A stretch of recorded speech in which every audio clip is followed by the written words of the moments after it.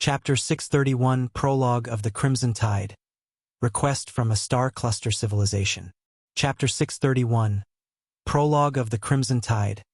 Request from a Star Cluster Civilization. Translator. Atlas Studios Editor. Atlas Studios.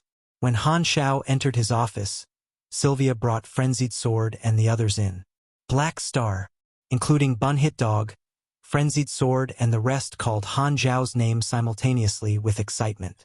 As the faction developed, Bunhit Dog could not follow Black Star around everywhere anymore.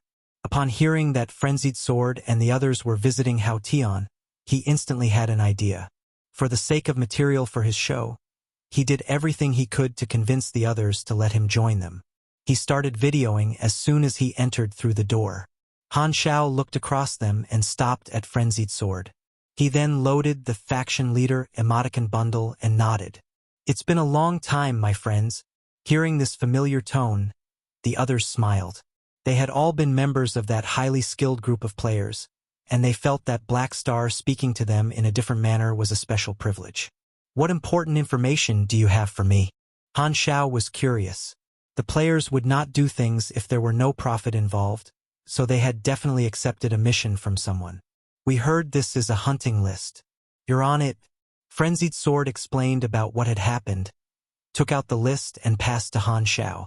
"Ronaldo? Never heard of this name before. And what are hunters?" Han Xiao frowned. He scanned through the list and his name was indeed on it. "Someone is targeting me? Who could it be?" Han Xiao pondered. The only similarity the people on the list shared was that they were all well-known Calamity Grades in the various areas of the Shattered Star Ring. Some of their names were very famous. He had even heard of them before in his previous life. The fact that they dared target these people, no matter what these hunters' goals were, proved that they had an unfathomable amount of strength. "Are they targeting me because of my fame and strength?" Han Xiao contemplated. The Black Star Army had risen very quickly in these 2 years. There were barely any opportunities for Han Xiao to do things himself. The fact that he was one of the targets meant that he was seen as one of the well-known people in the Shattered Star Ring. "Did that Ronaldo say anything else?" Frenzied Sword shook his head. "No. Looks like we lack information and can't prove the credibility of this list. I will let Philip search for the whereabouts of the people on this list. If there really is a group of hunters like he suggested because he gave too little information, I can't figure out who these people are either." Han Xiao shook his head. Things like this were not very rare. In other words, Calamity Grades were like rare resources in the universe. They were always targeted by organizations with ulterior motives. Currently, storms were quietly brewing in the Shattered Star Ring. Version 3.0 Crimson Tide was slowly approaching, so all sorts of people might appear. In fact, not just in the Shattered Star Ring but other star fields too. The effects brought by the Crimson Dynasty's expansion spread across the entire galaxy. The 3 universal civilizations had finally entered the exhausted stage of peace. Just like the 7 years itch between partners, although it would not lead to a divorce, quarreling and fighting would become frequent. The couple might be able to sort things out after these small emotional fights, but the damage caused during the fights would not disappear. In his previous life, the Crimson Tide had been a chaotic era. Many hidden organizations had shown up, made use of the chaotic situation, and blamed the Crimson Dynasty for it. Those were troubled and chaotic times that the players faced back then. Although Han Xiao was very familiar with the storyline, there was more than one organization that targeted people like him during the Crimson Tide. Some had been exposed in his previous life. Some had never been discovered. He could not yet confirm who these hunters were with the limited information that Frenzied Sword and the others had given him. It might just be an ambitious private organization, such as Darkstar, which indeed did the same thing in his previous life, but it might also be a sign of the calamity of the Supers or the Silver Revolutionary Army. It was all unclear at this point. Regardless, this list at least reminded me to be wary of my safety. Although Han Xiao did not know who the enemy was, he knew that someone had their eyes on him. Hence, he knew that he had to be alert. According to the intelligence, these mysterious hunters were very strong enough to easily beat usual Calamity Grades. They were very likely Grade A+, which gave Han Xiao a little pressure. I should find time to deal with the class advancement mission. I'm now level 170, and the promotion at level 180 will be the next race evolution. It will make me much stronger. By then, I won't have to worry about grade A+ supers. Sadly, the information of the enemy was too little. He could only stay defensive and could not search for the enemy. This was like a time bomb. I shall find the time to go back to Floating Dragon Island and have Old Man Aesop do some foresight. This time, Frenzied Sword, who had the highest favorability with Han Xiao among the rest in the room, spoke again. Black Star, do you know about the changes happening in the Shattered Star Ring recently? They had received some hidden information from Ronaldo and felt it was related to the storyline of the next version. Now that they had finally gotten the chance to meet their faction leader, they felt that since Han Xiao was the mission target, he might know some of the information. Frenzied Sword wanted to know as much as he could about it. The changes recently? What are you referring to? Han Xiao raised his eyebrows. Ronaldo told us that there has been a lot of unrest in the Shattered Star Ring recently. He said that there's an organization behind this. Frenzied Sword broached the subject in a very subtle way. I know, the Crimson Dynasty. The atmosphere suddenly became silent. Frenzied Sword opened his mouth wide. Hao Tian's face twitched. Everyone looked like they were struggling with constipation. He said it this easily. Although they got the answer they wanted, all of them felt somewhat empty. They had that thought this was a huge secret that no one knew about, but this was only the second person they asked, and he just casually said it. It seemed that the things happening behind the curtain of the Shattered Star Ring, which Ronaldo took so seriously and could not understand at all, were just normal business to Black Star. The process was so simple that Frenzied Sword and the others could not help but doubt whether this information was even important at all. Except for Bun Hit Dog, who was the most excited. His eyes were sparkling. During version 1.0, Black Star had hinted at version 2.0's mutation disaster. Now, Black Star gave the hint about the next version once again. They felt that Han Xiao was more and more mysterious, as if he knew everything. Frenzied Sword had known Han Xiao the longest. Even he could not help but feel he did not know Han Xiao at all. Han Xiao then changed the topic and said, "The information you have given me is indeed valuable. I have a mission for you guys." As he was speaking, he quickly wrote a reward mission and gave it to the players. Its rewards were very rich, and there was even a reward where they could pick one piece of equipment for free. Overjoyed, Frenzied Sword and the others quickly accepted the mission. Han Xiao gave them a few words of compliment and gave them 5 points of favorability. His favorability was like a product discount. Then, he told Sylvia to send away the satisfied Frenzied Sword, Hao Tian, Bun Hit Dog, and the rest. After they left, Han Xiao leaned back, crossed his legs, and started pondering. He had always been paying attention to the players. All the players had left their own novice planets and entered the galaxy. Among the others, his Black Star army was undoubtedly the best guiding faction. The players from Planet Aquamarine were all fed very well and healthy. The second Pro League was about to start. He had quite high hopes for the performance of the Chinese clubs this time as well. Most players had reached the level limit of level 90. They would be able to make use of more of their class specialty. Their strategies would vary, so this season would be more exciting than the previous one. The better the results of the Chinese clubs, the more attractive his faction would become. When the players entered the stage of interstarfield travel in the future, his faction would be able to attract players from other areas. No number of leaks would ever be too much for Han Xiao. These genetic medicines will be very popular. Han Xiao smiled. After sucking dry countless galactic pirates, he had a lot of these stocked up in the warehouse. After looking at the forums for a while, just as Han Xiao was about to get up and play with the cuties in the machinery modification room, Sylvia suddenly entered the room. "Teacher, there's an important invitation." Invitation? Colton Star Cluster's ruling civilization, the Purple Crystal Civilization, wants to hire you specifically, Star Cluster Civilization. Han Xiao's eyes sparkled. The Black Star Army's business was limited to star system civilizations and had yet to get in touch with any Star Cluster civilizations. Although Han Xiao had gotten the contact of a Purple Crystal Civilization official during Tyrant's party, the requests made by Star Cluster civilizations were all given to selected groups. The Black Star Army was not in them. Now, they had finally received a mission from a star cluster civilization. The Purple Crystal Civilization was the ruler of Colton. As they had invited him by name, it seemed rather important. Completing a mission from a star cluster civilization would add a huge amount of value to the resume of the army. A few years ago, Han Xiao had no contact with any star cluster civilizations because he was in no position to, but now he could. Furthermore, contacting a star cluster civilization was something that he could not avoid on his path of personal growth. In the past 2 years, Han Xiao had learned almost all the high-end knowledges.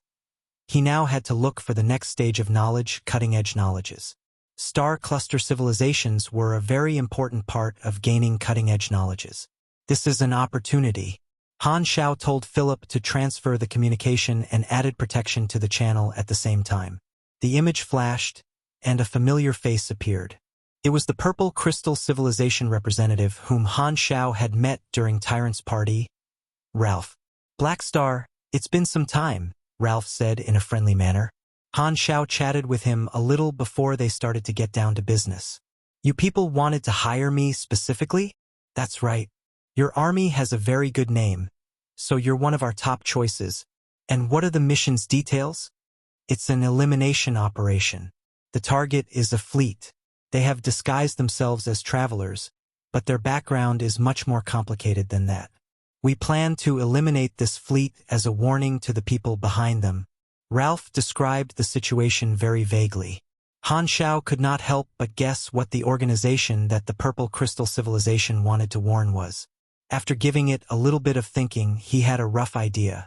Purple Crystal had decided to find mercenaries to deal with this instead of doing it themselves, which was clearly not because they were not able to, but the identity of the enemies was sensitive, which caused Purple Crystal to not want to do things the official way. Clintons? Han Xiao spoke softly. Purple Crystal and Clint looked like they had a very good relationship, but they were targeting each other secretly. In his previous life, Purple Crystal and Clint had even fought. Ralph smiled and did not answer this question. He changed the topic and said, "There has been a lot of unrest in the Shattered Star Ring recently. These organizations have been crossing the line more and more, so they have to be dealt with." Han Xiao stroked his chin. 2 years had passed, and the effects of the Crimson Tide had been fermenting. Many organizations wanted to make use of it, so many organizations had been showing themselves. The disorder was spreading quickly. The waves created by the Crimson Dynasty made civilizations that stayed neutral, such as the Purple Crystal Civilization, very annoyed. Strange things kept happening in the Colton Star Cluster, and the security of their territories had become more and more threatened. Purple Crystal finally could not take it anymore and decided to make an example of these people. So, Black Star, do you want to accept our hire? Let's talk about the reward first. Of course, what do you want? Mechanic cutting-edge knowledge, Han Xiao replied. Ralph's face became troubled when he heard this. That might not be possible. Cutting-edge knowledges are very precious. The people above will not agree. I can only pay you with money. Ralph paused momentarily. However, you're Floating Dragons officer, and we respect Ames a lot. Therefore, if we have the chance to work together again in the future, cutting-edge knowledge might not be impossible. Frubuvel.cm.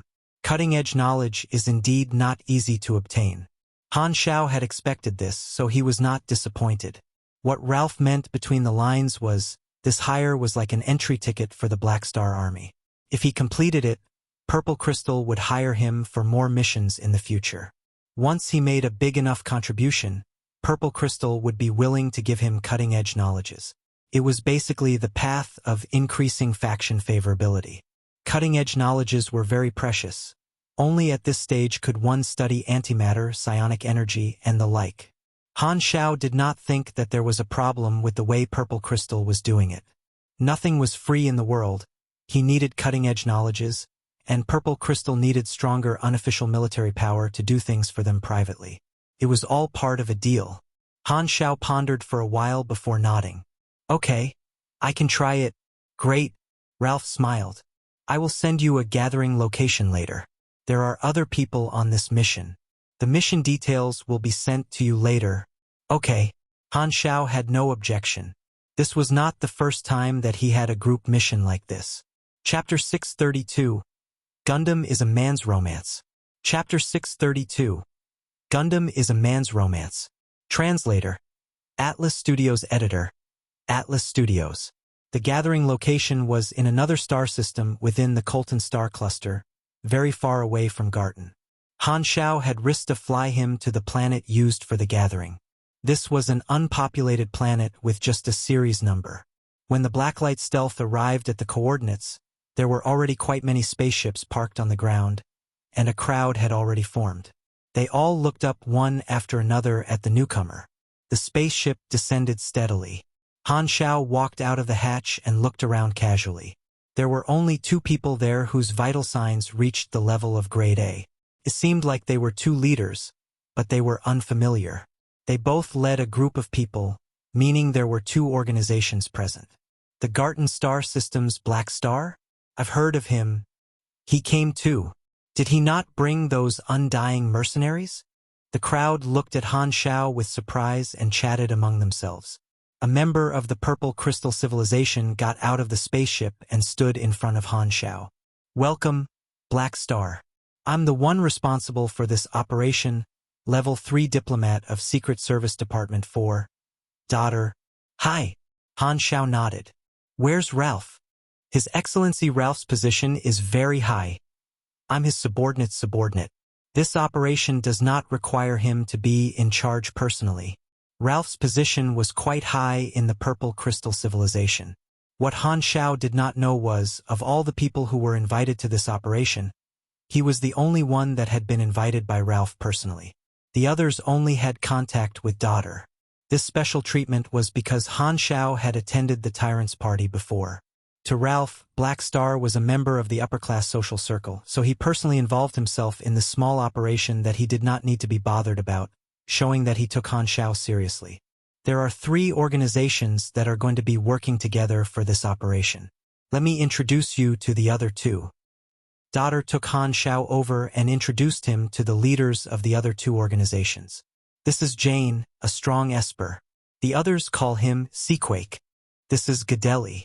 His nickname is 100 Rounds Cannon. He's a cannon master.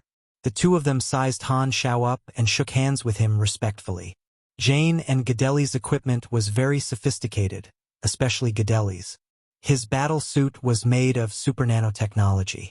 Han Xiao could see that this battle suit had very strong shape-shifting capabilities from a glance. This guy was a cannon master, so he might have turned his trump card firearms into parts of the battle suit and wore it on his body. Han Xiao had never heard of the 2 of them before, so he told Philip to do a search. He then realized that the 2 of them were not mercenaries but small private military organizations only formed a few years ago and had a rather small size. Speaking of which, the Black Star Army had only been formed for a couple of years, yet it had risen extremely quickly at an unmatched speed. In Galaxy, the number of such organizations was right below mercenary groups. There were various reasons that these organizations were formed, but it could be mostly categorized under 2 reasons. One was for private reasons. These organizations had their own goal and did not accept requests. The other was similar to mercenaries but did not accept public hires like normal mercenaries. They only accepted private invitations or looked for long-term partners. Hence, they were not a part of the mercenary industry. They had much stricter regulations toward their members compared to mercenary groups. The Bloodshed Land belonged to this category. Usually, as long as the organizer had enough money and strength, forming a private military was simple. The strength of the leader was the ceiling of the private military. Those created by Calamity Grades were the comparatively stronger ones. Jane and Gadeli had both formed such organizations. Their active areas were in star systems rather far away, so their name was unheard by Han Xiao. However, they had both heard Han Xiao's name before. It was clear which one of them was more famous. This time, Jane suddenly asked in a confused tone, "You came alone?" "I alone am enough." Han Xiao smiled. As this was a sudden mission, he did not waste time to gather others. Jane and Gadeli looked at each other with hidden joy in their eyes. They were new organizations, so this cooperative operation was a good opportunity to get in touch with the Purple Crystal Civilization. To the 2 of them, this was a competition for the opportunity to have a long-term partnership with the Purple Crystal Civilization. The other organizations were all competitors, so they had to perform well. Initially, when they saw Black Star, they had been very worried. If Black Star had brought the Undying Army under his command, the two of them would be completely unable to compete. However, now that they realized that Black Star had come alone, they felt relieved that they had the opportunity to put on a performance. After the introduction, Daughter took out the star map and explained the details of the operation. We are currently in Star Zone 3 of the Thousand Light Star system. The target is in Star Zone 7. According to the target's movements, we can intercept them in Star Zone 9. We have 3 Calamity Grade supers and 44 battleships. The target has 65 battleships, but some of them are civilian spaceships used as cover. Therefore, the actual combat capability of the enemies will be lower than that. The strength of their members is unknown. They entered the Colton Star Cluster from the Desolate Universe and did not go through any identity checks. They have also yet to stop and resupply along the way. The others nodded. The intelligence network of the Purple Crystal Civilization covered the entire star cluster. All they had to do was rush in. They had 3 Calamity Grades, so the enemy's advantage of just more than 20 battleships was meaningless. Just a small fleet. Han Xiao raised his brows. He had initially thought it would be a high-difficulty mission, but as it turned out, it was just clearing out some shrimps. Yet, the Purple Crystal Civilization had invited a few Calamity Grades for it. He felt that their main goal was probably to select some new private military organizations for future partnerships. Ding! A notification popped up on the interface. You have triggered the mission Purple Crystal Civilization's warning. Han Xiao scanned through quickly and skipped the experience reward. Even the reward of more than 1,000,000 anas was not a big deal to him now. The only reward that he felt was actually valuable was the faction contribution point of the Purple Crystal Civilization, which was 330 points. The higher level the faction was, the more difficult it was to obtain its favorability. However, due to Han Xiao's pile of legendary points and titles, his current relationship with the Purple Crystal Civilization was not the initial indifferent but neutral, so he had a starting favorability of 450. In order to obtain cutting-edge knowledge, farming faction favorability was the method with the highest odds of success. This time, Daughter suddenly thought of something. By the way, one more thing. The star system civilization ruling the Thousand Light Star system requested backup from the Purple Crystal Civilization. One of the strongest people in their territory has gone missing, so they requested that we help them find him. The missing person is called Kernid, nicknamed Dark Purple Warlock. This is what he looks like. If you happen to discover any clues, do remember to tell me. Han Xiao was stunned for a moment. The name sounded very familiar. Kernid seemed to be one of the names on the hunting list. Han Xiao kept this in mind. The target of the cooperative operation, the fleet that was disguised as galactic travelers, was slowly moving through Star Zone 9 of the Thousand Light Star system. In the command room of the main ship, the captain, Brett, was recording the various data. Voyage Derry K003015. It has been 134 days since entering the Colton Star Cluster. Everything is normal at the moment. Currently carrying out the 6th data collection. The scouting area is the Thousand Light Star system. The transfer of data for civilization development, civilian planet ecologies, security, and the others have been completed. The next station is the core area of the Colton Star Cluster, the White Ceiling Star System. We will gather intelligence on the Purple Crystal Civilization there. After the Voyage Derry was sent out, the system completely destroyed its data. Brett rubbed his eyes and soothed his tiredness. Alert! Alert! An unknown fleet is approaching. At this time, the lights inside the room turned bright red. The alarm of the spaceship artificial intelligence rang and instantly alerted Brett. He rushed to the radar screen, where an unknown fleet was shown to be heading directly toward them and would soon enter their vision. Send a message to them and ask about their entity, Brett yelled. Tell them we're just galactic travelers. However, like throwing a pebble into the sea, the message got no reply at all. Very soon, the fleet appeared and, without any hesitation, started firing at Brett's fleet. The battle erupted in an instant. They're not galactic pirates. We've been targeted. Brett was experienced. He instantly knew that this would not end well for them. Being very decisive, Brett ordered to counterattack while recording a video and sending it back to his organizations, letting the headquarters know who these enemies were. This fleet that suddenly attacked belonged to Han Xiao and the others. Jane and Gadeli were commanding the fleet and fighting with the enemy. The Blacklight Stealth was watching from the side. In the cockpit, Han Xiao looked at the battlefield and squinted. Although the enemies are not much of a threat, it is a good opportunity to test my new weapon. As he thought, Han Xiao switched to autopilot and walked to the ejection area in the middle of the ship. Berserk Ape quickly covered his body as he directly jumped into space. The difference between Han Xiao's size and the battleships was like the difference between an ant and an elephant. However, the next moment the light of mechanical force flashed. Countless mechanical parts expanded from within the Berserk Ape mechanical suit, and compressed orbs opened up one after another. In the blink of an eye, a more than 30-meter-tall giant soldier mechanical suit was assembled. Its size was not much different from small assault ships. The huge energy wave attracted the attention and surprised both sides of the battle. Giant soldier, ship destroyer, Gen 3 improved version.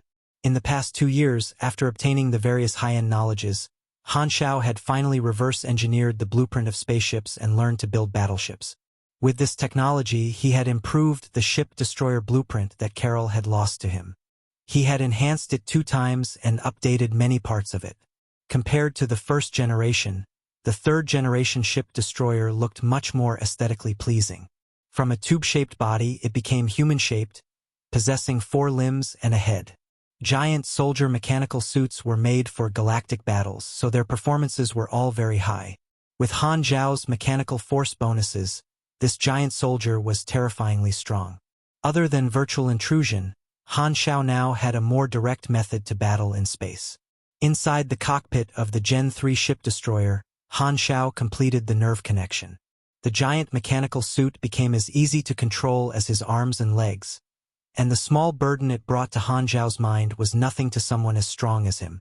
Han Xiao could not help but feel a little nostalgic. Phoebnovel.com. It's been so long since I piloted a large mechanical suit. I wonder if I got rusty. Brett's eyes opened extremely wide. His voice was breaking as he said, "It's a giant soldier mechanical suit. Focus fire on it and destroy it." Every qualified commander knew what a giant soldier could do in galactic battles. Compared to bulky battleships, the mobility of the giant soldier mechanical suits was a nightmare for the entire fleet.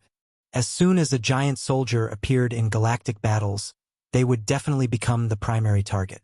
Countless missiles rocketed through space and expanded in Han Xiao's eyes, yet a sense of anticipation for battle appeared on Han Xiao's face. With just a thought, the 3-dimensional mechanical body of the Gen 3 ship destroyer activated. Like a bullet, it entered the rain of fire, barely dodging the attacks one after another while the high-level energy shield blocked the stray attacks. The great mechanic Han's piloting skills had been honed by countless battles. Only a giant soldier mechanical suit could allow him to express his real skills. The huge mechanical suit moved like a shadow, quickly closing in on the enemy fleet. This time, 2 enormous cannon barrels extended from behind Gen 3 ship destroyer and mounted on both of its shoulders. They fired thick, massive beams of hot energy cannons, shaking up the shields of many enemy ships with every shot. Then, 4 enormous hovering guards appeared, circling around the Gen 3 ship destroyer as a means of protection as well as to counterattack. The moment Han Xiao took out the giant soldier mechanical suit, the focus of the entire battlefield had been on him. After some time, the Gen 3 ship destroyer finally approached an enemy ship at the edge of their formation and was stopped by the spaceship's shield. This time, the space around the Gen 3 ship destroyer suddenly looked bent and twisted. Han Xiao had activated the anti-shield impact waves. The shield of the enemy ship in front of him suddenly became dim and started flickering. Its defense was tremendously reduced. Han Xiao had not wasted his time over the prior 2 years. He had spent a huge amount of experience and built countless pieces of new equipment. A lot of different technology had gone into the Gen 3 ship destroyer. The next moment, a thermal chainsaw extended from the Gen 3 ship destroyer's hand, slashed down and cut the enemy ship right in front of it in half like cutting through tofu, leaving a hot, red light at the fracture. Time seemed to stop for an instant. The next moment, the enemy ship that was split in half exploded into fireworks. If not for the vacuum environment, the sound of the explosion would have been deafening. Looking at the blinding explosion, Jane and Gadeli's faces uncontrollably twitched. There was no way their performances could be better than Black Star's giant soldier mechanical suit.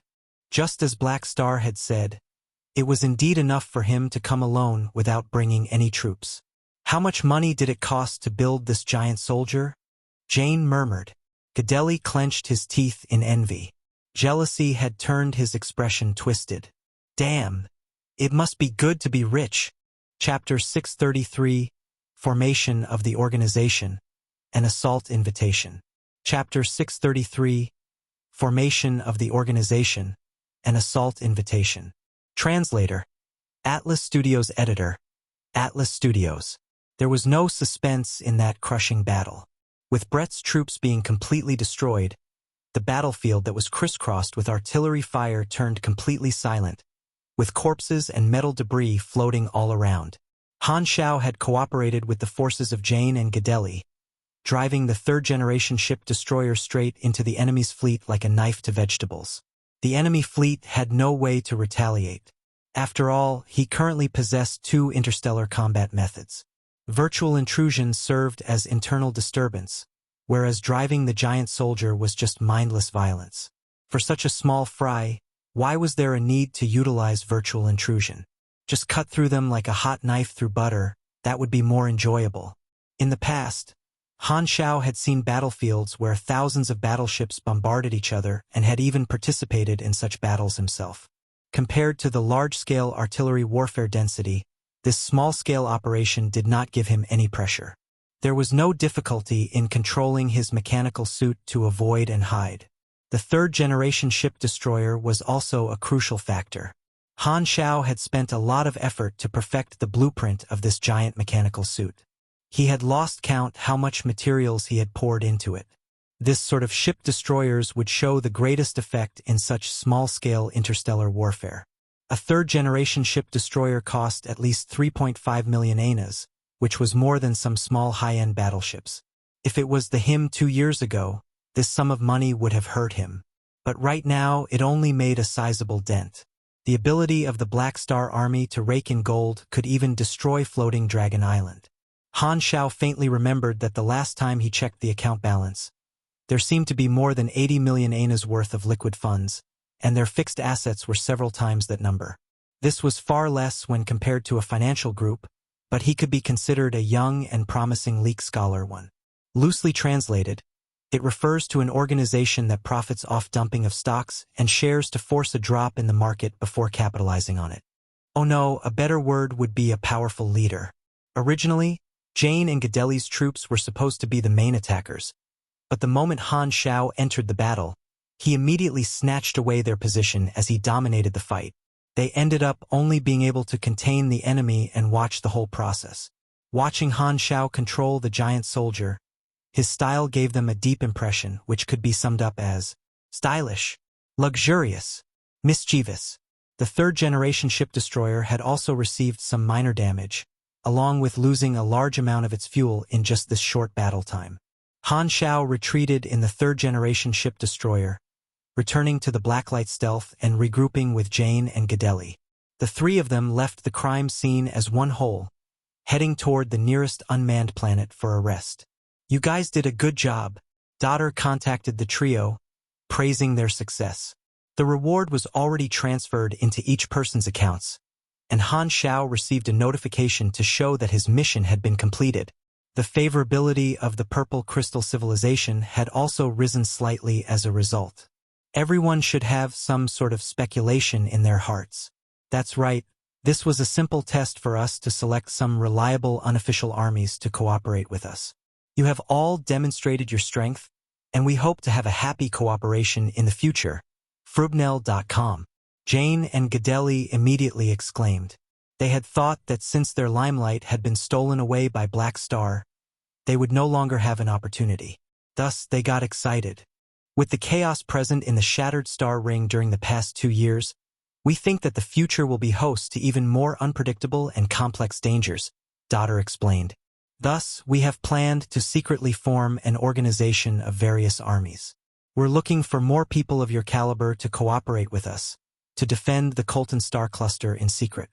As for the specifics, I can't disclose them to you yet, but what I can reveal is that we're building a secret army, and all of you are potential candidates. A secret organization comprised of various armies? Han Xiao perked up. He recalled which storyline this was at last. In version 3.0 Crimson Tide, due to the flurry of activity all around, joining a faction had become a sort of culture. It was not just the Purple Crystal Civilization, but many star cluster civilizations also recruited various armed forces to aid them in times of need, creating a secret organization much akin to the Protectors. For example, the Shattered Star Ring Mercenary Alliance in version 3.0 was one of such products of combining various armed forces. The allied organizations would form the basis of the factions that the players could join in on version 3.0, and their choices were plenty. Han Xiao recalled that the organization formed by the Purple Crystal Civilization was codenamed Section 0. It referred to the hidden organizations and departments of the Purple Crystal Civilization. The members within were strong and came from various galaxies, accepting a long-term employment from the Purple Crystal Civilization in exchange for resources. In other words, both Jane and Gadeli would likely be comrades in the future. Han Xiao would never reject such a good deal, and furthermore, he would still have to approach the Purple Crystal Civilization in order to obtain the cutting-edge knowledge he required. Just his title as a member of Section 0 would net him quite a few benefits. This was a connection to having a long-term cooperation with a star cluster civilization. In his previous life, when the players entered version 3.0, the joint organizations had already been formed way ahead of time. What the players gazed on was merely the end product, but what was before Han Xiao right now was the early stage of the preparation for the joint organizations. This was obviously a bigger opportunity for him. Even without his shameless self-recommendation, the Purple Crystal Civilization already had him in their sights. His position today would not have been possible without all his hard work to manage his faction as well as the blood, sweat, and tears of the players. If he could become the main force behind Section 0, this would be akin to raising his reputation in the Shattered Star Ring, which would boost his name to become one of the first-rate organizations within the Colton Star Cluster. This was his own shortcut to a higher level of prestige. If I receive a reasonable pay for my efforts, I would be pleased to, Han Xiao replied. Jane and Gadeli also recovered from their ecstasy and hurriedly replied, expressing their willingness to join in this organization. You will not be disappointed with the remuneration.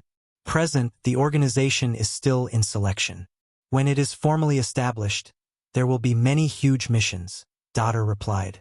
This move from the Purple Crystal Civilization was akin to military conscription on Earth. The Purple Crystal Civilization initially had a fixed number of organizations that were in cooperation with it, but in the past 2 years, Clint had been restless, which had led to the Purple Crystal Civilization having a premonition that there would be a conflict with them sooner or later. As the conflict intensified, there was a chance of a secret war happening. The so-called secret war was merely both sides screaming at each other to, "Come get a piece of me," yet refusing to declare war on each other. Instead, they would secretly use their affiliated organizations to attack the other party, cutting off their wings. This is a torturous method under the peace treaty, where the killing and killed was all borne by the allied organizations. Of course, the star cluster civilizations knew the theory that if you wished to have good racehorses, you had to allow the horses to graze. They were immensely generous with their benefits and were able to support the resource needs for the allied organizations. It could be said that as long as an organization could survive this secret war and cooperate as the pawns of the civilization, they would face a qualitative change and rush toward the sky in one shot. Han Xiao understood the idea of the Purple Crystal Civilization. If he wished to develop and aim higher, it would be impossible to do so without facing danger. While he had a good organization at the moment, expansion would not happen on its own. Han Xiao knew that he had to correct his position at any given time. Unless Ames became a collaborator with the Purple Crystal Civilization, he would not have enough leverage nor say when against a star cluster civilization.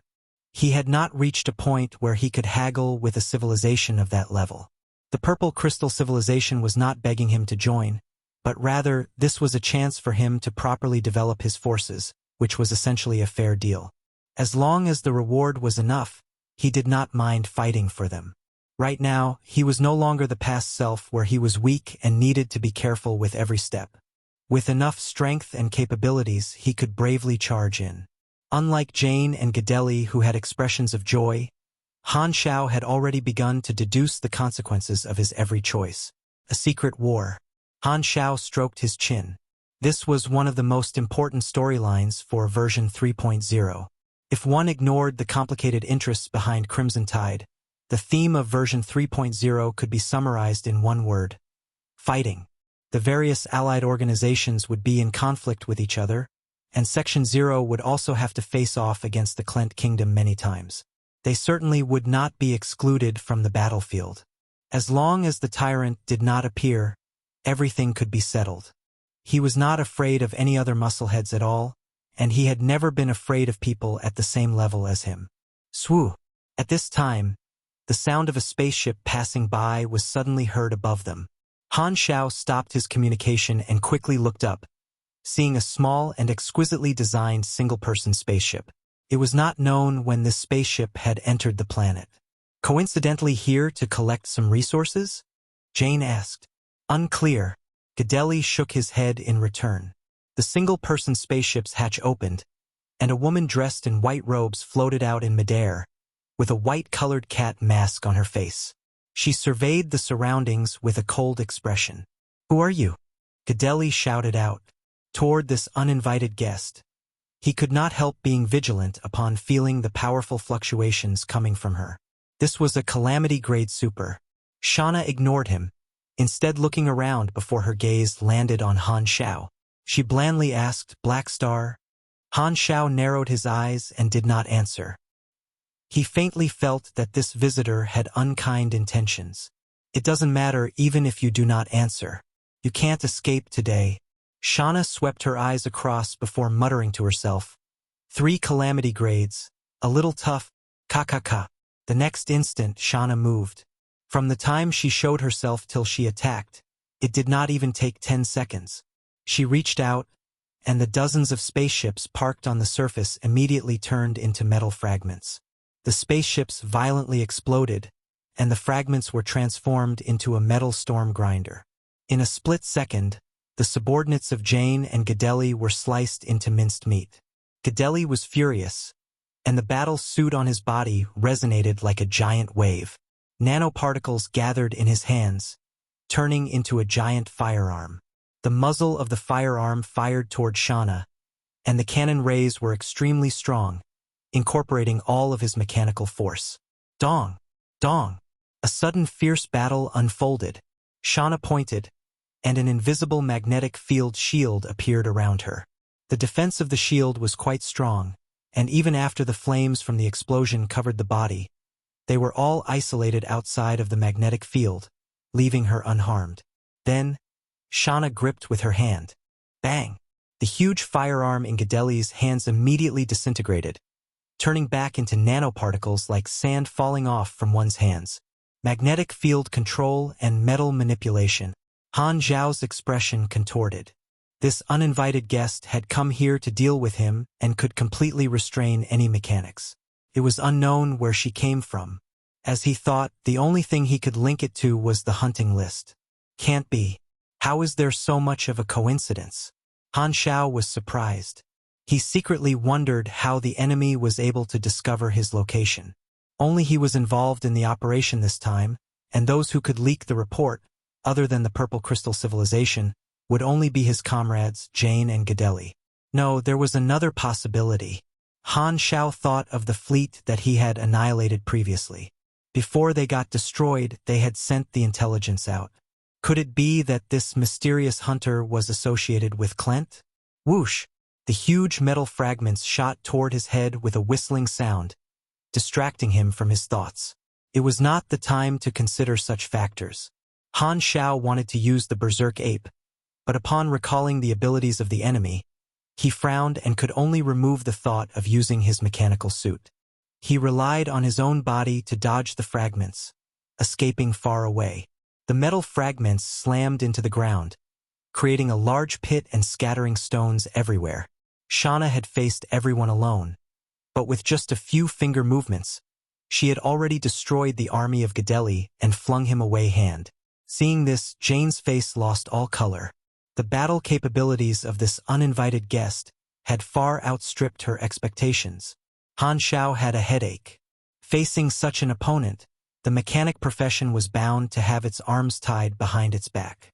The many methods at his disposal would all be easily resolved by the other party, causing him to lose a lot of money.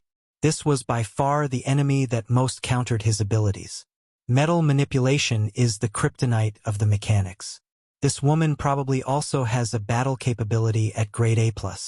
If this carries on, the situation won't be good. Chapter 634, The Calamity Battle. Chapter 634, The Calamity Battle. Translator, Atlas Studios Editor, Atlas Studios. Every class had its nemesis. Among them, the Esper class was the most unique. They could sometimes be the nemesis of the other 4 classes, but the other classes might also sometimes be their nemesis. This was all because of the randomness of Esper abilities. In the 5 superclasses, Esper's pros were just as clear as their cons. Their combat capability was almost solely dependent on their different Esper abilities. Also, their class knowledge tree was very straightforward, such as enhancing Esper ability strength, range, accuracy, and so on. Espers could shine brightly in one aspect and lack in others. All their abilities had their limitations. For example, teleportation lacked defense, high-speed recovery lacked the ability to deal damage, and prophecy. Well, no need to rub salt in the wound. Of course, these were all rather extreme examples of Esper abilities, which explained the clear distinction of Esper's pros and cons. To the players, the gaming experience would, of course, be greatly enhanced if one could obtain a special type of Esper ability. There were tons of players who topped up real money into their accounts to buy Esper Gene Awakening potions. Other than the lucky ones, some unlucky but rich ones would keep creating new accounts and use Gene Awakening potions till they got an Esper ability that they are satisfied with. During the team battles in the Pro League, forming teams that could counter the opponents was also a strategic focus. For an Esper with the ability to control metal and the magnetic field, of course, they would not be much of a problem at all to pugilists and mages. However, it just so happened that someone like that was the nemesis of mechanics. It would be a lie to say Han Xiao was not troubled.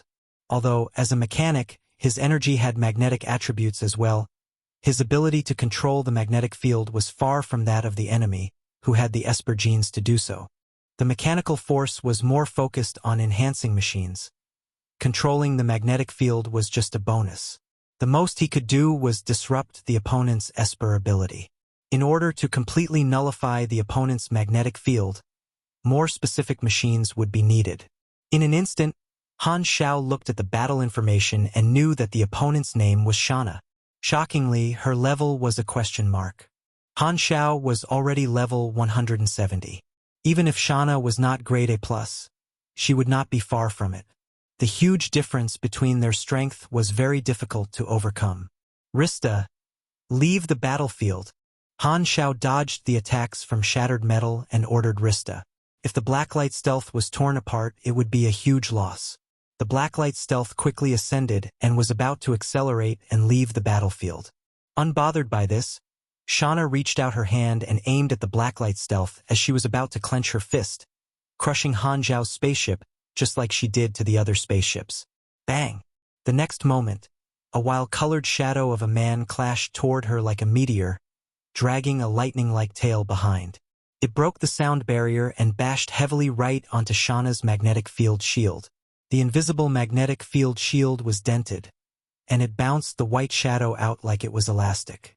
Shauna was not hurt, but she was sent flying a short distance away by the clash.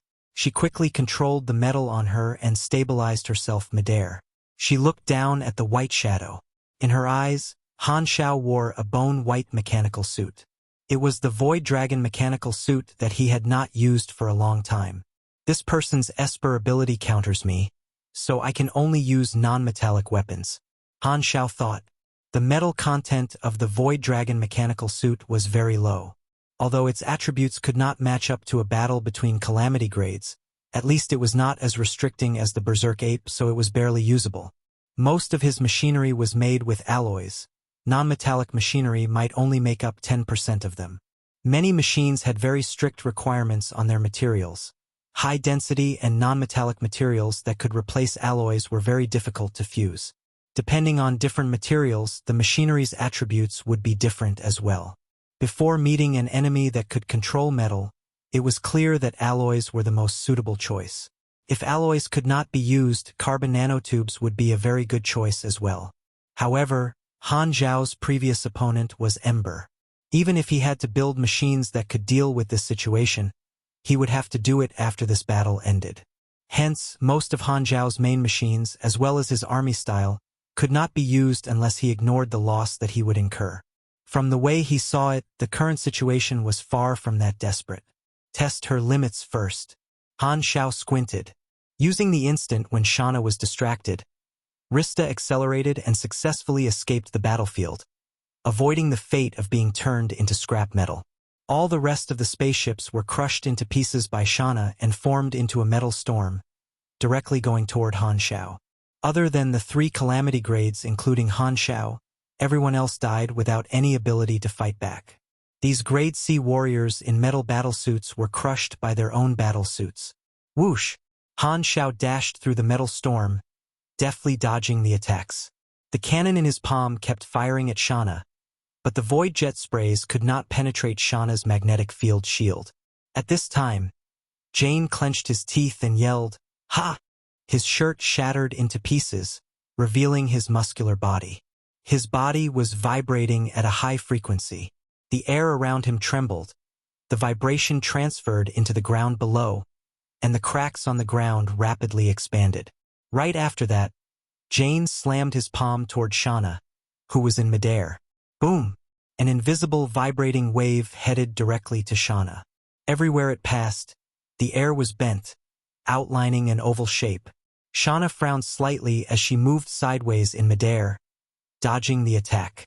Jane was the only one present who was not countered. Han Xiao looked over. Jane's upper body was naked, and his long chest hair was flowing and vibrating with the air. That's some macho heart-protecting chest hair. This time, a sudden mission popped up on the interface. You have triggered the hidden grade A chain mission prey. Mission introduction. You have become the prey of a terrifying organization. They will try to hunt you again and again till they succeed. Don't think about escaping. Their background is beyond your imagination. You have no choice. Keep struggling. By becoming stronger through these battles, you may have a tiny chance. First round, defeat Shauna. Reward, 37 million experience. Draw one of Shauna's ability or talent. Han Xiao saw the mission introduction and thought, a horrifying organization? Interesting. He remembered the storyline in his previous life. However, Shauna could not fit into any organization in his memory. It seemed like it was a hidden organization that the players in his previous life had no contact with. Their hunting targets were all renowned grade as, so it would make sense if the players did not know about them at that time. This thought flashed past during the battle. The 3 of them attacked Shauna together. Both Jane and Gadeli were Calamity Grades. There was no need for words. They could easily cooperate with Han Xiao. Since there were helpers, there was no reason for Han Xiao not to make use of them. He took on the job of direct battle, standing before the metal storm and attacking Shauna's magnetic field shield. Jane took on the job of the main attacker. His vibration attacks were quite threatening and forced Shauna to keep dodging. As for Gadeli, he did not come closer after being blasted away. He went dozens of miles away and made use of his ranged attack strength as a cannon master by attacking from afar. Tens of miles was nothing to grade a cannon master's. His accuracy was still very high, and he could still shoot from even further away. His nickname 100 rounds cannon explained his attack frequency. The non-stop ranged attacks caused Shauna quite a lot of trouble. She wanted to deal with Gadeli but was limited by Han Xiao. Boom! The 3 of them were embroiled in the fight. The power of Calamity Grade attacks was very high. The ground cracked, and explosions continuously occurred. They were in a stalemate. Shauna was quite irritated. Brett, who had been crushed by Han Xiao and the others, was actually a member of an intelligence organization under the Bloodshed Land. He had received a mission from Clint to come to Colton and gather intelligence. It just so happened that the organization Shauna belonged to had a special relationship with Clint, and she happened to be in this area after capturing Kernid. After Brett was attacked, the intelligence organization that he was in had informed Shauna, who was nearby, to rescue them. However, Shauna had arrived too late, but she did discover Black Star. Hence, she changed the goal and targeted Black Star. The way she saw it, Black Star had presented himself to her, so she did not have to go all the way to the Garten star system to find him anymore. Shauna had been confident in dealing with Black Star, so she had never expected to end up in such a tough battle. Brett's intelligence did not include Jane and Gadeli's information. As Han Xiao had quickly eliminated the fleet with the ship destroyer, the two of them did not act. Hence, they were unexpected backup for Han Xiao. The game has ended. Shauna did not want to waste any more time. She yelled coldly before suddenly placing her hands on the ground, fully activating her Esper ability. Rumble. The ground started trembling violently. The next moment, something shocking happened. Dozens of miles away, holes suddenly started to appear on the ground.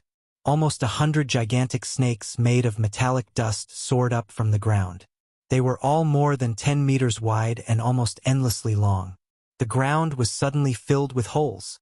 The next second, almost 100 gigantic metal snakes flew up and rushed toward Han Xiao and the other two, controlling the magnetic field of a planet and using the metallic elements underground. Horrifying ability strength. Han Xiao felt it was quite a difficult situation. Espers that could control metal definitely needed metal to make use of their ability. With only those spaceship pieces, Shauna was not very threatening. However, her ability was strong enough to control the magnetic field of the planet. This meant that the entire planet was Shauna's armory. She was indeed a calamity. Gadeli's eyes opened wide. He quickly wanted to back away but was caught by two gigantic metal snakes. One of the snakes swallowed Gadeli.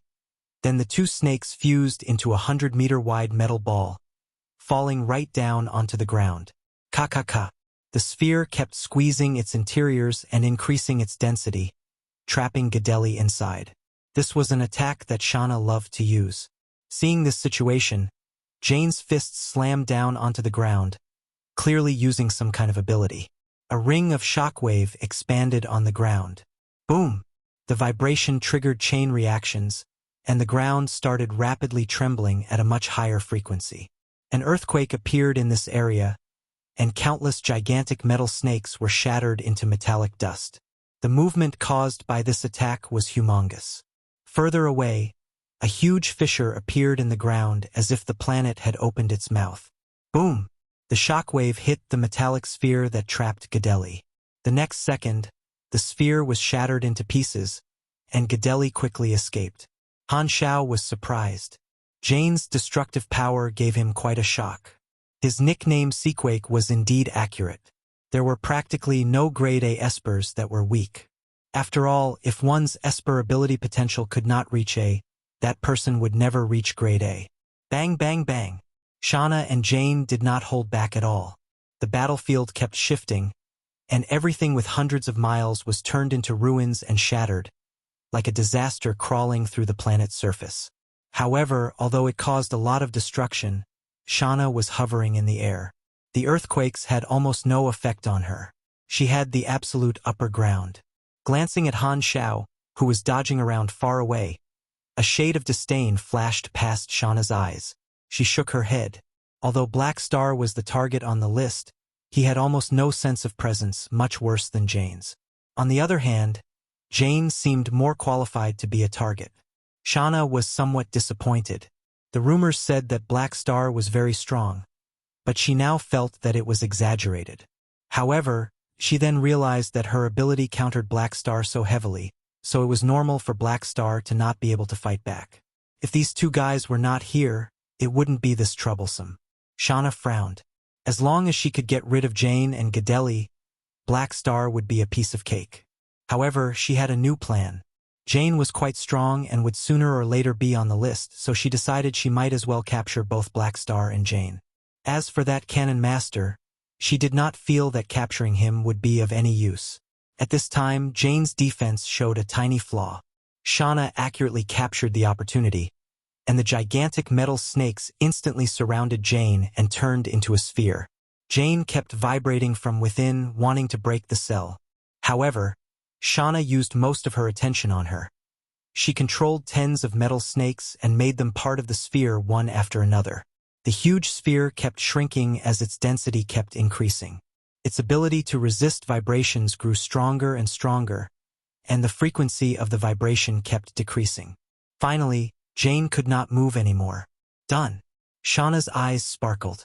To her, controlling Jane meant that this battle had ended. Black Star did not have any strong backup, so she could capture him easily. Shauna turned around. Her vision penetrated the dust everywhere and stared at Han Xiao. Your helper is no more. Now it's your turn. Han Xiao suddenly stopped and stood opposite Shauna. Just as Shauna thought that Han Xiao had given up resisting, Han Xiao suddenly laughed. You're right. It's my turn. Hum. The next second, continuous sounds of explosions came from above. Shauna quickly looked up. 50 stars were falling down at an unbelievable speed above her head. These stars were all Eye of God's attacks. One beam from the energy cannon was almost 8 meters wide. Shauna's pupils rapidly constricted. All she had time to do was form a magnetic field shield. The next moment, 50 satellite cannons' attacks plummeted. Boom! The deafening sound of explosions spread everywhere. The impact waves blew everything around them away. Gadeli was sent flying far away, and the metal sphere trapping Jane was shot up and crashed into a mountain more than 10 kilometers away. A bright mushroom cloud rose from the ground. It was white everywhere and almost nothing was visible. Countless stones turned to ash, and the gigantic metal snakes melted into liquids. It was like the end of the world. Even in outer space, a bright red mushroom could be seen rising on the planet's surface. It looked like Han Xiao was not doing much, but he had actually been giving orders to Rista, who had left the battlefield to plant the 50 Eye of Gods from the warehouse. One round of fire from those cannons was more than enough to destroy an entire city. The enemy had shown extraordinary abilities. It would be very difficult for him to defeat her even if he was very tanky. Only such strong firepower could decide the outcome of the battle. Han Xiao placed his hands on his waist and chuckled. Did you really think I was out of my depths? Let me introduce the tactical support style.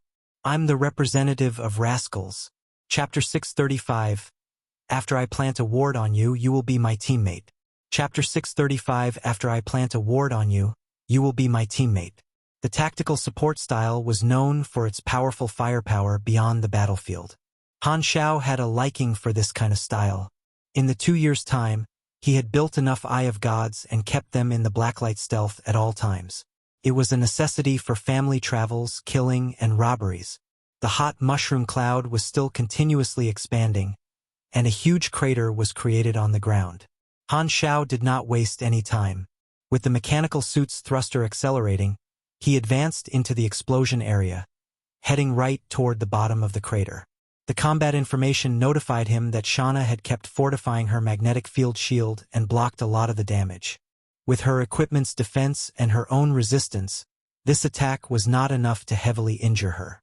Furthermore, when the 50 Eye of Gods fired together, the attack was not concentrated enough, and a lot of its power was wasted. The most important effect of this attack was to temporarily turn the situation around, putting a stop to the opponent's control of the battle. Han Xiao was not planning to give Shauna any time to take a break, so he quickly advanced. As he entered the area, he saw Shauna and her shield crushed into the soil. A semi-sphere magnetic field shield was at the bottom of the crater, very conspicuous among the flames and dust. Boom! At this time, Shauna hastily looked up. Her mask was already destroyed, showing her face with a twisted expression.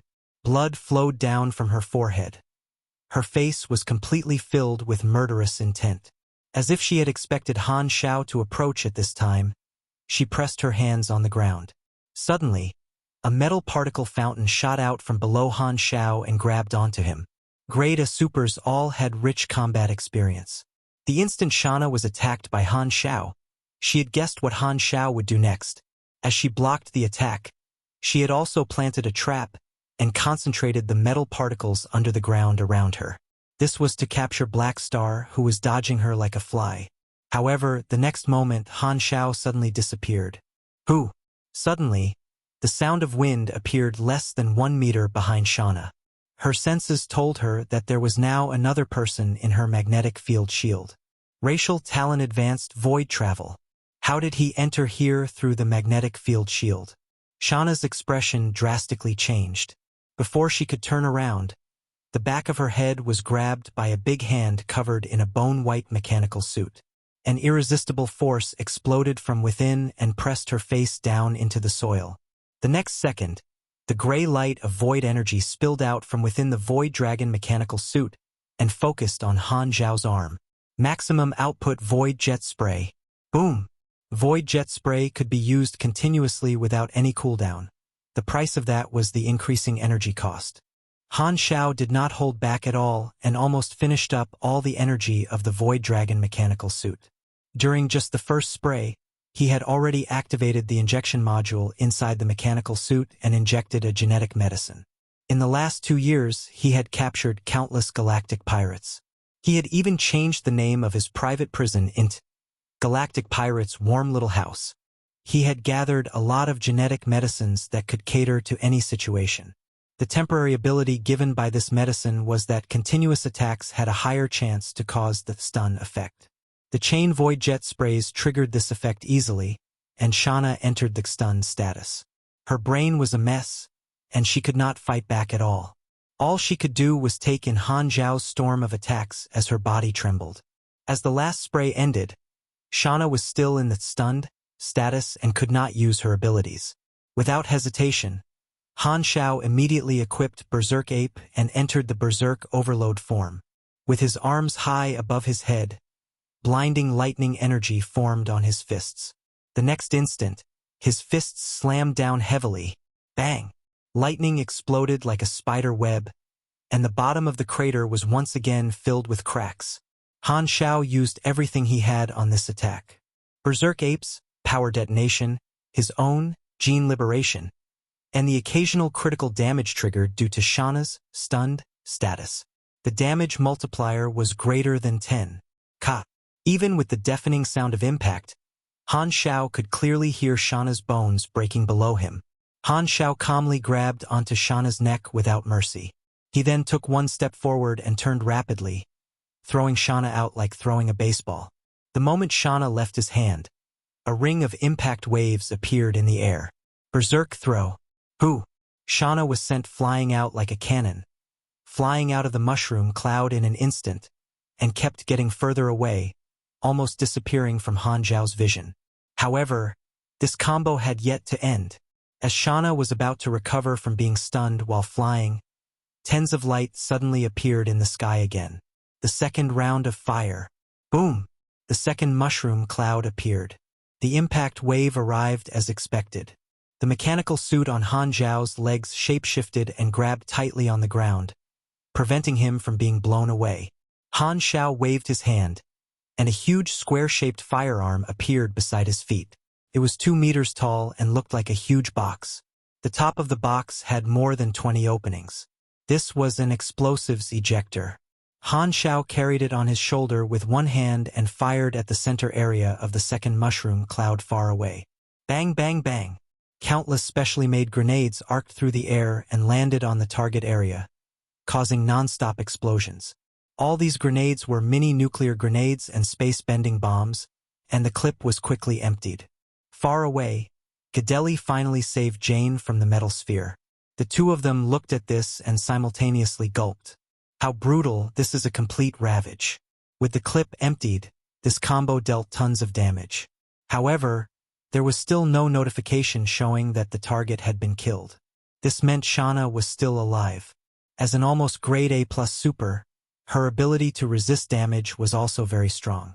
Han Xiao equipped Void Dragon once again, using his energy to recover some of the mechanical suit's energy. Just as he was about to continue, Shauna suddenly dashed out of the mushroom cloud from above, rapidly heading toward the sky. All the gigantic metal snakes followed behind and fused together, like a mountain rising from the ground. She's escaping? Wait, no. She wants to destroy my satellite railguns. Han Xiao activated his thrusters and chased after Shauna. The two of them headed toward the outer space. Damn it. Shauna glanced at Han Xiao below her and clenched her teeth. She had suffered the most during the time she was stunned, and after the combo attack, she was quite heavily injured. Her left arm was soft and dangling. Its bones had shattered into some abstract artwork. Her left leg was also twisted unnaturally. The left side of her body had been heavily damaged by Han Xiao. Even she did not know how many of her ribs were still connected. Her chest and her back were in extreme pain. She was in a terrible state. It has been a very, very long time since she had been this badly injured. She was both shocked and furious. Shocked by Black Star's suddenly explosive power and furious about how heavily injured she was. If Elliot was here, Shauna unavoidably thought of her mage partner and regretted doing this alone. This time she had been overconfident. Although she was heavily injured, Shauna had no intention of retreating. She planned to go to outer space and dismantle all of Black Star's firepower support. This way, the fight would still be possible to win. In Han Xiao's vision, the planet's surface rapidly shrank. The two of them rocketed into the sky. He controlled all the Eye of Gods and aimed at Shauna, firing one after another, hoping to slow her down. However, Shauna was prepared. Her flight path had no pattern at all, and she never flew in a straight line. At the same time, she used the huge metal snakes as shields. The attacks from the railguns were either blocked or dodged by her. It seems like I can't stop her, Han Xiao calmly analyzed. Without hesitation, he activated the return program of all the satellite railguns. The Eye of Gods flew back to the warehouse in the Blacklight stealth one after another. He planned to let Rista take the weapons and escape the battlefield once again. With the Blacklight stealth's mobility, there would be nothing Shauna could do. The two of them finally closed in on the edge of the atmosphere. Before them was pitch-black space. The Blacklight stealth had already collected all the satellite railguns and was about to get away from this planet. Shauna clenched her teeth, barely raised her right arm, and was about to activate her Esper ability. Han Xiao's advanced void travel was still in cooldown. He was just about to give Shauna another void jet spray when curved cannon light arrived from the surface and accurately landed on Shauna. This time, she was not prepared at all. She was blown away and rolled in midair. On the ground, Gadeli was operating an enormous sniper railgun with both of his hands. This shot had come from him. As a cannon master, he brought along firearms that could cater to various situations. This enormous firearm was used for extreme long-distance sniping. Gadeli was a grade A cannon master. Although he had been beaten up by Shauna due to her Esper ability, he was not completely powerless. To snipe a target in outer space from the planet's surface, even data such as the spinning speed of the planet had to be considered. However, with his level, this was just a regular thing to do. As long as the firearm had enough power, his sniping distance was extremely long. This shot prevented Shauna from activating her ability. The Blacklight stealth escaped Shauna's ability range within an instant. Shauna barely stabilized her body in midair and glared at Han Xiao. She realized that the situation had become very difficult. In her current state, there was a very thin chance that she could defeat and capture the 3 Calamity Grades including Black Star. Shauna started thinking about retreating. Shauna did not want to risk her life for something that clearly had a very small chance of success. There was no need for that. Even if she failed this time, she could bring an ally and come back again. This failure would at most alert the target. However, in her eyes, even if Black Star was alert, it would be meaningless. She did not expose any information, so Black Star had no idea who was targeting him. All she had to do was bring a strong enough ally next time. In a battle where one side was overwhelmingly stronger, regardless of whether Black Star was prepared or not, he would still end up being defeated. Realizing this, Shauna's flames of fury dissipated, and she calmed down. She did not want to stay there any longer. She raised her hand, and the gigantic metal snake pounced right onto Han Xiao. She then summoned her single-person capacity spaceship and quickly entered the cockpit. Han Xiao was held back by the gigantic metal snake and could not chase her, nor did he want to. The Void Dragon mechanical suit could not race with a spaceship, and Berserk Ape would be completely countered. It would indeed be very difficult for him to hold Shauna back. Most importantly, although Shauna was a rare tough enemy, Han Xiao did not want to kill Shauna straight away. Shauna's spaceship quickly left. Before she entered hyperdrive, Han Xiao threw an observer's mark on her. Without Shauna's control, the gigantic metal snakes shattered into pieces in an instant and fell to the ground like rain. Han Xiao hovered in midair, looking at the tracks left behind by Shauna's spaceship. He smirked. "Making me your prey won't be this easy." The mysterious organization that Shauna belonged to had targeted him. Even if he killed Shauna, there would still be strong enemies that came to chase after him. It would not solve the root of the problem. Currently, Han Xiao knew nothing of this mysterious organization. What he needed urgently was information. The observer's mark was a perfect ability to steal intelligence. Letting Shauna go was part of Han Xiao's plan to catch the bigger fish. Finding out what this mysterious organization was, their size, and the location of their base, that was the key mission. After all, Han Xiao did not want to keep his guard up every single day, worrying about being attacked at any time.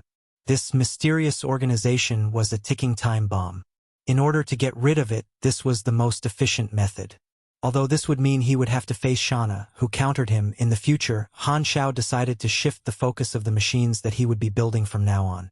He planned to start building a lot of non-metallic machines, as well as special machines that were focused on controlling magnetic fields. This would minimize Shauna's ability against him. As long as a mechanic was given enough time, they could counter anything. Nonetheless, that woman was quite strong.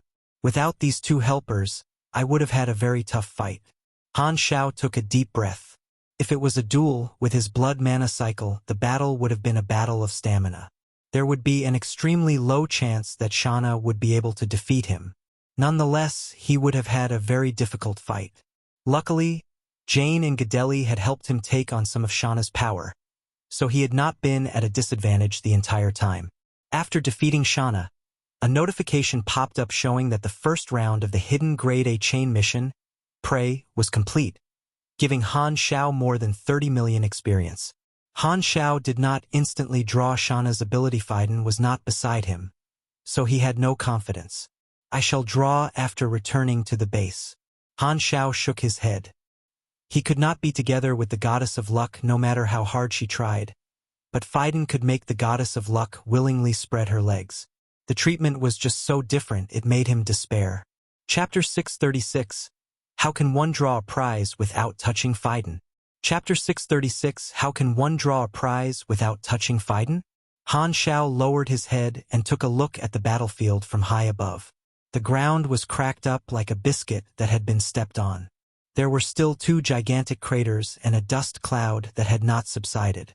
Han Xiao then flew back to ground and took the Void Dragon suit off. Jane and Gadeli immediately came forward to welcome him. Both of them were covered completely in dust, with Jane being covered with injuries all over. "Black Star, did you get rid of that woman?" Jane asked anxiously. "No, she managed to escape." Han Xiao shook his head. "You were her target. Do you know who that woman is?" "I am not sure. This is the first time she's attacked me." Han Xiao knew that she was called Shauna, but there was no need to let both of them know. Both of them were truly furious. They had met a calamity that did not have anything to do with them, and all of their subordinates and battleship fleet had been wiped out. However, it was useless for them to blame Black Star. Black Star was equally clueless and never intended to set them up. Besides, Black Star's strength and status were things that they would not be able to compare to, so the two of them could only treat it as their own bad luck. While Gadeli and Jane were feeling extremely sh*tty, they were also extremely shocked at Shauna's combat capability. Even 3 Calamity Grade supers were not enough to keep her behind. If not for Black Star's timely burst of strength, both of them probably would not have been able to defeat the enemy. After the 3 of them adjusted their conditions a bit, Daughter sent an emergency communication request and asked about the situation. "How are all of you? What happened just now?" "An unfamiliar A+ Esper suddenly attacked us. Her identity is unknown." Han Xiao briefly explained what had happened, and also asked the Purple Crystal Civilization to help him investigate the matter. No problem. We will thoroughly investigate the other party's identity. We will inform you of our investigation results. Daughter agreed to the request solemnly. We are still in the midst of preparations for the Alliance of Organizations. There should be news within the year, and we will gather everyone when the time comes. I hope that the three of you will make appropriate preparations. After a short conversation, Daughter ended the transmission. Han Xiao put his communicator away and looked at the two others. What do the both of you intend to do after this? Both of them let out a bitter laughter. We are truly too unlucky. Gadeli sighed. Start my recruitment and purchase battleships again to make up for today's loss. Jane replied helplessly. Upon hearing that, an idea immediately sprung up in Han Xiao's mind. These two individuals were powerful grade A supers. With their organizations being crippled, he might have a chance to recruit them. Actually, both of you can come to my Black Star army. With your strength, there won't be a problem with you being vice commanders. I sincerely invite both of you to join me. Han Xiao smiled and extended his invitation. The both of them were taken aback. After pondering for a moment, they gave their response. Thank you for your invitation, but I do not have any intention of joining another organization, Jane said. I still prefer to build my own organization. I'm sorry. Gadeli shook his head. No worries. My invitation will always be open to both of you. We can talk about this again in detail whenever both of you are interested. Han Xiao was not too disappointed by the result. It was far more difficult to recruit a Calamity Grade super than a Grade B super. Every Grade A super had the strength and right to dominate a region, and their ambition would usually be in line with their strength. Gadeli and Jane wanted to build their own organizations and were not willing to submit to others. After all, even a beyond Grade A powerhouse might get rejected when trying to recruit a Calamity Grade super. Black Star, we would like to trouble you with something. Jane was slightly embarrassed, and his chest hair shook. Feel free to speak.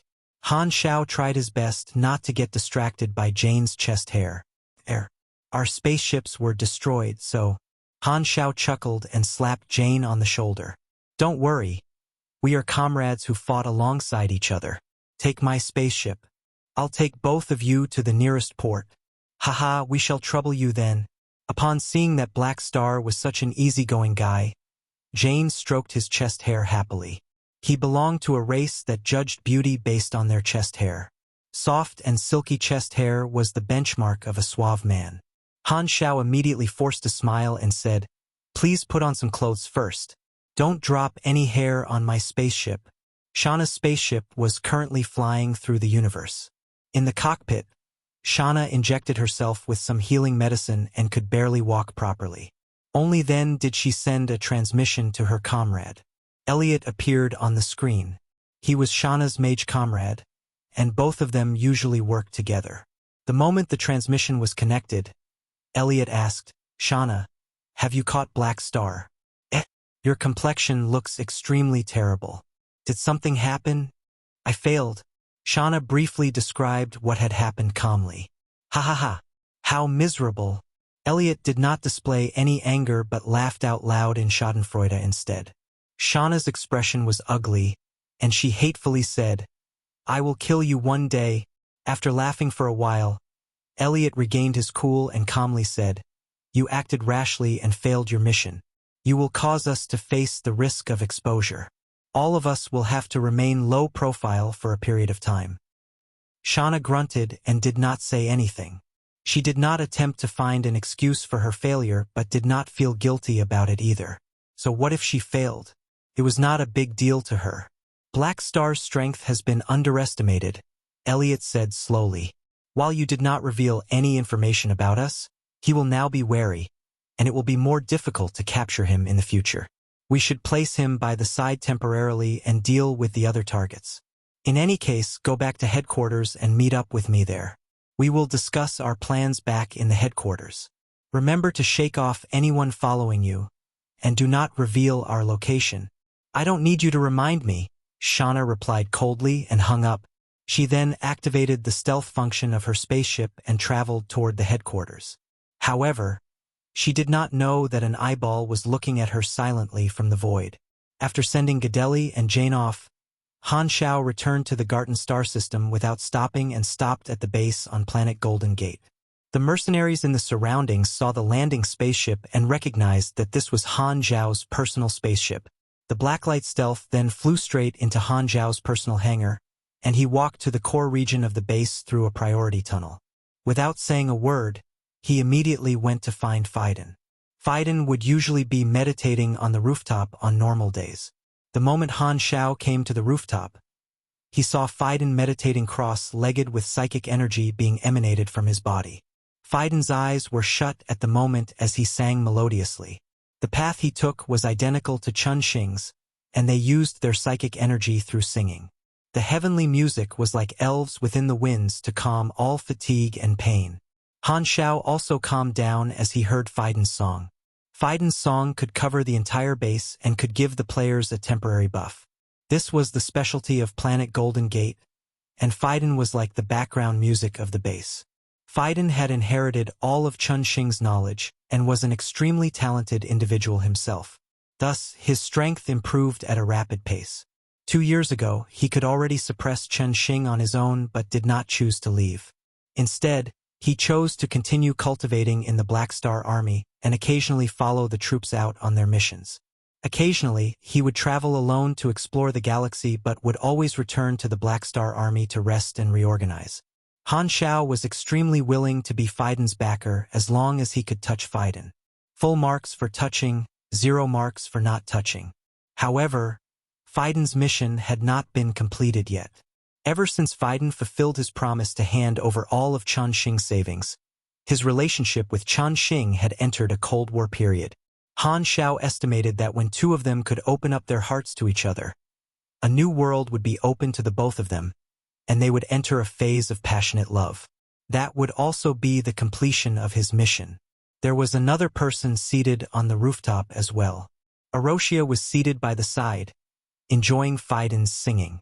2 years ago, Han Xiao had shared the mission to find Arosia's memories with the players, and the effect over the 2 years was obvious. The mission progress had accumulated quickly and was about to be complete. Arosia enjoyed listening to Fiden sing as it could allow her to recall more memories. When she saw Han Xiao arriving, Arosia transformed her arm into energy and wrapped it around Han Xiao's waist like a belt as a greeting. Noticing Han Xiao's footsteps, Fiden stopped singing and turned around. With a smile, he said, "Black Star, are you looking for me for something?" "Nothing much. You can continue singing. I am only here to find some luck." Han Xiao then walked forward and touched Fiden all over before turning around to take his leave. Fiden touched his nose and laughed bitterly. He had always felt that Black Star had somehow misunderstood him. Was his luck very good? Why did he not hear about it? After Han Xiao touched Fiden to his heart's content, he left the rooftop and opened the interface. Before his luck could dissipate, he hurriedly concluded the prey mission to draw for Shauna's ability. First round complete. You have received the opportunity to draw one of Shauna's abilities or talents. Note: Shauna is a unique Esper, and the abilities that you draw will be adjusted based on your class. Randomizing. Draw complete. Please select one of the 5 rewards. Magnetic Field Vision. Talent. You will gain a keen insight into magnetic fields. Plus 12% Machinery Affinity, plus 6% Mechanical Force bonus range. Magnetic Vortex. Skill. Control skill. Release a burst of magnetic energy to create a magnetic field. Chance to inflict a target within the magnetic field with a chaos status. Chance determined by INT and external environment. Energy usage. 160. Cooldown. 40 SIXS. Electromagnetic Shooting Stars. Skill. Long-ranged skill. Overlay multiple objects with electromagnetic force. Accumulate a large amount of kinetic energy before shooting the objects out and causing a damage between 210 to 742. Damage determined by the size of object and accumulated electromagnetic time. Energy usage. 75. Cooldown. 12s. Strong magnetic field shield. Skill. Defensive skill. A magnetic shield will be formed within a 3M vicinity of the user. Shield durability is unlimited, and maintaining the shield will exhaust energy. If the damage taken by the shield within a second exceeds the critical point, the magnetic shield will be shattered. Cooldown 2.5s. The critical point is determined by the amount of energy exhausted per second, with the maximum damage being 22,000. Every time the shield takes damage, additional energy will be exhausted. Super electromagnetic sense. Talent. Your magnetic attribute will be enhanced. The bonus received from every energy level will change. This was the result after the skills had been modified, and Han Xiao was not too surprised.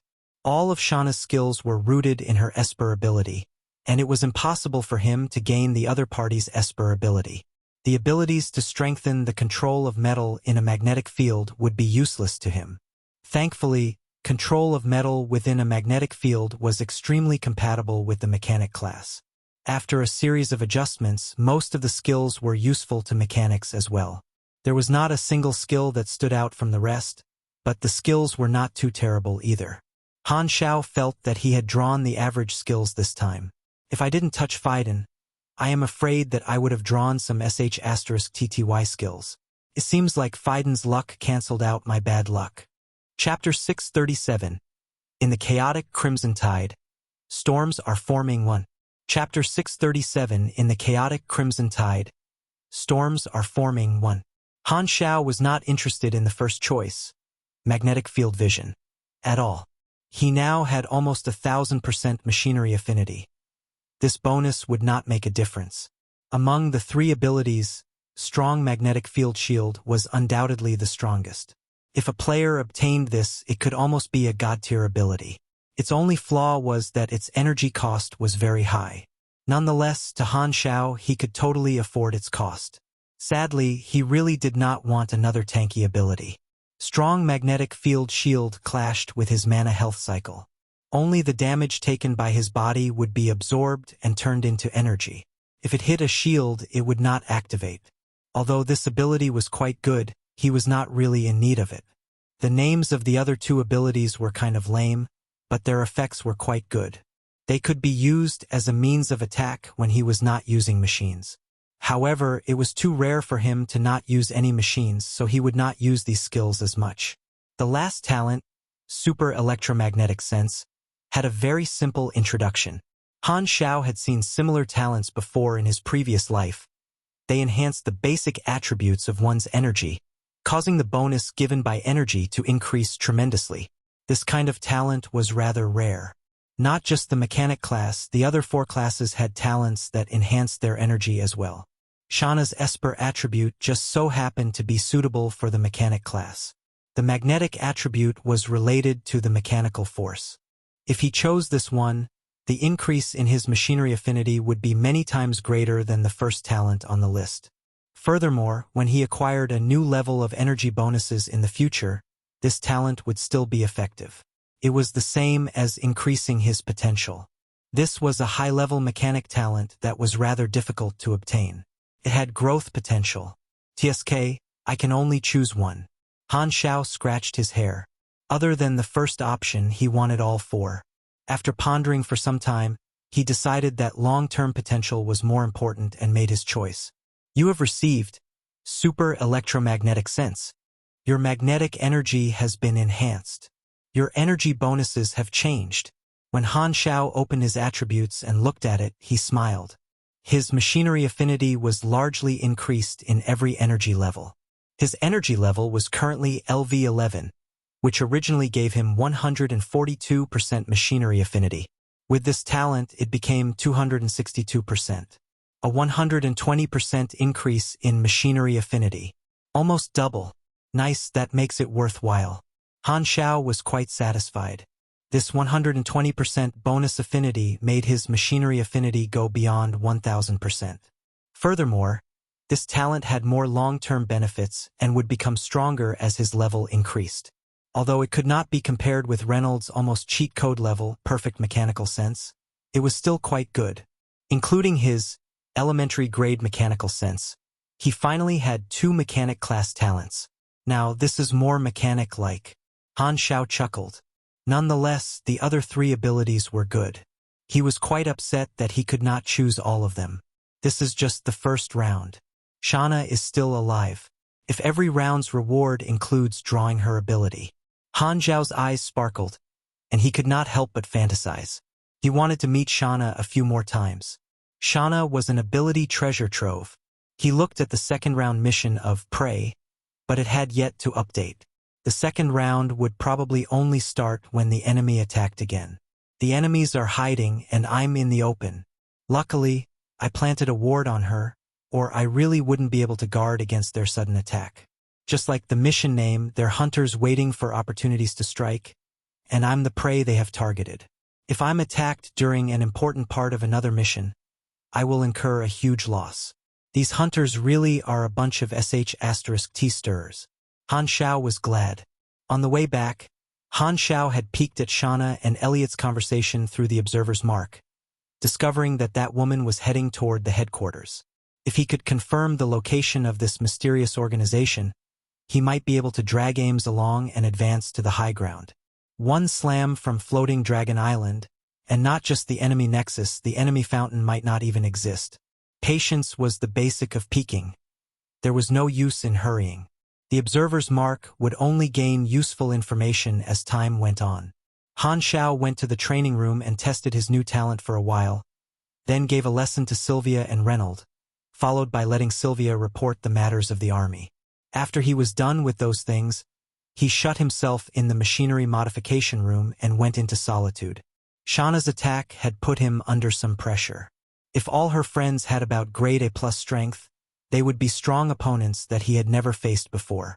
Han Xiao planned to build a batch of non-metallic machines and magnetic field reversal devices to nullify Shauna's Esper ability. With plenty of experience in his bag, Han Xiao was not worried about spending. He gambled a lot of blueprints and found quite a lot of useful ones. Including the blueprints, he already had more than 1,000 abilities. The effect of research theory now gave him more than 300 bonus intelligence. Building non-metallic machines was one part of becoming stronger. Han Xiao also felt it was time to increase his level. He was now level 170 and stuck at the class advancement mission of Galaxy Mechanic. If he completed the class advancement, his strength would be largely increased once again. He would also obtain the crucial mechanic abilities of the next stage. The class advancement requirement was very direct: learn 1 cutting-edge knowledge. However, it was not easy for Han Xiao. In his previous life, when the players were at this level, it was already the later versions.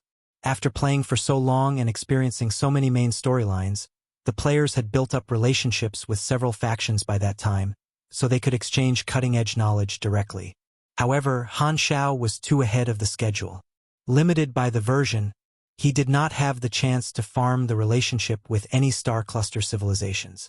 Hence, this class advancement requirement that was quite easy in his previous life suddenly became an obstacle. It was not difficult to do, but it took a lot of time and effort. Han Xiao had used up the random rewards that he had stocked up. Being unlucky as always, he did not get any mission completion cards. freewebnovel.cm. Mission completion cards were actually really cheap and not rare at all. Most of the things he got in these random rewards had a higher value than mission completion cards, such as the rare Esper ability potential enhancing fluid that he had shockingly obtained twice.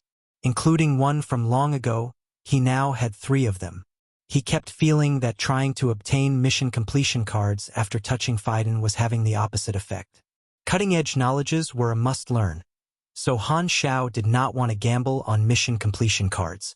What he hoped now was that the Purple Crystal Civilization could quickly form its Section 0. During the Crimson Tide, faction missions were in the least shortage. At the outer space track outside the Purple Crystal Civilization's mother planet, a garrison satellite codename, Curved Blade, was circling the mother planet. This was a newly built space station and office for a new department. This department's members were all elites selected from the various departments within the Secret Service. At this time, inside the Curved Blade Garrison Satellite Station, a row of foreign affairs captains were sitting in the office of the highest commander, staring at the top commander of this department, Ralph. Ralph flipped through the report of these people and listened as the captains explained the situation. The candidate list for the partner organizations has been sorted. There's a total of 173 new organizations selected, all of which we have contacted and are willing to work with us. Please take a look. It's too few, Ralph said coldly. In front of his subordinates, he was very strict.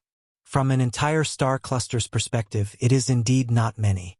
However, the 173 candidate organizations are the result of our careful selection.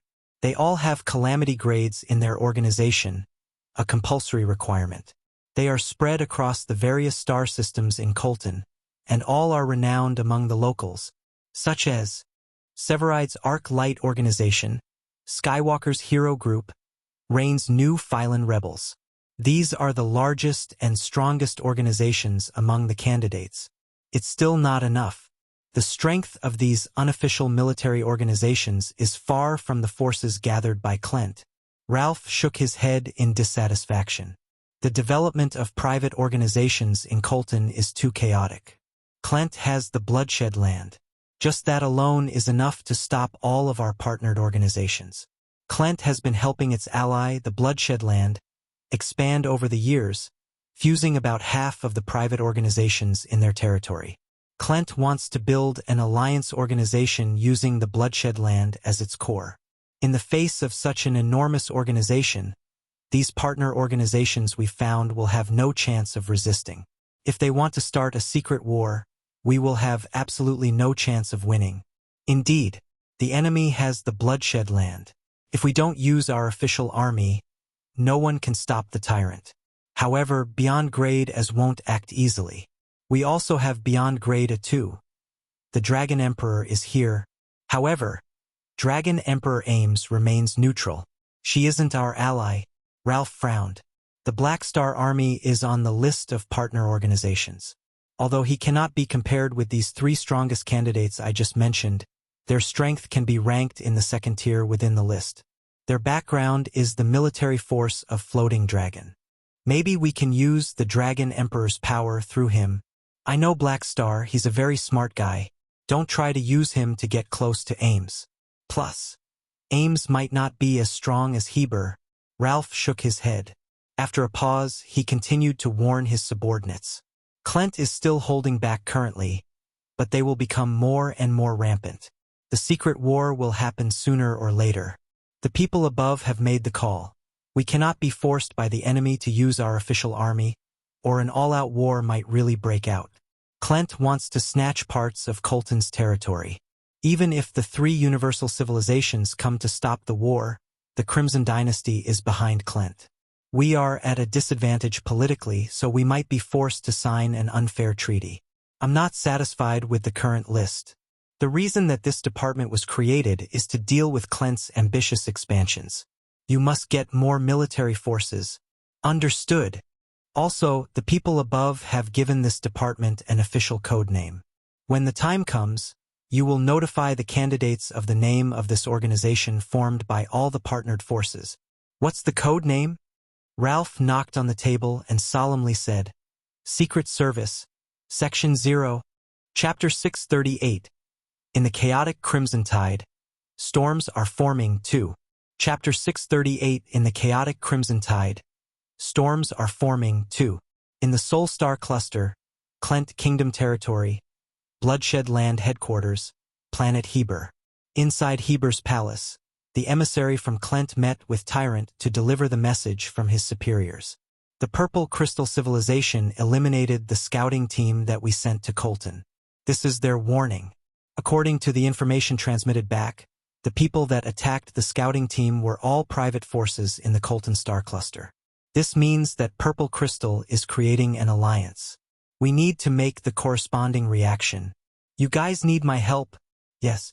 In these 2 years, Clent has been helping you assemble many private military forces in the Soul Star Cluster. The size of the Bloodshed Land is many times bigger than 2 years ago.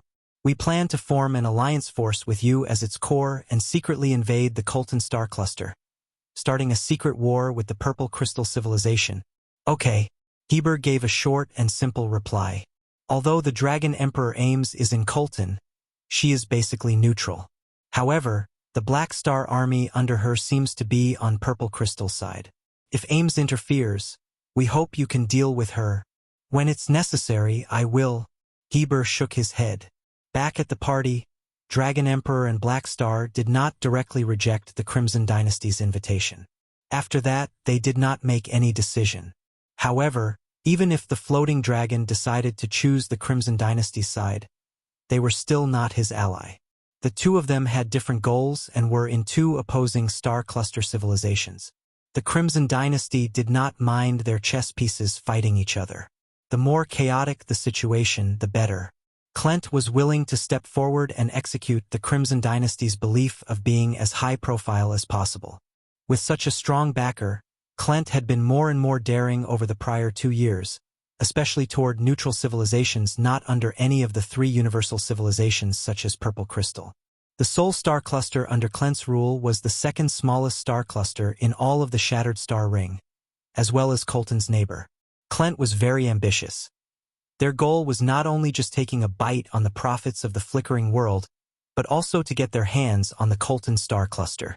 Although they maintained a good relationship with Purple Crystal on the surface, they secretly wanted to snatch a few star systems from Purple Crystal. Of course, this would not have worked out in the past. However, now that the Crimson Dynasty wanted to stir things up, the restriction of the peace treaty suddenly became much weaker. The strong had the right to make rules. The laws and balance in the galaxy seemed unbreakable in the eyes of normal people, but to the 3 universal civilizations, they were very fragile. The other civilizations were just players that had to obey the game rules they had set. Even Heber felt that the Clents were very greedy. However, this suited what he wanted. He needed an ambitious ally, not an ally content with what they had. The greedier they were, the more they would rely on him. Heber stood up. His gigantic body cast a shadow over the Clent emissary. I understand what Clent wants. Go back and tell your boss that I will be in charge of this war. They don't have to worry about anything. The Clent emissary nodded and smiled with the confidence of a certain victory. The difference between the Bloodshed Land and the Alliance force built by Purple Crystal was like an iron fist and a plate of sand. For this secret war, Clent had been preparing for 2 years. Purple Crystal's reaction only came much later. This meant that they were at a disadvantage before the war even started. With the tyrant, Heber, taking care of the situation, demolishing Purple Crystal's alliance force was just a matter of time. Through continuous victories, the Bloodshed Land had never disappointed Clent before. Shauna returned to the headquarters that were shockingly in an area so remote it was the desolate area at the edge of the Shattered Star Ring. There was absolutely nobody around. It was a truly unpopulated area. All the star fields had desolate areas that very few stepped into. Their characteristics as a whole were that there were very few planets, hardly any resources, and no signs of life. Some wanted or mysterious organizations would occasionally choose these desolate areas as the location for their headquarters. When Shauna entered the headquarters, all of her colleagues were waiting. Other than Elliot, there were 4 others. They all wore different masks and gave off a vibe of unfathomable strength. They were all looking at Shauna. With a husky voice like an old man at the end of his days, a short man among them slowly said, "You failed and exposed your face. For the next few years, you will replace Adrian to guard the headquarters. He will go out to carry out missions with Elliot." Humph! Shauna was not happy about it but did not object. This was their internal rule. In order for them not to be targeted by anyone, once someone failed, the person working in the field had to be swapped. This secret organization had very few members, but they were all elites. Adrian was a muscular and tall male being with the characteristics of a beastman. He took out a palm-sized metal disc and threw to Shauna. "It's your turn to guard the headquarters. Enjoy the boring times." This metal disc was one of the specially made keys of the jail inside the headquarters. There were 4 of those keys. All the captured targets on the list would be locked up in the prison. Usually, 4 of them would be guarding the headquarters, and 2 of them would go out to capture the targets on the list. This was their usual way of doing things. Elliot shrugged and said, "Looks like we can't be partners. Shame. I always thought we worked very well together." Adrian pointed at himself and said, "I'm your old partner, too." Elliot shrugged and replied, "Other than Mr. Albert. All of you have been my partner before." Albert was the short, old man, the leader of this team, and had always been guarding the headquarters. Adrian had never failed, so he was the only one that had never been swapped out. All the other 4 had been his partner before.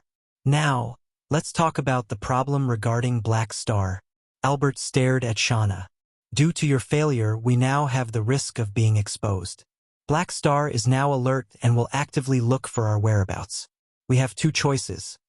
One is to ignore Black Star and wait for the dust to settle before we move again. The other is to capture him as soon as possible and eliminate the risk of being exposed. Then we keep a low profile afterward. I've done some research on him, Shauna suddenly said. Previously, the Garten Star System's Dark Star organization did not take him seriously at the start and was destroyed by him. This man is very dangerous.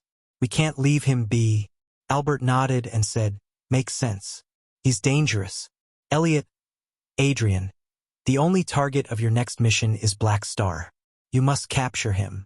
If you can't capture him alive no matter what, I allow you to eliminate him. All right, Elliot nodded. Mr. Albert, I have fought with Black Star before and could not make him show his indestructible body. He must have hidden more strong abilities. 2 people won't be enough. My ability counters his, so please let me join the mission, Shauna said with a deep voice. Albert contemplated and felt that it was reasonable. He told Shauna to give him the key and said, okay, I'll make an exception this time. The 3 of you will work together.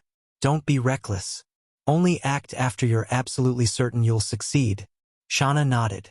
Revenge was just part of the reason she insisted on joining the mission. More of it was just as she had said.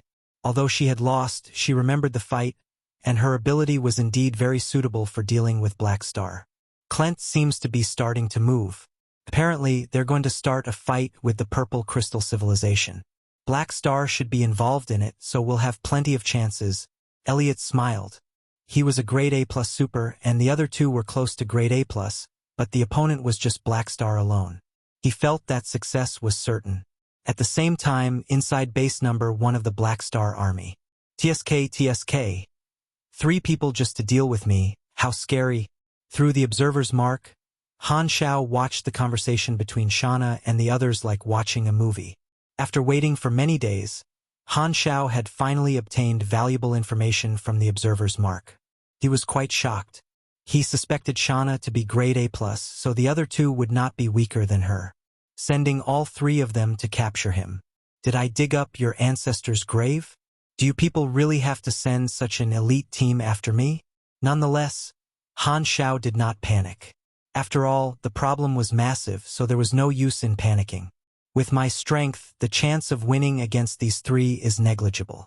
Even if I'm very tanky and might not be killed, I will most likely be captured. If these 6 people have about the same strength, they could capture just about anyone under beyond grade. Being targeted by these people. Han Xiao felt heavy pressure. These people seemed to be obeying orders to capture people. Han Xiao had a feeling that the 6 people whom he had just seen were merely the tip of the iceberg of this mysterious organization.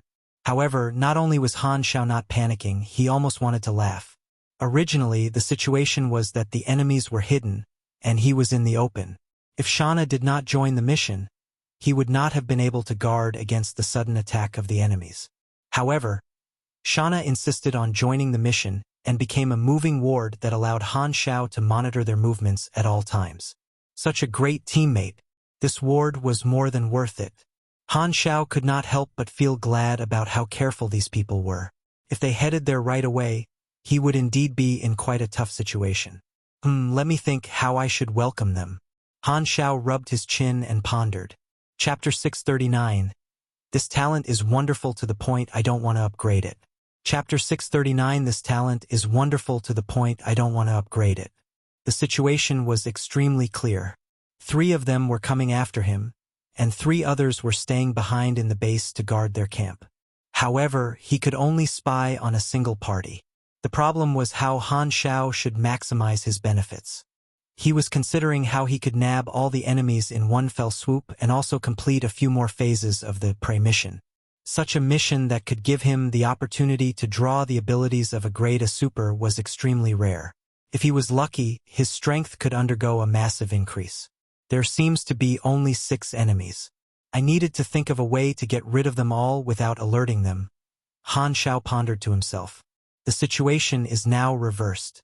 The enemy is out in the open while I am in the dark. This is my biggest advantage, and I need to make use of it well. Should I deal with Shauna and her group or attack the main camp of the enemy first? All the trump cards that I can mobilize include the Black Star Army, my connections in the mercenary world, AIM support, and the organizations behind those on that hit list. If the powerhouses captured by the enemy are all in the main camp, I'll be able to easily convince the organizations behind them to work together and fight the enemy. Every single enemy is extremely powerful alone, and their advantage is their high mobility. It would be extremely troublesome if even a single person escapes. Han Xiao shook his head and felt that he could not attack their main camp under such circumstances. No matter what, the three who were keeping guard seemed to have the strength of grade A+ as well. Even if he invited the Dragon Emperor to take action, the enemy would still have time to contact their comrades. The moment he alerted the enemy, it was extremely likely for the three on the outside to split up and escape. At that time, he would only be able to capture Shauna, not the other two. After considering for a while, Han Xiao also eliminated the plan of splitting up his forces. It would be a far more complex operation with too many factors that could go wrong. If he chose to split his forces, choosing how to allocate his forces would be a huge problem. After all, the enemy were not weaklings, and they might have some strange escaping abilities. I shall do it this way. Han Xiao's eyes sparkled. If he wanted to attack the enemy's main camp, he would want all the enemies to gather together first to capture them all in one fell swoop. If he captured Shauna's group of three, he would not be able to spy on the rest. If he only captured one of the three, the enemy might shift their main camp due to fear of being exposed. The moment they entered the depths of the unexplored region of the universe, it would be extremely difficult to give chase. Han Xiao pondered for a moment and decided on a plan. He would only fight off Shauna's group of three and cause them to fail again. The other party would then return to their base for sure, and the six of them would be gathered together. He would just have to gather his troops and gain the high ground. He would not allow a single enemy to escape and could even save all the captured grade A supers. For the sake of secrecy, Han Xiao decided to wait for Shauna's group of three to find him. Taking the initiative to attack them would only reveal the fact that he had locked onto their position. He felt that the role of hunter and prey had been swapped. He was like a hunter patiently waiting for the prey to step into his trap. However, I have to find some helpers first. Han Xiao opened up his communicator, and an endless list of leaders from the various organizations appeared. In the office of Section 0, Ralph was staring at his communicator with his brows locked as though he was troubled over a huge problem. His secretary did not dare disturb him. In truth, the communicator was currently showing a galactic entertainment program, and he was avoiding work. Could not be helped. The mission of scouting for private organizations fell on the shoulder of the envoys. Even if the mission to organize an alliance was extremely urgent, he could only wait for the envoys to complete their mission first. The war had not begun yet, and there was no point in him being anxious. Right at this moment, an incoming call sprung up from his communicator and disrupted his show. Ralph picked up the incoming call without a change in expression. It was Han Xiao. Black Star, it is rare for you to take the initiative to contact me. I have already received your notice.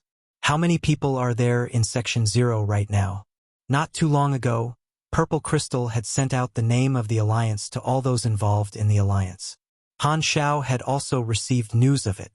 This organization was only in its infancy, so the structure of the organization had not been formed.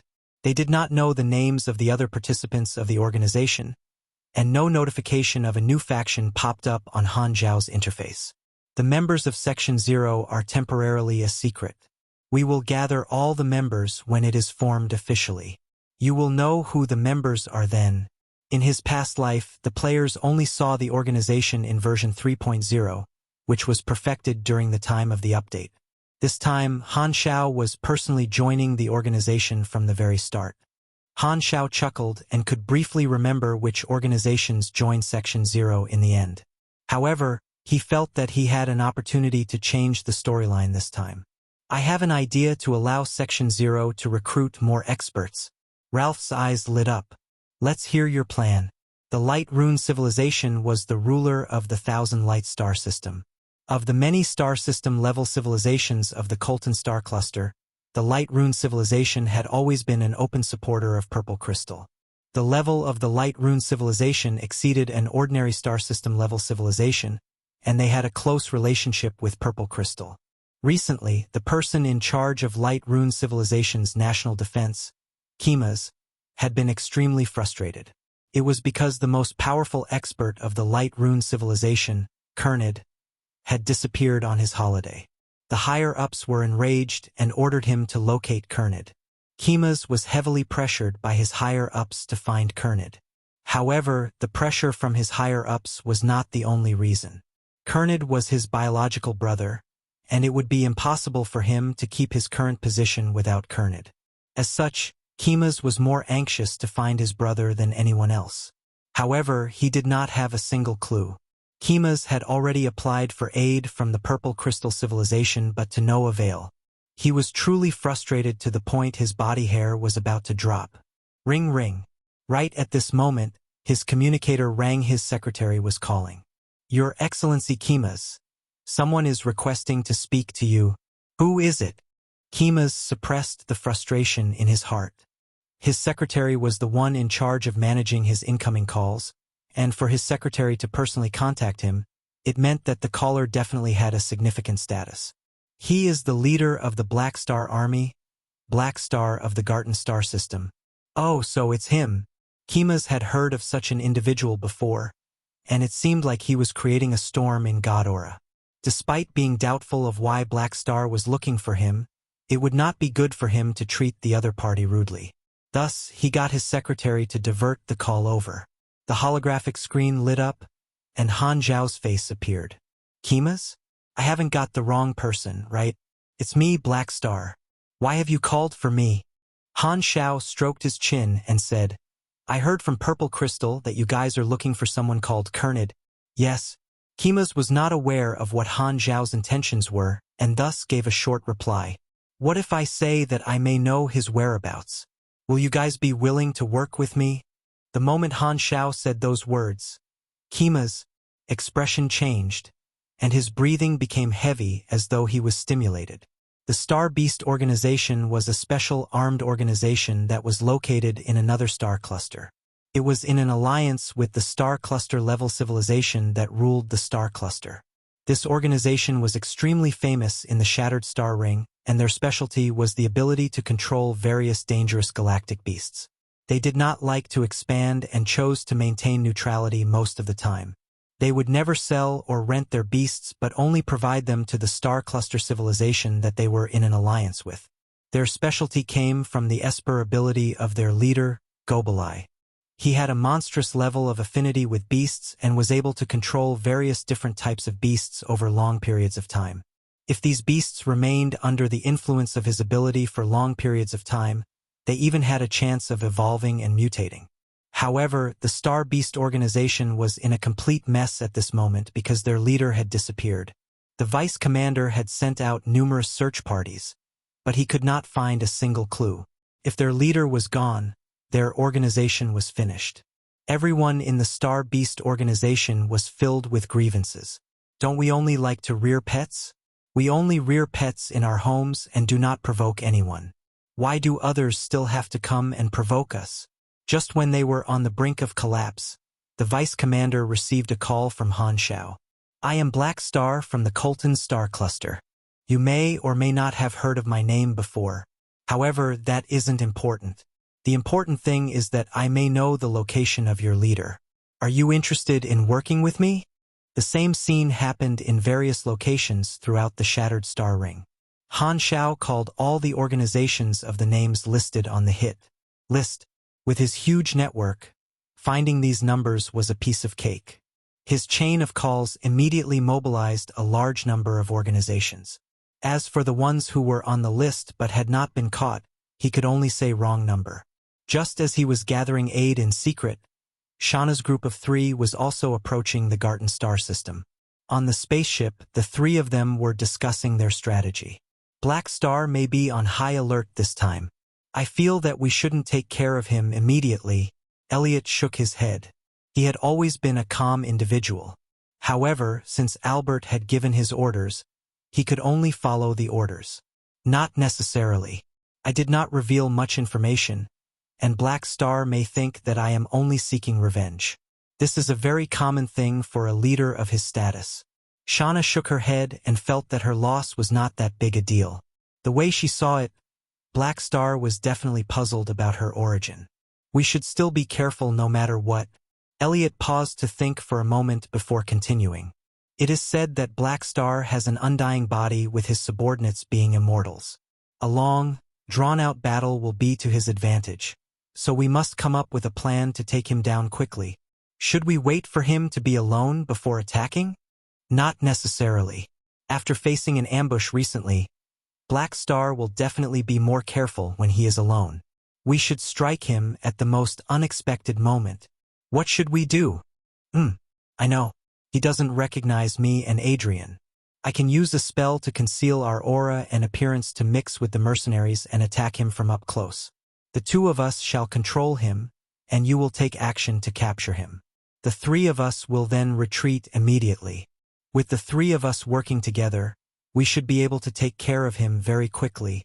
If that's the case, we can take action in his base. Yes, this way he will be caught off guard.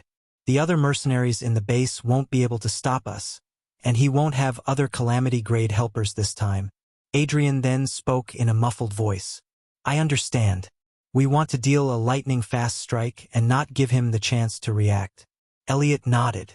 Shauna pondered for a moment and also felt that it was a good plan. She could not think of how Black Star would be able to escape from their grasp this time. Meanwhile, Black Star was on his way to Floating Dragon Island. Oh, I see. Han Xiao now understood their plan. Chapter 640 Ambush. Chapter 640 Ambush. Han Xiao had convened a large group of helpers, with the core person being Longlegs Ames. He had rarely returned to Floating Dragon Island in the past 2 years, only occasionally communicating with Ames. The high amount of trust Ames had in him meant that he could move around in his own activities outside and not be doubted. When the spaceship landed at the dock, Han Xiao walked out of the hatch to see Wilsander waiting for him. Every time Han Xiao returned, he would be the one to fetch him with great enthusiasm. Looking around, Han Xiao did not spot the figure of Jenny, which made him a little surprised. Why didn't Jenny come? I thought she would come and give me a few jabs. She's very busy. No time for you. Wilsander grinned. It seems like she is still very dedicated to her role. Han Xiao laughed in return. Wilsander rolled his eyes in response. Is her dedication not forced by your activities? After a brief greeting, Han Xiao headed directly to the palace. In the past 2 years, Ames had remained on Floating Dragon Island, attentively training Gila and Aurora. Upon hearing that Han Xiao had come to visit, the three of them were quite happy. Rising from her throne, Ames floated up to Han Xiao as she smiled. It's been a while. I've missed you. What's your reason for coming this time? Can't I return to see you if I have no time? Han Xiao smiled. But I do need your help this time. Let's hear it. Han Xiao briefly explained the situation. He did not intend to ask Ames to deal with Shauna and company, but rather utilize her pressure to suppress the enemy whilst he stormed the base, to ensure complete control on his part. At the same time, this was an opportunity. He had gathered many influential people from around the Shattered Star Ring and stationed them to ambush from a secret location. The moment he pushed back Shauna and company, they would join forces to destroy the mysterious forces camp and rescue all the supers. With so many various influences, if Ames was present to hold the fort, she would be able to command all these influences with her title of a Beyond Grade A Super. To call in so many organizations just to deal with 6 Grade A Supers was akin to using a butcher's knife to slaughter chickens. However, his greater goal was to turn this into sensational news, to further expand his own influence. With so many organizations under the lead of Floating Dragon, this cooperation would be able to reverse the public impression of Floating Dragon. Floating Dragon would also rise from a powerless neutral faction into a powerful one. Even if this was a misunderstanding, it would prove useful. The general consensus was that among the 4 Beyond Grade A Supers within the Shattered Star Ring, Ames' power was the weakest. This time, their knowledge of aims would be refreshed. While one's true strength could not be improved quickly, influence and connections could serve as a shortcut. The stronger floating dragon was, the more it would be able to protect itself. Moreover, after fighting side by side, if they managed to save all the supers from the powerful organizations, they would owe Floating Dragon a debt of gratitude. This would form a good relationship between the latter with the rest of the powerful organizations. While the organizations definitely had some status, they would give some face toward the prestige of a beyond grade as super, and Han Xiao, through Floating Dragon, would be able to convert the forces into his connections. Han Xiao had always attached great importance to organizations. After all, the universe was so large, an individual was limited in scope. Even beyond grade A supers needed aids. One's individual combat power and organization strength had to be grasped with both hands, and both hands had to firmly hold on to each area. Sooner or later, there would yet be another version update. The players would disappear for about a decade once more. During this period, if he wished to prevent the faction from sinking, he needed to be preemptive and search for external support. After hearing the explanation from Han Xiao, Ames did not hesitate and immediately agreed. She fully supported Han Xiao, and besides, having been cooped up for so long, she wished to go out and stretch her muscles, at the same time allowing Aurora and Gila to get some experience. Gila and Aurora had stood to the side without interrupting once. After 2 years, their temperament had shown changes once again. Ames had taught them how to develop their abilities, and Gila's aura had become colder, whilst the exact opposite had happened for Aurora, who had become sunnier and warmer. In the area of strength, Gila had made rapid progress. She initially already possessed a strength of grade C, coupled with her own talents. It did not take much guidance from Ames for her to break through and enter the realm of grade B. As for Aurora, her battle role was to be a super nanny. While her rank was not as high, her abilities got strengthened a lot more. Gila's appearance did not change much, but she had received a life sublimation, allowing her to become more beautiful and elegant. Aurora did not grow much in height, but her figure showed obvious signs of becoming a real milkmaid. 1. The front of her battle suit was packed tightly. Her ability gave her frightening vitality, and with 3 nutritious meals a day, her appearance did not pale in comparison to her sisters. Glancing at Aurora's chest, Han Xiao sighed. Your training is too tough. Just look. How could a girl like you be beaten so hard that you were so swollen? Aurora could hear the teasing in Han Xiao's voice and immediately blushed. She did not wish for herself to become this huge, but this was linked to her abilities. She had no choice, and she even had to bear the soreness in her shoulders every day. If only she was able to remove them and put them in her pockets instead. That would be so good. Having not seen him for 2 years, while Gila's expression remained passive, she was a little excited in her heart. However, upon hearing those words from Han Xiao, her face immediately darkened. She stared daggers at Han Xiao as though wishing to rip off his face. However, the result was that she could not do anything to his face, and Han Xiao even ignored her. Han Xiao also brought up the issue of Section 0 and expressed his intention to work for the Purple Crystal Civilization for a period of time. Ames had no objections, brushing off everything. Jenny could only grit her teeth and inwardly curse. Han Xiao secretly gathered his helpers, and after making sufficient preparations, he looked for one of his bases that was not so important and camped there, waiting for the enemy to step into the trap. This base was located on one of the colonial planets of Godora. Many players often chose to settle there, and choosing this place as the battlefield had been carefully considered by Han Xiao. This was to paint a positive image in the eyes of the players. This face engineering process was extremely important.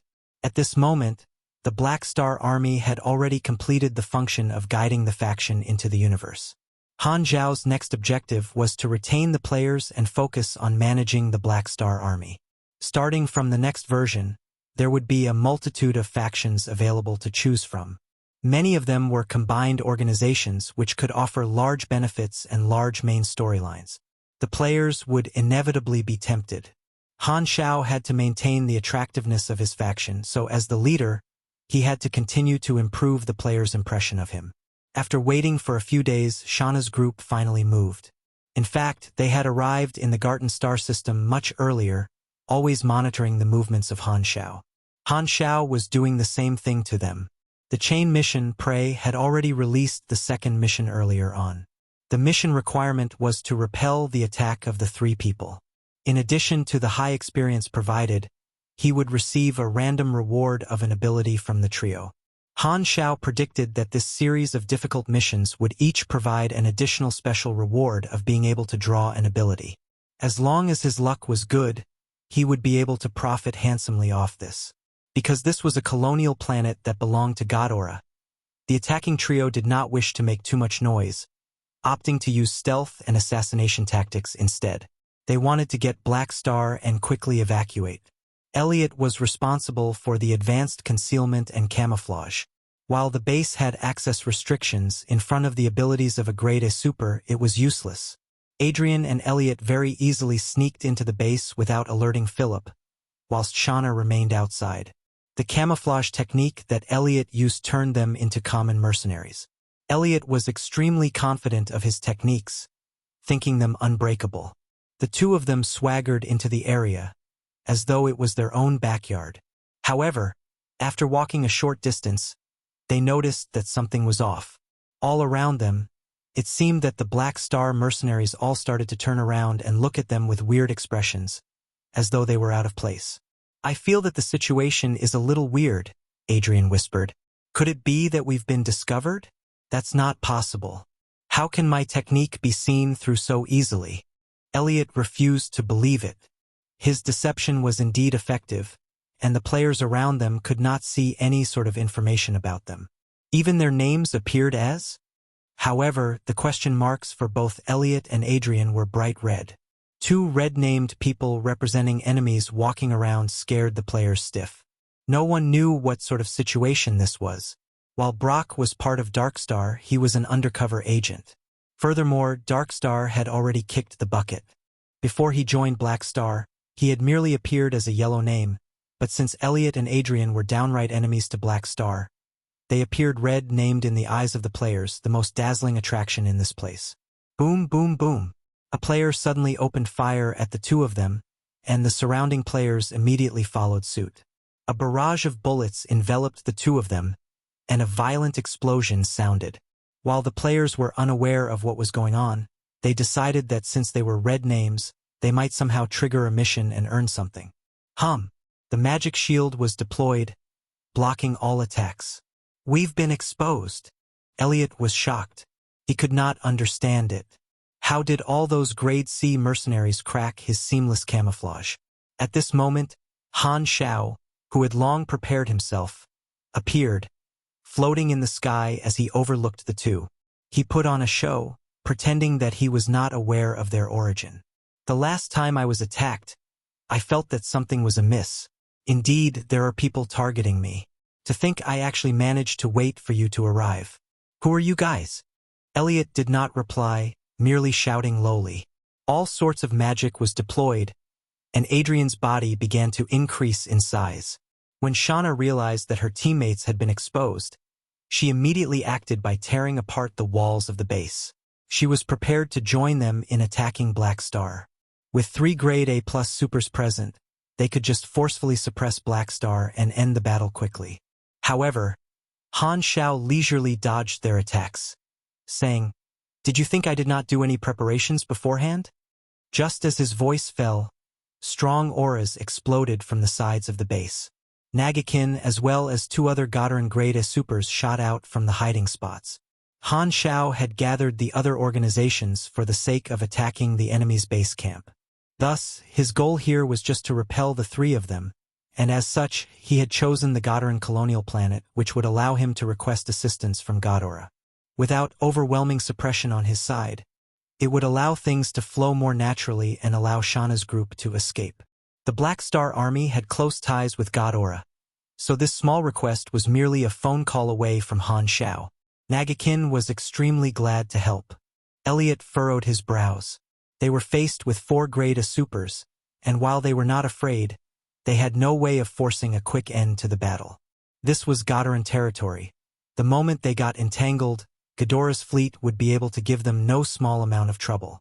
The three of them exchanged glances, immediately coming to the same consensus. Black Star was just too vigilant. Merely a single attack, and without knowing their histories, he decided to make a mountain out of a molehill. It seemed like he was a cautious yet decisive person.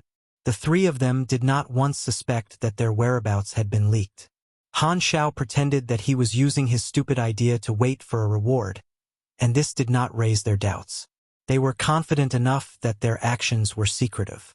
Furthermore, if Black Star knew that they had 3 people, then he would not have brought along just 3 other Calamity Grades.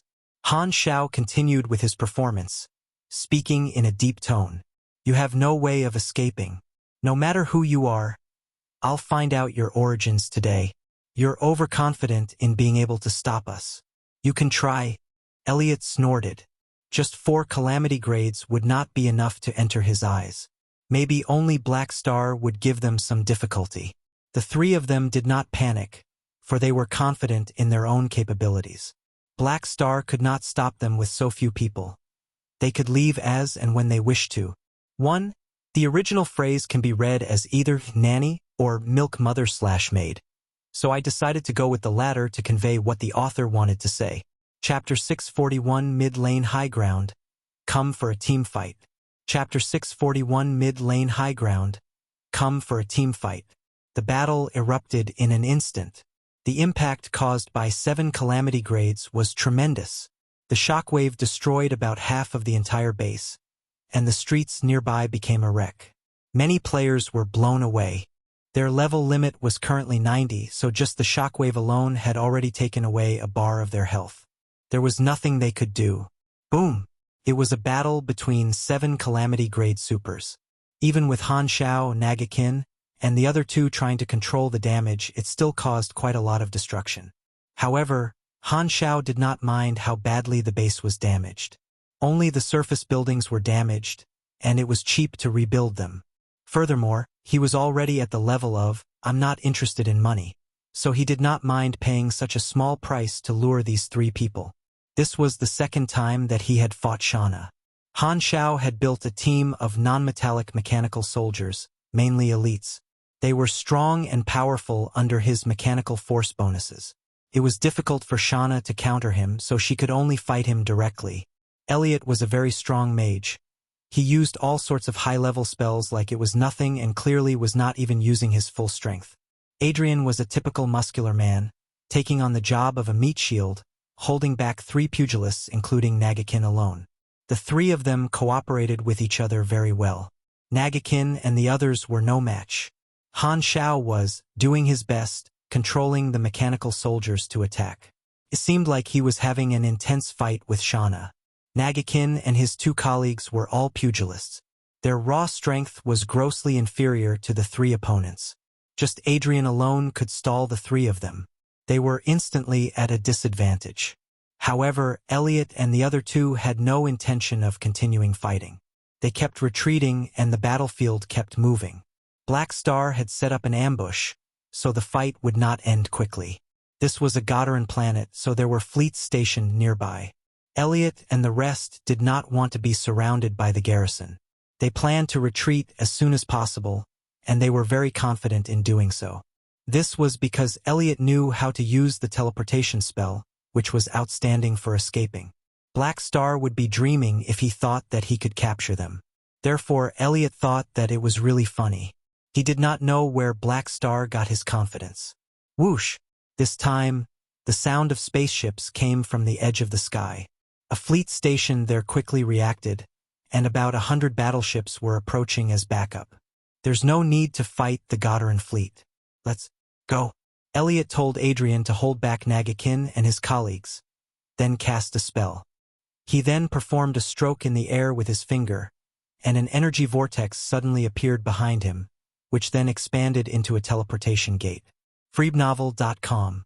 /T. He can teleport. Nagakin gave an exaggerated shocked expression. Han Xiao glanced at him and could not help but gave a like to his acting skills.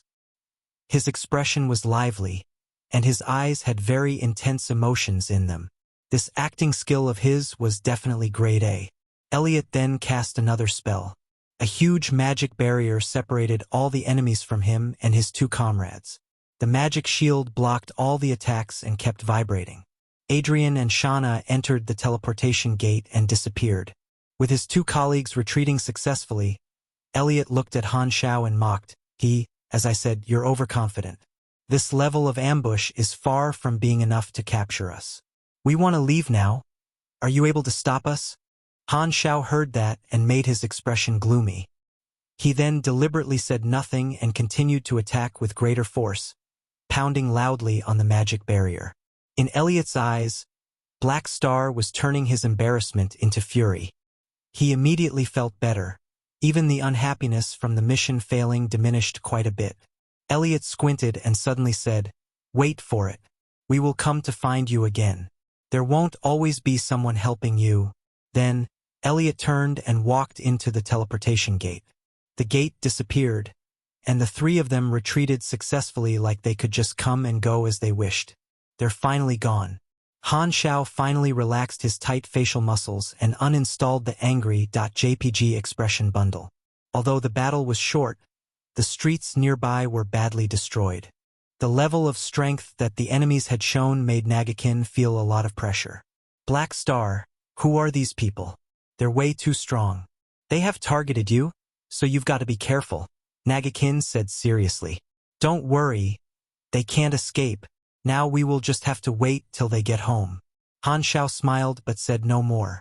Elliot exposed his teleportation spell, which was bonus information that Han Xiao did not expect to obtain. This was a god-tier escaping ability. Had they not made any preparations for it, the enemies might have escaped when they attacked their base. Now that he knew about this, he could think of ways to deal with it. Thinking that Elliot and the rest thought that they had successfully escaped, Han Xiao almost burst into laughter. Things were going even better than he had expected. After contacting the construction team to repair the base and getting rid of a huge number of players trying to trigger missions, Han Xiao used the observer's mark and peeked at those three's whereabouts. The range of the teleportation gate that Elliot had hurriedly created on the spot would not be too far. The teleportation gate was connected to their spaceship, which orbiting the colonial planet. As soon as they returned to the ship, they activated its stealth mode and went far away from the planet, preventing the garrison from chasing after them. The escape was successful. The three of them did not even suspect that Han Xiao had purposely let them go. They retreated with Elliot's ability. There was nothing suspicious about it. They just thought that Black Star had misjudged their strength and did not set up a strong enough ambush. Making Black Star's ambush a failure was nothing to the three of them. They felt that it was normal. This mission has failed. Should we continue looking for opportunities? Shauna asked. Elliot shook his head. Black Star is very cautious.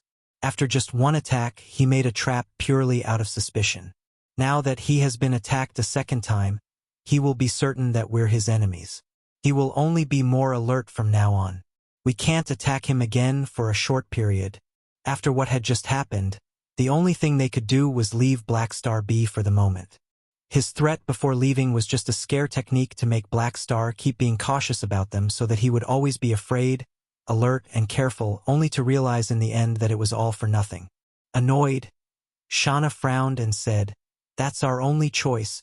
I will suggest this to Albert and put Black Star under the processing list," Elliot said. They actually had two hunting lists. One was for the confirmed targets. One was the processing list.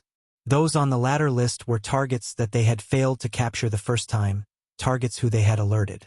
They would not attack these people anytime soon. They had to wait at least a few years until the target let their guard down, only then would they attack again. Black Star was such a target.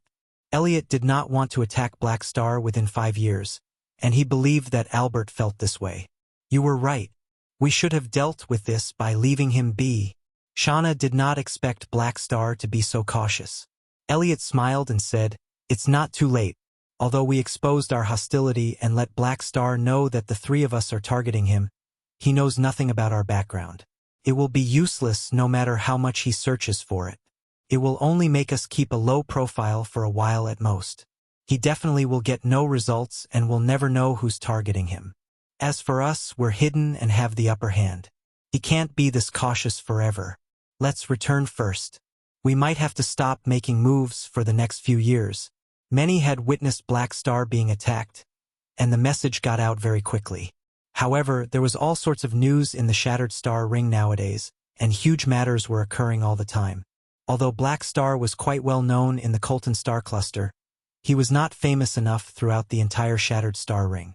The news that he had been attacked was like a droplet of water in the sea of news and did not attract much attention. More than 10 days later, Han Xiao arrived at an unpopulated planet in a desolate area nearby after non-stop traveling. This planet that had been desolate for countless years was not remarkably boisterous. All the forces that Han Xiao had contacted earlier had gathered there. Spaceships were parked everywhere on the planet's surface. All these forces wanted to find a lost person. They had followed Han Xiao's request and come to this planet. They had all initially thought that they were the only ones, but now that they were there, they were shocked and did not expect Han Xiao to have called so many people. Many organizations there were well known in the Shattered Star Ring and recognized each other. After a little bit of conversation, they all knew that everyone had assembled for the same reason. They were all stunned. Could all the people that were lost be connected in some ways?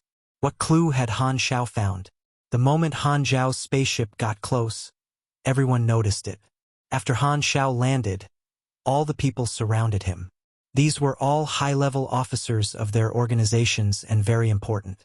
Usually, it would be difficult just to meet one of them, but now they were all gathered there. If Heber was there, he might think that someone was imitating his tyrant party.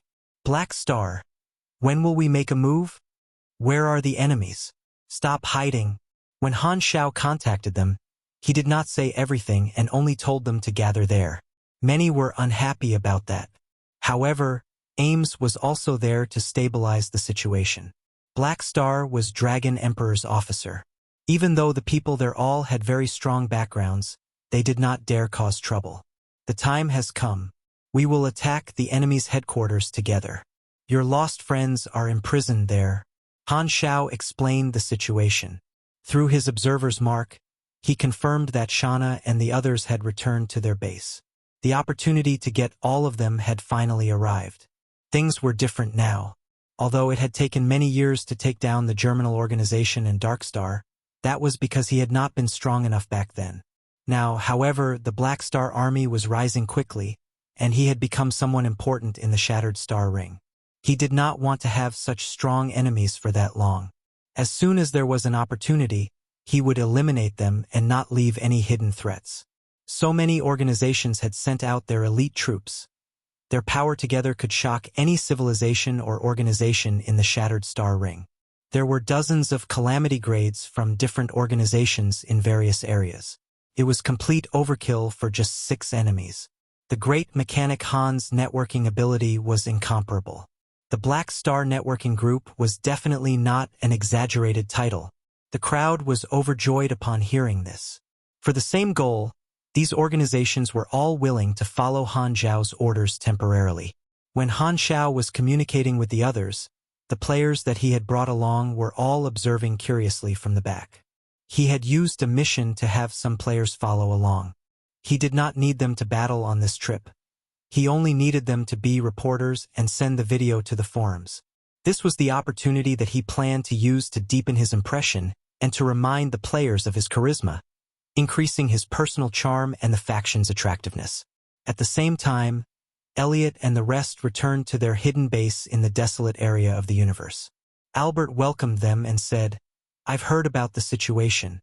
Leave Black Star be. We will keep a low profile for a while. Everyone stays in the base, don't go outside." The others nodded. This could effectively avoid risks. They would only start their hunting mission again after hiding for some time. They instantly threw Black Star to the back of their minds. To them, this matter was already dealt with. What they did not know was, a disaster was secretly approaching. Chapter 642 Counterattack. Chapter 642 Counterattack. Kernid slowly opened his eyes. In front of him was a transparent light curtain, and outside was an area that looked like a prison. Translucent single-person cells were spread evenly throughout the area, and almost every cell had a tenant. He was one of them. This was the prison that belonged to Shana and the others. It was to imprison the captured targets on the list. All the prisoners had specially made mechanical rings on their wrists and ankles. These limited the power of these grade as these rings were embedded in their flesh. The rings on their wrists sent out nano-level needles into their blood vessels, hearts, brains, and other vital spots. The mechanical rings on their ankles were supergene suppressors that weakened their recovery speed. They had collars on their necks, too. These were enchanted with very powerful magic that disabled them from using spells and weakened them. The person that enchanted these spells was clearly much stronger than the prisoners. Hence, the effect was very long-lasting. Other than this, many drugs were also injected into them, preventing the cells inside their bodies from generating energy. So many imprisonment methods made these grade as extremely weak. On the first day that Kernid was imprisoned, he shockingly realized that the others imprisoned there were all as famous and important as him, if not more. However, they had all been captured and imprisoned there. He was justifiably petrified. Kernid tried to escape but failed. So many others were unable to escape, and he was no exception. Furthermore, even if he did manage to escape the prison, there would still be enemies guarding and waiting outside, which made him despair. After being imprisoned for so many days, he had given up and clearly knew that he would not be able to escape by himself. All he could do was pray that someone would come to save him. However, no one had come to save those other prisoners who all had such high positions. He could not help but feel that the chances of escaping were close to none. He was rather pessimistic. However, speaking of being pessimistic, he was far inferior compared to his neighbor. A male space human was imprisoned in the cell beside Kernid. That person had been maintaining a long face the whole time. He looked not just miserable but almost depressed. His name was Lagiwan, a lone Calamity Grade. From what he said, he had been imprisoned there for almost 10 years. He was the most senior around. The days of imprisonment were very boring. Their only entertainment was chatting with each other, trying to find at least a shred of joy in those hopeless days. When those prisoners were having a good time chatting, as long as Lagi opened his mouth, he would unquestionably shatter the atmosphere. Everyone there had once been important, and everyone was pessimistic about ending up like this. However, in terms of being pessimistic, Kernid felt that they were all trash compared to Lagi. This time, the gate of the prison opened. Albert, Shauna, and Elliot walked in. The prisoners started an uproar. "Let me out of here. Do you know who I am? You've messed with someone you shouldn't mess with. You're going to pay for this. What is your goal?" Many spoke with rage. Every time someone came to patrol, they would try to threaten them. The three of them ignored the prisoners completely. They were not there to check on the prisoners as per schedule today. Due to the 2 failures that Black Star had caused them, out of caution, Albert had decided to keep things at a low profile and not do anything for a few years. Hence, they were now making a count on the prisoners and preparing to move them somewhere else. They definitely did not capture these targets because they wanted to collect stamps from their areas. They had other goals. This place was not the final location that these prisoners would end up in. The yelling and cursing did not stop, but the 3 of them did not care. They split up and did a count. Very soon, Shauna came to Kernid's cell. Kernid bashed the transparent wall heavily and furiously said, "I remember you. You're the one that caught me. The light rune civilization will definitely get me out." Shauna sneered. "You've still not given up? Do you really think someone will come to save you?" This time, Lagi slowly said, "Don't worry. No one will come to save us. We're definitely going to die." Kernid was instantly at a loss for words. He covered his face with one hand and said, "Whose side are you actually on?" Even Shauna was speechless. This guy had been imprisoned for almost 10 years, so he had probably gone haywire. After the count, the 3 of them prepared to leave. The prisoners were still yelling and cursing. Albert paused before turning around and saying to everyone, "I know you all think you're someone important. In reality, your positions in the Shattered Star Ring are not even worth mentioning in my eyes. In a few days, I will freeze you and send you out of the Shattered Star Ring. You will be determined as lost forever. You will never see your organizations or your families again. Fate is waiting for you ahead." All the prisoners quietened down, furious and frustrated. If what Albert said was true, it would really be the end of them. Many were despairing, anxious, and afraid of what was going to happen in the future. No one knew what the goal of this organization was. Logi sighed and said, "Sai, I'm guessing they're going to make us experimental subjects and study our bodies. When we lose our value to them, they will then anatomize us, tear apart our bones, muscles, and organs, and place them in containers as specimens. Our name and life experience might be written somewhere on these containers. We will then become a collection to be displayed to others. Look, this is the very developed brain of the Calamity Grade Kernid," and so on. The others felt a chill run down their spines. Kernid's face was filled with question marks. "Why didn't you use your own name?" Albert stayed silent for a while, thought about it, and decided not to explain. He then said calmly, "Anyway, enjoy your last few days of clarity. The next time you wake up, you will be in another star field." The moment his words sounded, boom, a loud bang. The entire prison suddenly started shaking violently. Albert staggered and almost bit his tongue. Shocked, he asked, "What's happening?" "Something's happened above," Elliot said with surprise. The three of them hastily left the prison and closed the gate after them. The prisoners looked at each other. Could it be that someone is here to save us? They were instantly energized and saw hope again. With his usual long face, Logi slowly said, "Even if there's someone here to rescue us, they might not be a match for the enemies. They will be killed in an instant. All of them will be wiped out. Their fleets will shatter, and the people inside will all be crushed and burnt into pieces. Your comrades, subordinates, and families might be among them. You will then be forced to eat those shattered parts of them, demolishing your spirit before anatomizing your body." "Shut the hell up!" The shaking continued. Albert and the others returned to the main hall and met with the other three colleagues. "What's going on?" "Enemies." Albert's face turned grave. He then took the others out of the headquarters. When they got out, they discovered that an enormous amount of power was digging their headquarters out of the ground. 2 people were floating in the sky. When they saw who those 2 people were, Albert and the others were stunned and stupefied. Black Star, Dragon Emperor, Freebnol.com. Ames was using her Esper ability to tear the ground apart, pulling their base right out of the ground. "How can he be here?" Albert opened his eyes wide. They had attacked Black Star not long ago, and now he was here. Their location was very well hidden. So how did Black Star find them? Elliot could not believe it. He had never thought that Black Star would appear. A thought suddenly appeared in his mind. He had just returned, and now Black Star had found this place. Could it be that he had exposed them somehow? The last time they attacked Black Star, he could only cautiously wait for the next attack. However, after his failure, Black Star was now able to come right for them. Even though he could not understand how Black Star had done it, he could only be the one to blame for it. There was no other explanation. Could it be that letting him escape was part of Black Star's plan? Elliot was befuddled, feeling ashamed. Thinking back to when he escaped from Black Star's ambush, he felt that he was an idiot for not realizing that something was wrong and that Black Star had bigger plans. Shauna was extremely upset. She felt that this was all because of her failure when she attacked Black Star the first time. If she did not act alone but work together with her partner, they would have been able to capture him, and Black Star would have become their prisoner. Albert forced himself to calm down. He knew that Black Star was dangerous, but he never expected Black Star's counterattack to come so fast, bringing them so much danger.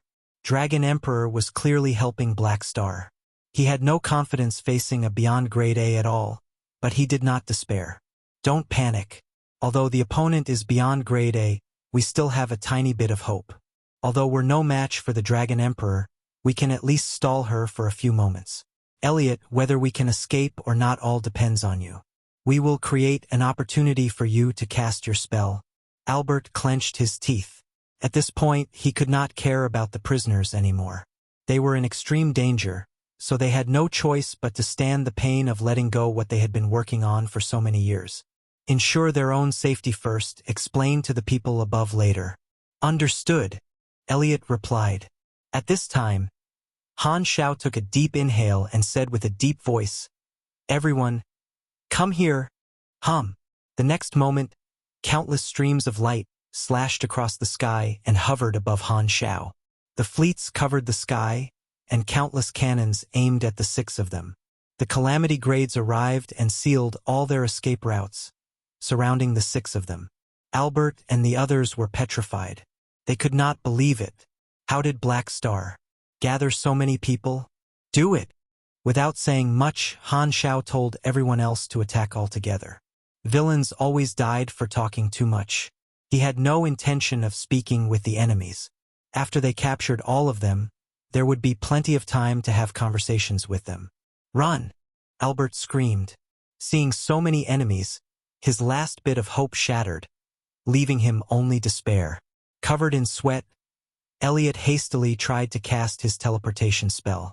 However, when he had only created a space vortex, it suddenly became extremely unstable. The teleportation gate that had always worked perfectly suddenly disappeared before it could even form. Not far away, the eyes of a great mage wearing a red robe was shining in the blue light of magic, and the staff in his hand was illuminating. Spell counter. This time, only one thought was in the minds of Elliot, Shauna, Albert, and the other three. It's over. 1. The name Logi has the same pronunciation in Mandarin as the word trash or rubbish. Chapter 643, Crushed. Chapter 643, Crushed. Fruibnovel.com. The battle erupted in an instant. Albert and the others were surrounded but did not give up resisting. They did everything they could to escape.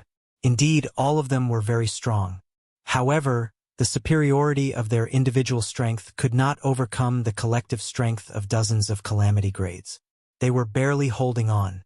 Only Beyond Grade as could deal with a situation like this. Despite them being stronger individually, they were still in the grade A range. Boom! The battle was intense, and the battlefield stretched across hundreds of miles. The earth was split open, and the ground was trembling. All sorts of abilities were flying all over the place. Even the terrain was tremendously changed. Following Han Xiao's information, a few mages kept their eyes on Elliot at all times. As soon as he showed any signs of trying to cast a teleportation spell, they would use all sorts of abilities to prevent him from doing so. Elliot was completely restrained. He was furious and had nowhere to run. He regretted using his teleportation spell to escape from Han Xiao's ambush not long ago. Clearly, that was why the enemies were so prepared. Among the six of them, Albert was the strongest. He was a psychic. His powerful psychic waves covered an extremely large area. He took on many people alone, hoping to create an opportunity for Elliot to cast a spell. However, his effort was wasted. Black Star had gathered more people than he could ever have expected. Albert was filled with despair. Just the tens of Calamity Grades would be more than enough to cause them a lot of trouble, yet there were still tens of thousands of battleships in the sky and the Beyond Grade a Dragon Emperor. This force that he had gathered would be more than enough to challenge the official army of a star cluster civilization. He had known that Black Star was dangerous but not this terrifying. On the spaceship, the players that Han Xiao had brought along were having an exciting time doing nothing. They had never seen anything like this. The excitement and awe of this battle between dozens of grade as could even match up to the video where Dragon Emperor crushed the mothership in the previous version. Furthermore, in terms of thrill, this was even more exhilarating. The players were all looking down from above. They could see the entire battle on the surface clearly. They all recorded videos of it and felt that their recordings might become the most astonishing videos on the forums. On the way there, the players had all come to discover that Han Xiao had staged this. They felt like they were watching a cut scene of the storyline. Han Xiao watched at the side.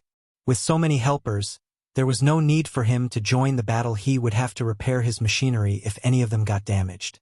It was completely one-sided. He had planned to only receive the reward for the second round of the mission after he touched Fiden, but he had thought that attacking the enemy's base might be the third round of the mission, so he had completed the second round long ago, hoping to receive the next round of the mission. However, the third round did not appear. Attacking their base did not become a mission requirement. Han Xiao was not surprised by this. He could not decide the mission requirements. Even though this was not a mission, he would still attack their base.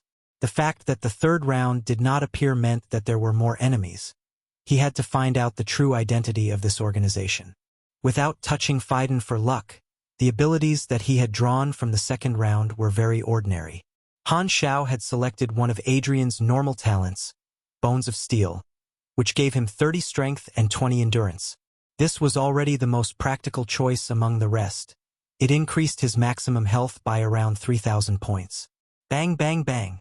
The battle was one-sided from start to end and only lasted a while. The sixth resistance was meaningless. They had no chance of escaping. They were all captured and thrashed without any hiccups. After capturing the 6 of them, the organizations all sent people into the prison to find the person that was missing from their organization. Albert and the others were heavily injured and taken to Han Xiao. All their masks were taken off, showing their furious faces. There was still shock in their eyes. They still could not believe that they had been defeated by Black Star so easily. Black Star's counterattack came so quick and strong, easily defeating all of them. This was too difficult for the 6 of them to accept. Han Xiao scanned through them and nodded.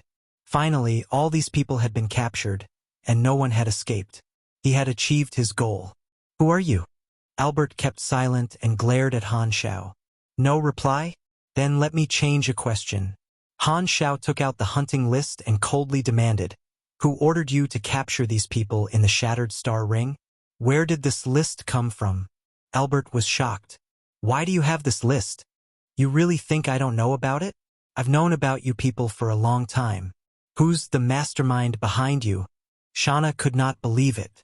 She had thought that her failure had alerted Black Star, but it turned out Black Star had known about them long ago. Where did he get that information? Albert still kept silent.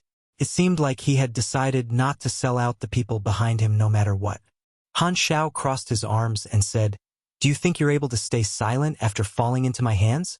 I have plenty of ways to make you talk." Behind Han Xiao stood the Calamity Grades of many organizations, staring at Albert and the others. They were definitely not going to let the people behind this go easily. If Albert and the others were not going to talk, they were clearly going to be painfully tortured. These organizations would think of every way to get information from them. Albert looked at these people, then spoke slowly. "The end is death anyway. There's no difference between talking or not talking, unless you can let us live. You're not in a position to make requests," Han Xiao said. "I can only ensure that you will be tortured less." "Okay, I will tell you." Albert seemed to have made up his mind. "The Klent Kingdom ordered us to do this." Han Xiao frowned. "I need proof. I can prove our relationship with Klent. Our intelligence came from an intelligence organization under the Bloodshed Land. There are records for it. The hunting list was given to us by the Klent upper echelons. They want the Shattered Star Ring to be more chaotic, so they hired us to get rid of enemies and capture stronger individuals," Albert slowly said. "No, it's not Klent." Han Xiao frowned even more. It sounded like things were all connected, but the mission introduction clearly suggested otherwise. The truth was definitely not this simple. He felt that Klent was most likely not the mastermind behind this mysterious group. There were contradictions in both their method and motive. Albert might be deliberately putting the blame on Klent. Albert was done for. He had no choice but to give out some information. He might be lying to cover the truth and protect the real mastermind behind this, letting Klent take the blame. As for why he chose Klent, it might be because Klent really was connected to this mysterious organization in some way. It might also be because Klent was the best choice to push the blame onto in the Shattered Star Ring. Han Xiao stared at Albert's eyes but could not see anything but sincerity. He squinted but did not continue to question Albert. "I see." Han Xiao suddenly smiled. "So, Klent is the mastermind. I believe you. That's right. If you want any evidence, I can provide it. I hope that you can keep your promise and not torture me." Albert insisted that it was Klent. The emissaries of the other organizations felt an immense sense of hostility toward Klent. They were furious. Is Klent out of their mind? How dare they do something like this? Do they think we're easy to mess with? After Klent joined the Crimson Dynasty, they had become more and more imperious. Many organizations knew that Klent was ambitious, so they believed most of the truth that Albert revealed. The purple crystal civilization emissary's eyes sparkled, and he was secretly delighted. If Clint ended up taking the blame, they were willing to believe it regardless of whether it was the truth or not. This would make these organizations hostile toward Clint. The enemy of my enemy is my friend. Albert and the others clearly wanted to hide the real mastermind, but Han Xiao was not planning to expose them and went with the flow of letting Clint take the blame. He could search for the truth privately. After all, these people were now in his hands. He could do anything he wanted.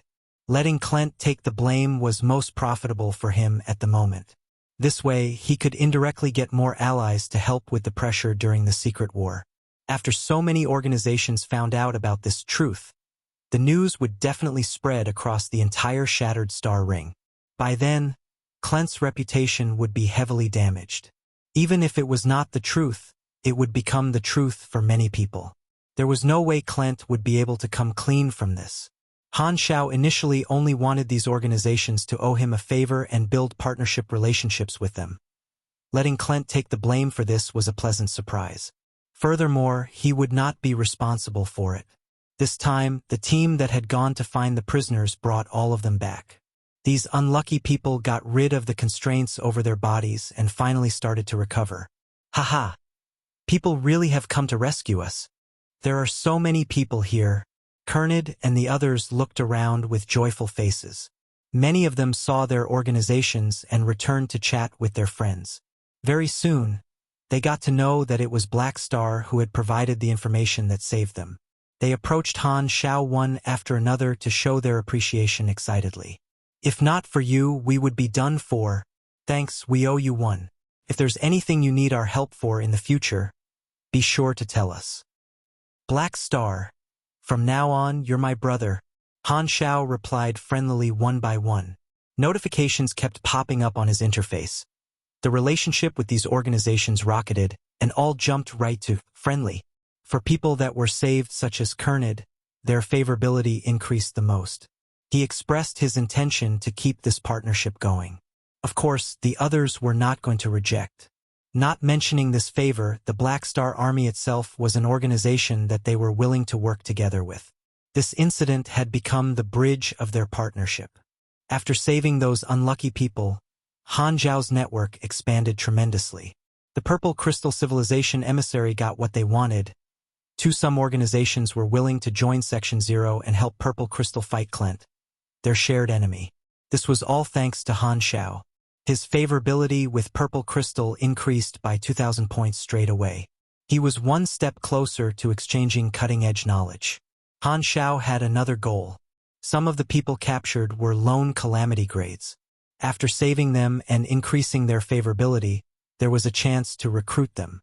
After asking around, most of those lone grade as supers rejected him and expressed that they had no intention of joining another organization. Only one person was an exception, which made Han Xiao overjoyed. Being able to recruit just one of them was already more than good enough. He was currently the only grade A in the army. Adding one more meant that the number of grade is doubled. This was also the first grade A whom he had recruited. The person that accepted the invitation looked very ragged and depressed. It was no other than Logi. Logi did not hesitate when he was invited. After being imprisoned for 10 years, he did not want to go anywhere. Han Xiao had saved him, so he was willing to follow Han Xiao. The way he looked at it, no matter where he went, he would be rotting and dying anyway. It did not make a difference. Han Xiao shook his hand and passionately said, "Welcome to the Black Star Army. You will definitely be satisfied with our treatment. We will be friends from now on. What's your name?" Logi shook Han Xiao's hand, sighed, and said, "I'm Trash. Come on, dude, you're too humble." Chapter 644, The Ancient Ones. Chapter 644, The Ancient Ones. Logi's expression darkened, and an extremely bitter look could be seen on his face. Han Xiao immediately knew that he had said something wrong and quickly replied, "Oh, sorry for the misunderstanding. Your name is pretty good." Very regretfully, my father seems to agree. Logi let out a sigh. Why is this fellow speaking so politely?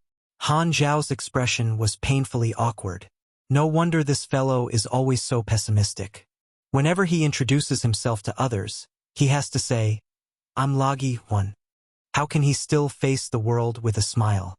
It's only natural for him to be depressed and unable to see the hope in the world. It's all right.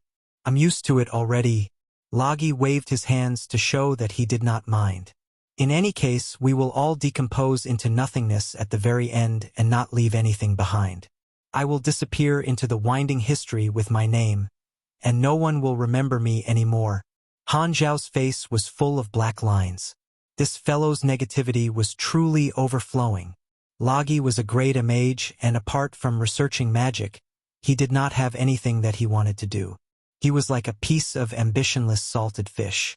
He had accepted Han Xiao's recruitment because, first, he owed Han Xiao a favor and had nowhere to go, and second, joining an organization meant that he would not have to worry about his research expenditure.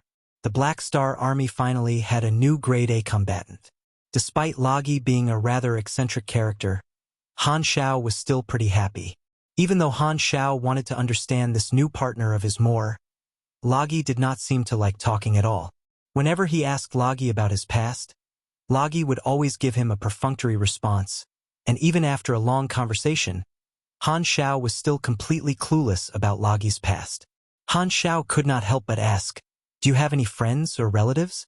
Lagi let out a depressed sigh and slowly said, "Just treat it as I don't have any." Han Xiao rolled his eyes in response. If he gave Lagi a cigarette and stubble grew all over his chin, the picture would be complete. To think that such a depressed and lifeless individual was actually able to reach Grade A. Just what kind of tragic event happened in his life to transform him into such a depressed individual? Or could it be that he had always been like that since young? If it was the latter, Han Xiao truly could not imagine what kind of a talent Lagi had. Could it be that I picked up a protagonist-level character? Han Xiao was extremely tempted to give Lagi a slap to see his attributes. Right at this moment, all the organizations that were present had found their returning officers and were prepared to leave. Before they left, they all bade farewell to Han Xiao. After fighting together this time, Han Xiao had built a good relationship with all these organizations, and his personal influence extended beyond the Colton Star Cluster. Forming alliances and searching for allies was also an important aspect of developing his organization. Han Xiao's goal was to have friends all around the star field, and he had taken the first step in that direction. The Star Beast organization was extremely grateful to Han Xiao saving their leader, Gobalai. They had never made any deals with outsiders but had expressed their willingness to enter a business partnership with the Black Star Army. The Star Beast organization only started to hire outsiders during version 3.0, and players could complete faction missions to earn favorability points. Players could purchase rare genetic medicine and could even purchase pets and mounts. Since players already had spaceships, the purpose of a mount was only to increase their swag. Han Xiao wanted to purchase a few rare Galactic Beast materials to upgrade his intermediate strength in life talent. The last time, he had consumed the core of the Void Lord and confirmed this idea of his. Han Xiao needed rare materials that could fulfill this condition, and the Star Beast organization was undoubtedly the experts in this field. They agreed without any hesitation and promised to complete the request. There were a few lone wolves among those who were saved. Despite rejecting Han Xiao's recruitment, they left behind their contact numbers and promised to aid Black Star if he needed their help in the future. Han Xiao treated this as a hidden trump card to be played in the future. The words of a Grade A super could definitely be trusted. Albert's gang of 6 became Han Xiao's captives, and after dismantling their headquarters, Han Xiao left together with Ames. A few days later, the huge incident that Han Xiao had directed exploded in the Shattered Star Ring and caused another huge wave, including the 7-star cluster-level civilization. Countless organizations in the Shattered Star Ring were shocked by the chaos that Han Xiao had created. Numerous organizations from all directions had responded to Black Star's summons and formed a force that even star cluster-level civilizations would not dare to underestimate. Since when did Black Star have such a huge influence? Ames had also participated in the operation, which allowed many to draw their own conclusions. All the while, the Dragon Emperor had appeared to be a weak, neutral party. While the appearance of the Black Star Army had gradually increased the prestige of Floating Dragon, it was not enough to change the impression that most people had of Floating Dragon. But this time, many individuals had misunderstood Han Xiao's actions to be those of Floating Dragon. They all thought that Floating Dragon was trying to flex their might and could not help but be startled. Floating Dragon had unknowingly formed such a large alliance, and the 7-star cluster civilizations could not help but reevaluate Floating Dragon's position. As a beyond grade a super, Ames had always seemed disinterested in vying for power and influence. However, she seemed to have been getting more and more active since Black Star joined Floating Dragon. Black Star seemed to be the catalyst that allowed Floating Dragon to have a drastic transformation and rise rapidly. After this incident, the strength that Floating Dragon had displayed planted some ideas in the minds of some private organizations. With a beyond grade a super at the helm, as long as Floating Dragon wished, they would definitely be able to draw many to their side. If Han Xiao could draw more supporters for Floating Dragon, he would also receive benefits from it. The other outcome of this operation was the truth that Albert had revealed. Clint ended up becoming the scapegoat and was criticized by every organization within the Shattered Star Ring. In truth, many civilizations had performed such an act before and had a tacit understanding with each other. However, the moment such an act was exposed, they would undoubtedly become the target for all criticism. The Clint Kingdom was truly miserable. They were shot even while lying down, with a calamity falling on their heads even though they did not do anything. Clint naturally released an official statement to deny their involvement, but it was not of any use. Many organizations began to become wary of Clint after this incident. While living in turbulent times, every organization had no choice but to be on high alert. In truth, Albert did indeed work together with Clint. However, Clint did no more than provide them with intelligence. Albert and the others came from another star field, and Clint was not their true master. Clint had indeed decided to provide intelligence to this group of 6 with the intention to kill with a borrowed sword and muddy the waters within the Shattered Star Ring. Thus, Clint truly was not maligned at all. For such an incident to explode when they were in conflict with Purple Crystal, this was akin to providing Purple Crystal with more allies without doing anything. The Clents truly suffered a loss and were extremely frustrated by the incident. Black Star's actions had disrupted Clent's original plans. The Bloodshed Land had no choice but to adjust their plan and delay the time for war. The Blacklight Stealth was currently on its way to the Garten star system. In the spaceship, Han Xiao was currently extracting the supergenes of the 6 supers. He had extracted a few dozen tubes of supergenes, and the 6 of them were extremely weak. The prey mission was not over yet, and the 3rd phase had not been refreshed. The mastermind behind this incident would be his enemy for sure. In order to command 6 grade A supers who were all extremely close to having the strength of A+, the mastermind was definitely no simple character. I have said before, Clent is the one giving us orders, Albert said weakly. Han Xiao shook his head and replied, I didn't stop all of you from framing Clent because this is in line with my objectives. However, this doesn't mean that I truly believe you. I know that torture may not be useful to all of you. Thankfully, I brought a specialist for this. Aesop then walked into the room. Aesop had also joined in the fun together with Ames and had always been on the spaceship. Aesop's Esper ability was extremely suitable for finding clues, and it would not matter if Albert and the others did not want to speak. Aesop naturally did not mind doing Han Xiao a small favor. Old man, I shall hand them over to you. Han Xiao moved out of the way. Aesop touched the 6 of them and shut his eyes to use his Esper ability. After a long while, he opened his eyes with a strange look on his face. Old man, any luck? I can't believe that it's them, Aesop muttered to himself with a grave voice. Black Star, you have truly provoked some extraordinary characters. Han Xiao's eyes narrowed, and he replied, I didn't provoke them.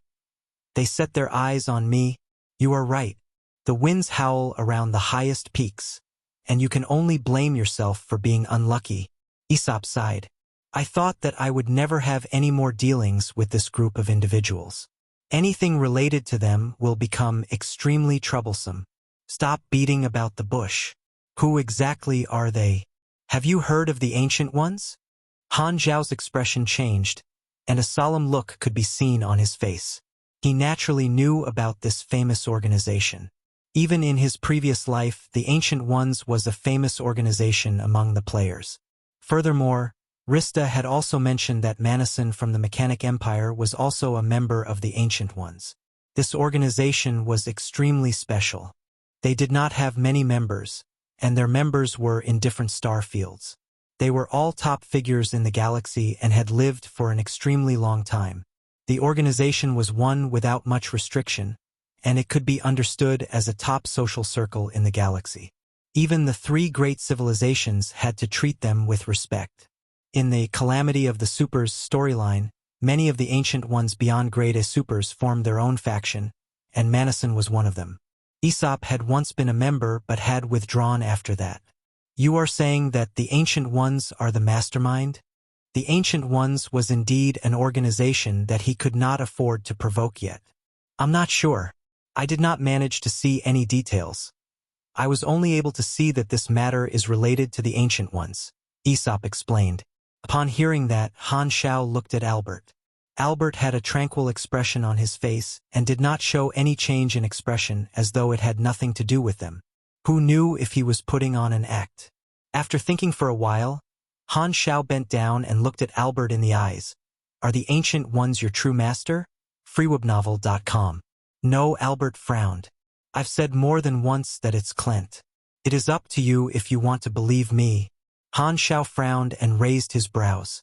If this matter isn't related to the Ancient Ones, you would have been extremely glad for me to provoke them. Albert fell silent and no longer said a word. Han Xiao could not be sure that the Ancient Ones were his final enemy. Furthermore, the Ancient Ones were a loose organization, and it could be the plan of just a single member. What a coincidence. This is the second matter related to the Ancient Ones. First, it was Erosia and now them. Han Xiao pondered to himself. It was truly too much of a coincidence. Regardless of whether the mastermind is the Ancient Ones, I can't deal with them for now. Before reaching beyond Grade A, it will be difficult for me to even protect myself. Han Xiao's mood was heavy. The enemy had already set their eyes on him, and with Albert and the others caught, new enemies would definitely appear. However, he did not even know the identity of his enemy. This threat made him feel an immense sense of pressure. However, worrying would not be able to change anything. There was currently a problem before him. Just how should he deal with his 6 captives? It would not be a good choice for him to lock them up and squeeze them like orange juice. They were not rookie galactic pirates, and if they managed to escape, Han Xiao would not be able to suppress them. Furthermore, Han Xiao probably would not be able to find out anything else from them, so keeping them would only be a risk. Elliot could feel Han Xiao's killing intent, and his body shuddered. One logi is pronounced the same as trash in Mandarin. Chapter 645, Galaxy Pro League Season 2. Chapter 645 Galaxy Pro League Season 2. Han Xiao first returned to Floating Dragon to drop Ames and Aesop back. He then killed Albert and the others without hesitation. On the way to Floating Dragon, he had made a lot of genetic medicine from the 6 of them. He was not planning to lock the 6 of them in the Galactic Pirates' warm little house because he did not want to take that risk. He was never soft-hearted toward enemies. After killing the 6 of them, Han Xiao received a lot of experience and a few character summon cards. Albert and the others were very calm toward death. Only Elliot was panicking and furious. Nonetheless, none of them revealed the true identity of the mastermind till the end. This did not affect Han Xiao in his decision to kill them, but he was surprised by their loyalty. Someone that could make a Grade A+ this sincere was definitely terrifying. That someone being a beyond Grade A was the only possibility. No matter which member of the Ancient Ones the mastermind was, it was not someone he could deal with. He would definitely become that person's enemy now that he had killed that person's subordinates. Han Xiao had no other choice. The enemy had targeted him, and he could not have not resisted. Thus, it was unavoidable. The third round of prey had yet to appear. He had no idea how strong the next attack would be. The only good news was that at least beyond Grade as would not casually go to another star field, which meant that he would not have to fight a beyond Grade A. Nonetheless, he still felt immense pressure. For that, Aesop personally did a one-time fortune-telling on him. He roughly foresaw that this issue regarding the hunters had come to an end for the moment, and that nothing would happen anytime soon. This made Han Xiao feel relieved. Star fields were separated by very wide, desolate regions. Whether it was traveling across star fields or getting information across, they were not easy things to do. Now that Albert and the others had died, the enemy would not be able to get to him shortly. Han Xiao's position in Floating Dragon had been rising. He was Aim's best assistant, and Aesop had high hopes for him. On the way to Floating Dragon, he told him quite a lot of secrets about the Ancient Ones and helped Han Xiao guess who the mastermind was. The Ancient Ones were not united. Every member had their ambitions. The reason they had formed an organization was to fuse the members' influence into one and obtain a superior position in the universe, benefiting all the members. They rarely did anything using the Ancient One's name. Aesop felt that the master of Albert and the others was just one member of the Ancient Ones. At least that was much better than the Ancient Ones. After killing Albert and the others, the matter had come to an end. Han Xiao took Loggy back to the base number 1 in the Garten Star system. Loggy was the only Grade A officer in the Black Star Army. Han Xiao introduced him to the other officers and let everyone know that there was a newcomer. Loggy had just escaped from imprisonment and was still rather isolated. He did not communicate with the others and went to familiarize himself with the environment. Han Xiao did not give Loggy any jobs yet. With his Grade A strength, he was more than qualified to be the deputy captain. However, Loggy had just joined, and Han Xiao felt that he needed to know more about him before giving him any important positions. The secret war between Clent and Purple Crystal would not start anytime soon, so Han Xiao could not increase his relationship with Purple Crystal even if he wanted to. There was nothing urgent to do, so he was quite free. During the time he went out to look for trouble, there happened to be one huge matter that had attracted the attention of the players. Pro League Season 2 was about to start. Some players uploaded the video of a scrimmage between tens of Calamity Grades, showcasing the Black Star Networking Group's ability. Bun Hitdog's new video also mentioned information about the next version, which was related to the Crimson Dynasty, as Han Xiao had said. These posts all got Han Xiao some attention. However, compared to the popularity of the Pro League, everything else was pushed aside. Even he could not compete with the Pro League for popularity. It was already the late stage of version 2.0. Galaxy's players had been steadily increasing through the version. Although it had not reached the explosive increase stage, there were already many players. The first season was quite successful. There were now many people paying attention to the second season. Galaxy Times had been talking about the Pro League for a few consecutive episodes. Heating things up, Han Xiao returned to his room, took out a bottle of handsome and happy water and gulped it down. He then opened the latest Galaxy Times episode. This was the last episode before the start of the Pro League. It was their last effort to add more wood to the flames of this huge event. The two hosts showed off their ability to make cold jokes before talking about the main focus of the episode, emphasizing on the rules of the second season of the Pro League. Version 2.0 added a few novice planets. However, most players had already left their novice planets and entered space. Hence, the divisions were adjusted and were no longer based on novice planets. The divisions were now based on star fields that had novice planets in them. As some novice planets were in the same star field, they were combined into the same division. There had been 13 divisions in the previous season, but now there were 9. This meant that the teams of some countries would meet before the main event. Strong teams would face off against each other to qualify for the next stage. Even though more teams were allowed to advance this season, the competition would still be more intense. The locations for the divisions were no longer on novice planets but a few nearby unpopulated planets in every division. The entire planet would be the venue. As the players had already entered the galaxy, they would definitely be able to come to the venue. The format did not change much. It was still singles and groups. There had only been 3 types of battles in the previous season: duel, groups, and singles. One more was added this season: survival. As the name suggested, it was about surviving.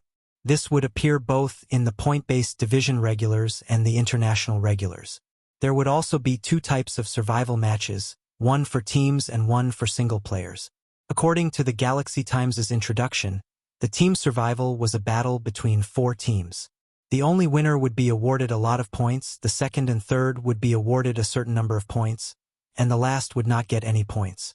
The singles survival would be a brawl between 16 singles players. As for the schedule, the first stage was still the division qualifiers and division secondary league. All players would be able to register for the division qualifiers. The division secondary league was a jumping board for the second-tier teams of some clubs. The top 40 teams and 64 singles players would enter the preseason to warm up, followed by the division's regulars. The division's regulars was point-based. The top 8 teams and 16 players would enter the division finals. After the division's regulars, the ones at the top of the scoreboard would take part in the entertainment-oriented International All-Stars. The division's finals used the best-of-5 format to determine first place and the runner-up. As there were fewer divisions this season, the top 4 teams and 8 singles players would all be able to enter the international regulars. This time, the gap between the internationals and the divisions was hugely reduced. The schedule would be much tighter than the previous season. The internationals was also point-based. The most elite players from the various divisions would fight to determine the top 8 teams and 16 singles players who would enter the international finals, where the world champions would be determined. Han Xiao looked at the forum's videos and nodded in approval. The format was the same as in his previous life. The difference was the people taking part in it. The show then heavily focused on introducing players with potential in China. When the time for the interviews came, the captains of the 4 biggest clubs in China were invited. Frenzied Sword, who had finished among the top in the international singles in the previous season, was also invited. The 2 hosts asked them a few questions and chatted. The atmosphere was light and relaxed. For the last question, the 2 hosts asked every team about their goal this season and what they expected. The answers these people gave made the Chinese viewers feel excited. Dynasty's King Admiral smiled lazily and said, "Dynasty only has one target this season, to win every single battle. We're going to be the division champion and the world champion." Temple of Gods Li Gu sounded very formal. "We will do our best to win every match and make use of all our strength. We hope to achieve enough in the internationals to not disappoint the supporters of Temple of God." Fried Eggplants with Fish's Son Eggplant said with an expressionless face, "In the last season, we regrettably could not qualify for the internationals. This season, we're going to fight to become the last winner." Long Skies Hao Tian sat up straight and said with a very serious tone, "Our only target is the world champion." The 4 biggest clubs all confidently announced that they were going for the championship. This made the Chinese players all very excited. In the last season, Dynasty had been the first runner-up. Although it was not bad, the Chinese players were still quite sad that they did not win. They were close to the top, so they were more determined to reach it. The words of these 4 clubs were very morale-boosting. For teams will be able to qualify in the internationals. If all 4 of our clubs enter the top 4 and the internationals, that would be really fun.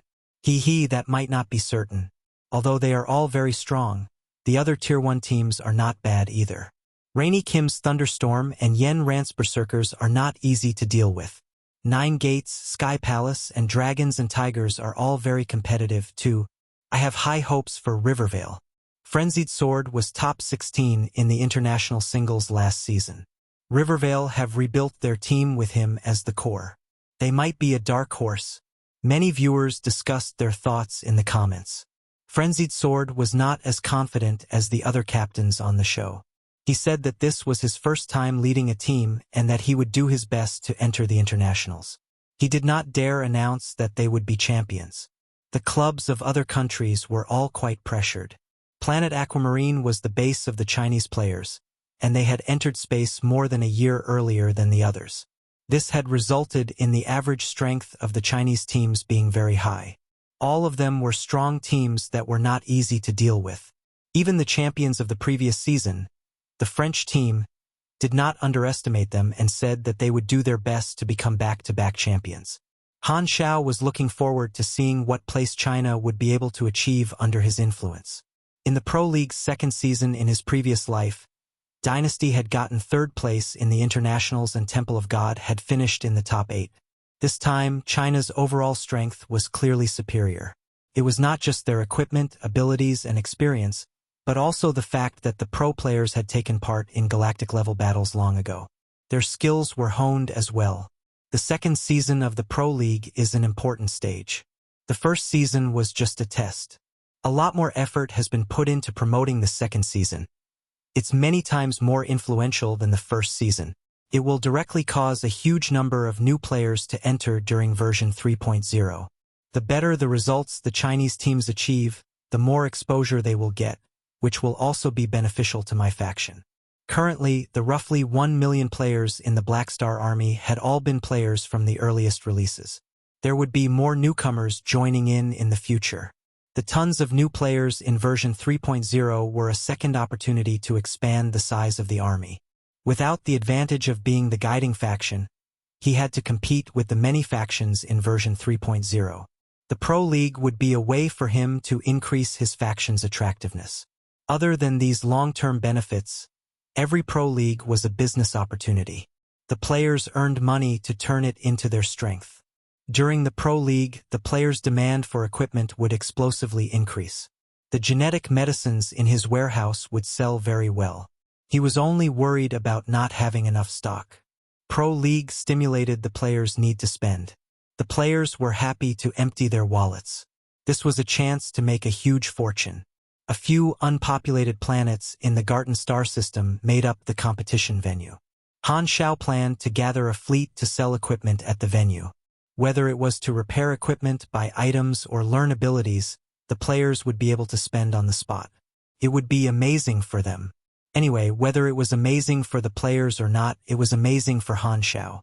The Pro League is going to start in 10 days. Time to go. Han Xiao's eyes sparkled. Chapter 646 Training Soldiers. Chapter 646 Training Soldiers.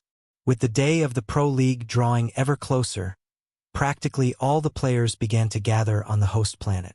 Even if they were not competing, they could still participate in the arena as spectators. This would be a large-scale event involving the entire player base, and for players who loved lively events, this was something that they could not miss.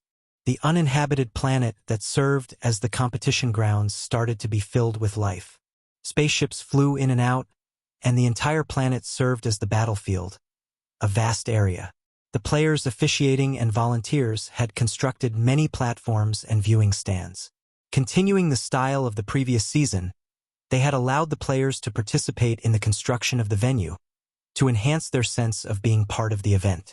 Since there were also many players that were idling away, they were happy to help out. The casual players prepared the venue in full swing on the planet, while the participating players took advantage of the time to do their final preparations, strengthen their equipment, and upgrade their skills. Han Xiao had brought a fleet with a flagship serving as the core. They carried various stocks from the warehouse as they came toward the game planet. When the Black Star fleet appeared, the players on the planet were surprised as they did not know why the army's fleet had appeared.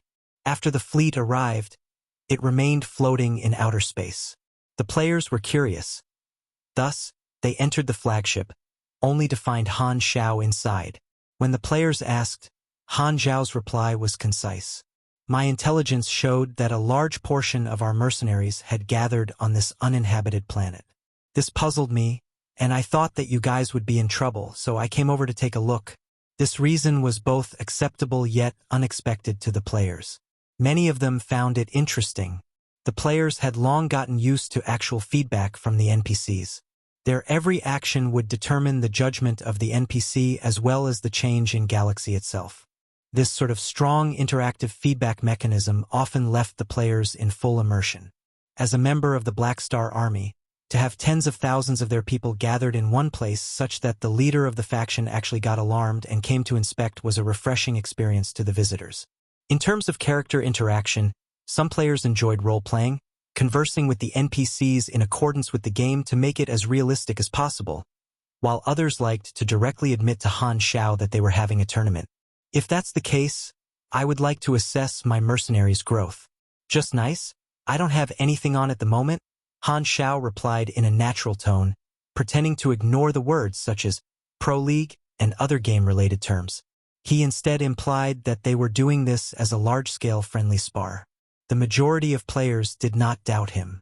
They did not expect an NPC to appear to observe their pro league, but this only made it more interesting. In addition, upon finding out that the ship was stocked with various services for supply and maintenance as well as equipment and potions, the players were even more pleased. This meant that there was now a convenience store right beside them. The happiest group was actually the club players. Because they were filthy rich, the services that Black Star provided could allow them to flexibly adjust their tactics without the need to run to other planets to prepare their supplies. This saved them a lot of time. Having Han Xiao spectate the event would naturally not be suspicious to the players. As long as he did not move toward that topic, nobody would think about the strangeness of this whole affair. No matter how low the possibility of a player suspecting him as an NPC, even if someone really found out, it was useless. For him to have gone through so much from the start, if there were problems, they would have popped up long ago. As long as he did not interfere in the Pro League, maintaining his distance, there was no need to panic. 3 days later, the highly anticipated second Pro League officially began. The first stage was naturally the qualifiers.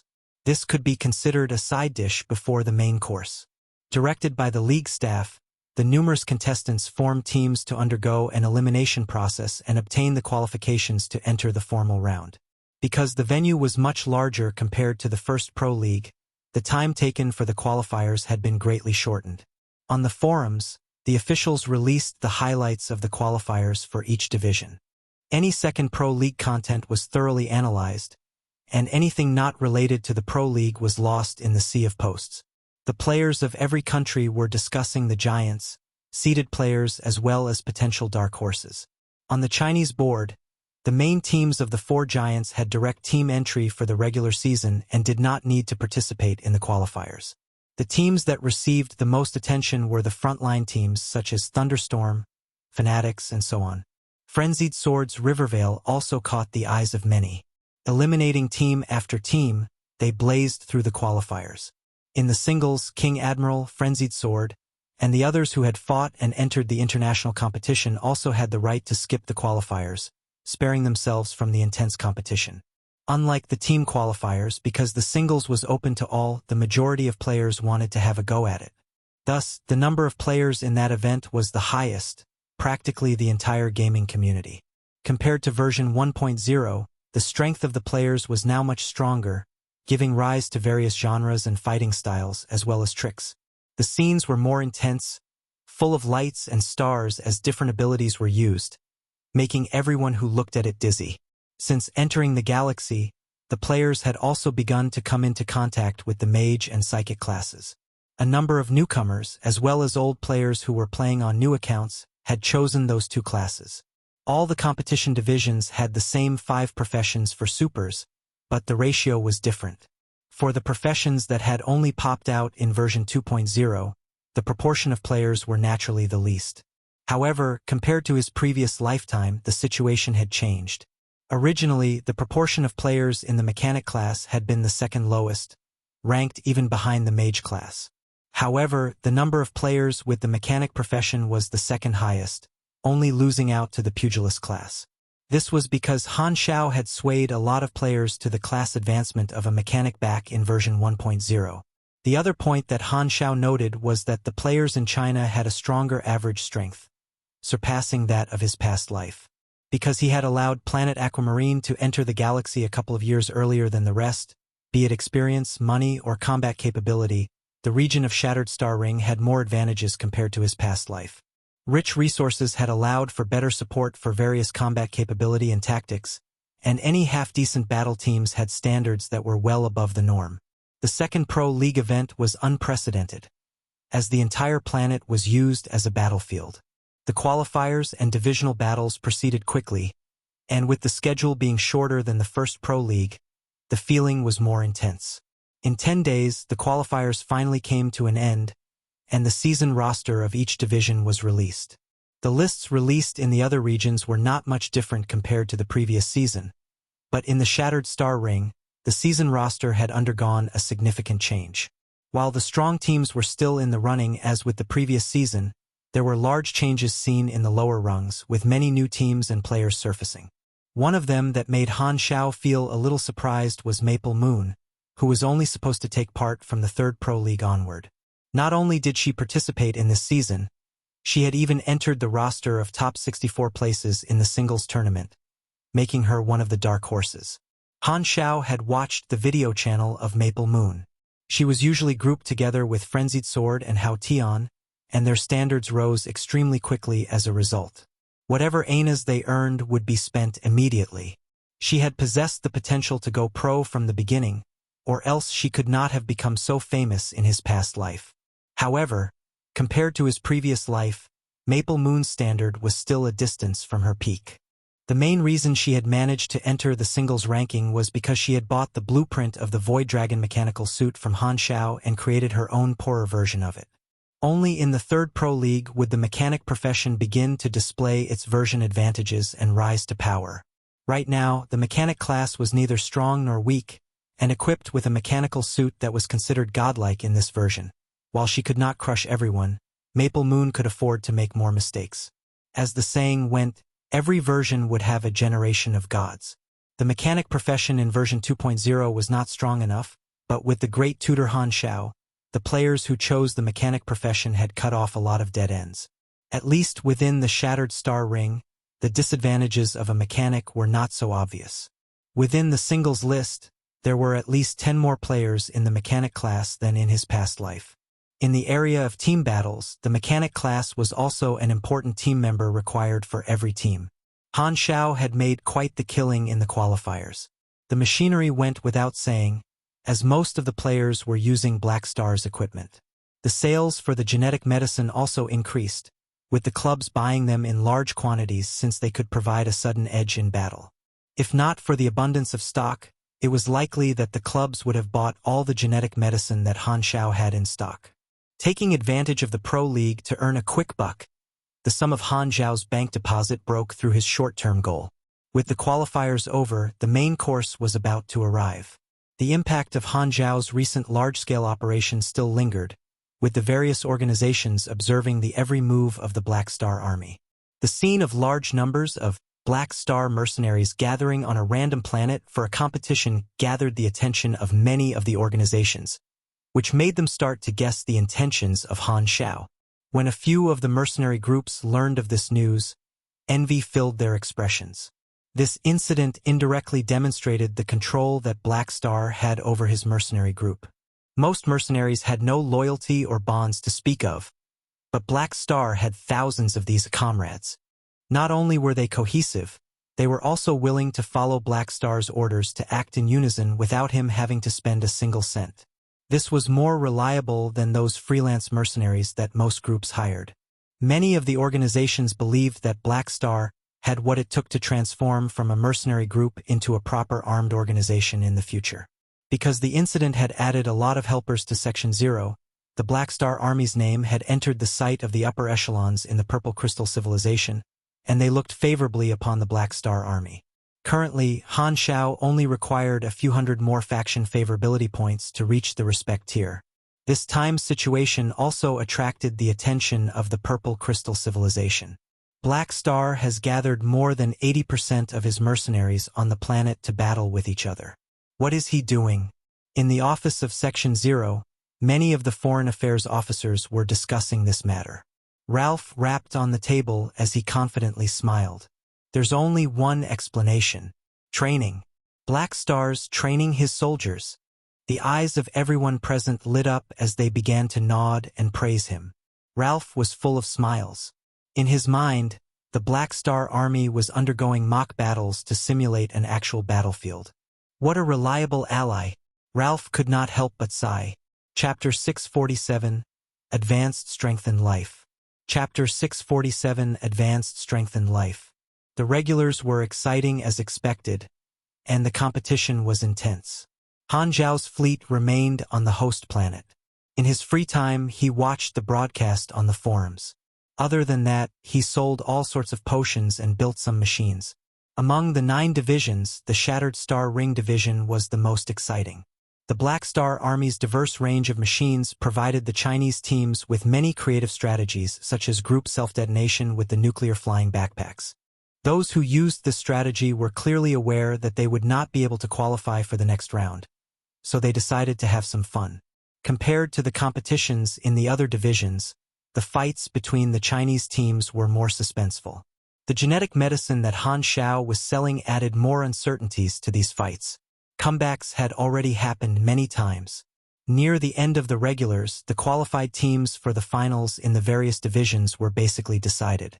To Han Xiao's surprise, Frenzied Sword's Rivervale team climbed as high as second on the point-based scoreboard, right below Dynasty, which almost won every single fight. For Frenzied Sword, who was leading a team for the first time, this was outstanding. In fact, Rivervale was not very strong in direct battles, but it was like God was helping them in the new mode, survival. They were able to be the last team standing many times. This gave them a lot of points. Hence, they rocketed to second place in the later stages.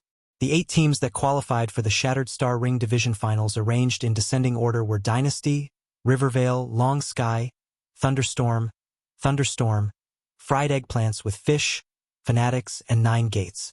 As for the singles, King Admiral, Frenzied Sword, Hao Tian, Li Gu, and the other strong players all got into the top 16.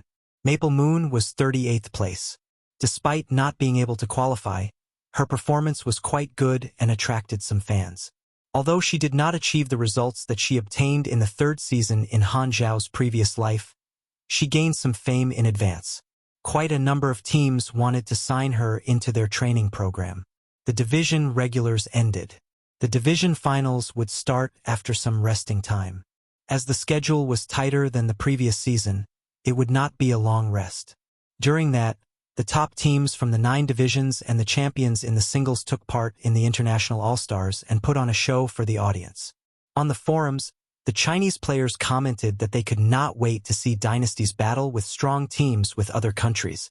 The champion of the previous season, Tulips, was the champion in their division. As the first runner-up in the previous season, Dynasty had the opportunity to fight with the previous champion. Although it was just a performance, countless Chinese players still hoped that Dynasty could win. Before the International All-Stars started, Han Xiao received some good news. During this time of the Pro League for the players, the Star Beast organization finally gathered all the rare materials Han Xiao had requested and sent them to Han Xiao from far away. In the flagship's hall, the Star Beast organization member delivered an alloy box and said in a respectful tone, "Your Excellency Black Star, the goods you wanted have been delivered. Leader Gobalai sends his regards." "Okay, thank him for me. We will have many opportunities to work together in the future." Han Xiao nodded and sent him away. He then took the box to his training room. After closing the door, Han Xiao opened the box. Cold air flew out and obstructed his view. After it slightly dissipated, Han Xiao saw 10 tubes of liquids inside with various colors. Some had multiple colors, some were transparent, and some were deep blue. These were all potions extracted from the essence of rare galactical creatures related to the Void Race in some way. Injecting biological medicines had the risks of causing mutation. The most direct effect of it would be a decrease in attributes. The lower the compatibility, the higher the chances for a mutation to occur. To lower the risks, the creatures Han Xiao listed all had the Void bloodline. Han Xiao was one of the Void race himself, so the high compatibility would hardly lead to any mutation. Void creatures were difficult to find. It had taken the Star Beast organization quite a lot of effort to obtain all of that. Han Xiao took out the injector and injected them into his body one after another. He always rested a while in between each tube to ensure that everything was fine before injecting the next tube. The first few tubes gave him a few more points in attributes, but the effect was getting weaker.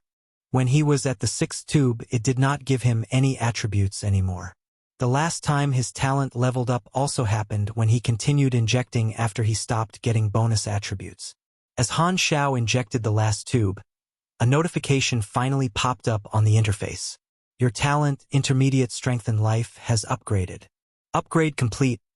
Original talent changed to Advanced Strength and Life. Advanced Strength and Life provides extra health based on END on a scale of 1 hour 60 minutes, plus 25 resistance, plus 10% all attributes temporarily for every 40% health lost. Finally, this talent is upgraded. Han Xiao had a joyful expression on his face. Before the upgrade, The ratio of endurance to health was 130, but it was now 1 hour 60 minutes. There was also the effect of getting a 10% bonus in all attributes temporarily for every 40% health lost. I have 2 talents that can exchange between mana and health, which makes my health recovery extremely fast. If every 40% of my health loss triggers a new effect, this means that the longer the battle is, the stronger I will become. Harmon had a similar ability, and he had seen its power with his own eyes. The only problem is, I'm too tanky. It will take too long to reduce my health by 40%. Han Xiao opened the interface and looked at his health. Health: 117,910. Finally, my health is more than 100,000. Even if the vanguard officials of the Bloodshed Land fight me all at once, I will be able to tire them out easily. When the secret war starts, I've got to find them to have some fun. Han Xiao chuckled. He was so tanky that instead of being called a mechanic, he might as well be called a muscle-achanic. At the center of the known universe was the base star fields of the 3 universal civilizations, which formed a triangle. These were the most advanced and bustling star fields in the entire galaxy. This place was called the Central Galaxy. It was the universe center of the strong, the powerful, and the rich. The Abyss of Stars was one of the 3 star fields in the Central Galaxy, the core territory of the Federation of Light. In this star field, there were some known forbidden areas. The Shadow Realm was one of them. This was a manually modified planet, and beside it was an eerie black satellite. There was no land, no seas. It was as if this was a gaseous planet formed by some sort of black gas. The Shadow Realm was a forbidden place in the Abyss of Stars, because this was the territory of a beyond grade 1,000 shadows. Just like the Shattered Star Ring, there were also beyond grade as in the Abyss of Stars. In fact, there were more than 4 of them. Between the beyond grade as in the Abyss of Stars, 1,000 Shadows was known to be an outcast. No one knew his name. No one had seen his real face. Every traveler who stepped into the Shadow Realm had disappeared without a trace. This gave 1,000 Shadows an aura of mystery and danger. People could only know about him through parts of legends. These legends could be traced back to as early as the end of the exploration era, meaning there were records of 1,000 Shadows dating back to thousands of years ago. There was a city in the Shadow Realm, comprising many buildings and a lot of bases. Countless spaceships were docked there. However, strangely, there was almost no one there. It was deadly silent. A man sprinted down the completely empty street. His footsteps and the sound of wind were among the only sounds in this city. There was a tall tower-shaped palace in the middle of the city. This man ran into the open door of the palace, through the deadly silent corridor, past the spiral staircase, and arrived at the top of the palace. This was a room, a very wide and spacious room. At the end of the room was a wall embedded with a circular black mirror. The man came before the mirror, and the pitch-black and smooth mirror reflected the man's face. He had an ordinary look, except his eyes were pure white like 2 white crystals. The man stared at the mirror and softly spoke. "Your Excellency, 1,000 Shadows, I did not intend to disturb your rest. Some things have happened. Albert has failed. The team in the Shattered Star Ring was wiped out. Their prey was rescued. We need your guidance." Then the man patiently waited for a reply. After a while, the mirror suddenly started rippling. An indescribably eerie voice appeared. It was ethereal and husky, like the murmur of a higher dimensional being. "The others, the teams capturing prey in other star fields, have not met any trouble. Everything is normal. The new shadows will convey my message." The next second, the black satellite in outer space suddenly launched a thin, long beam, heading right to the Shadow Realm and accurately landing at the top of the palace.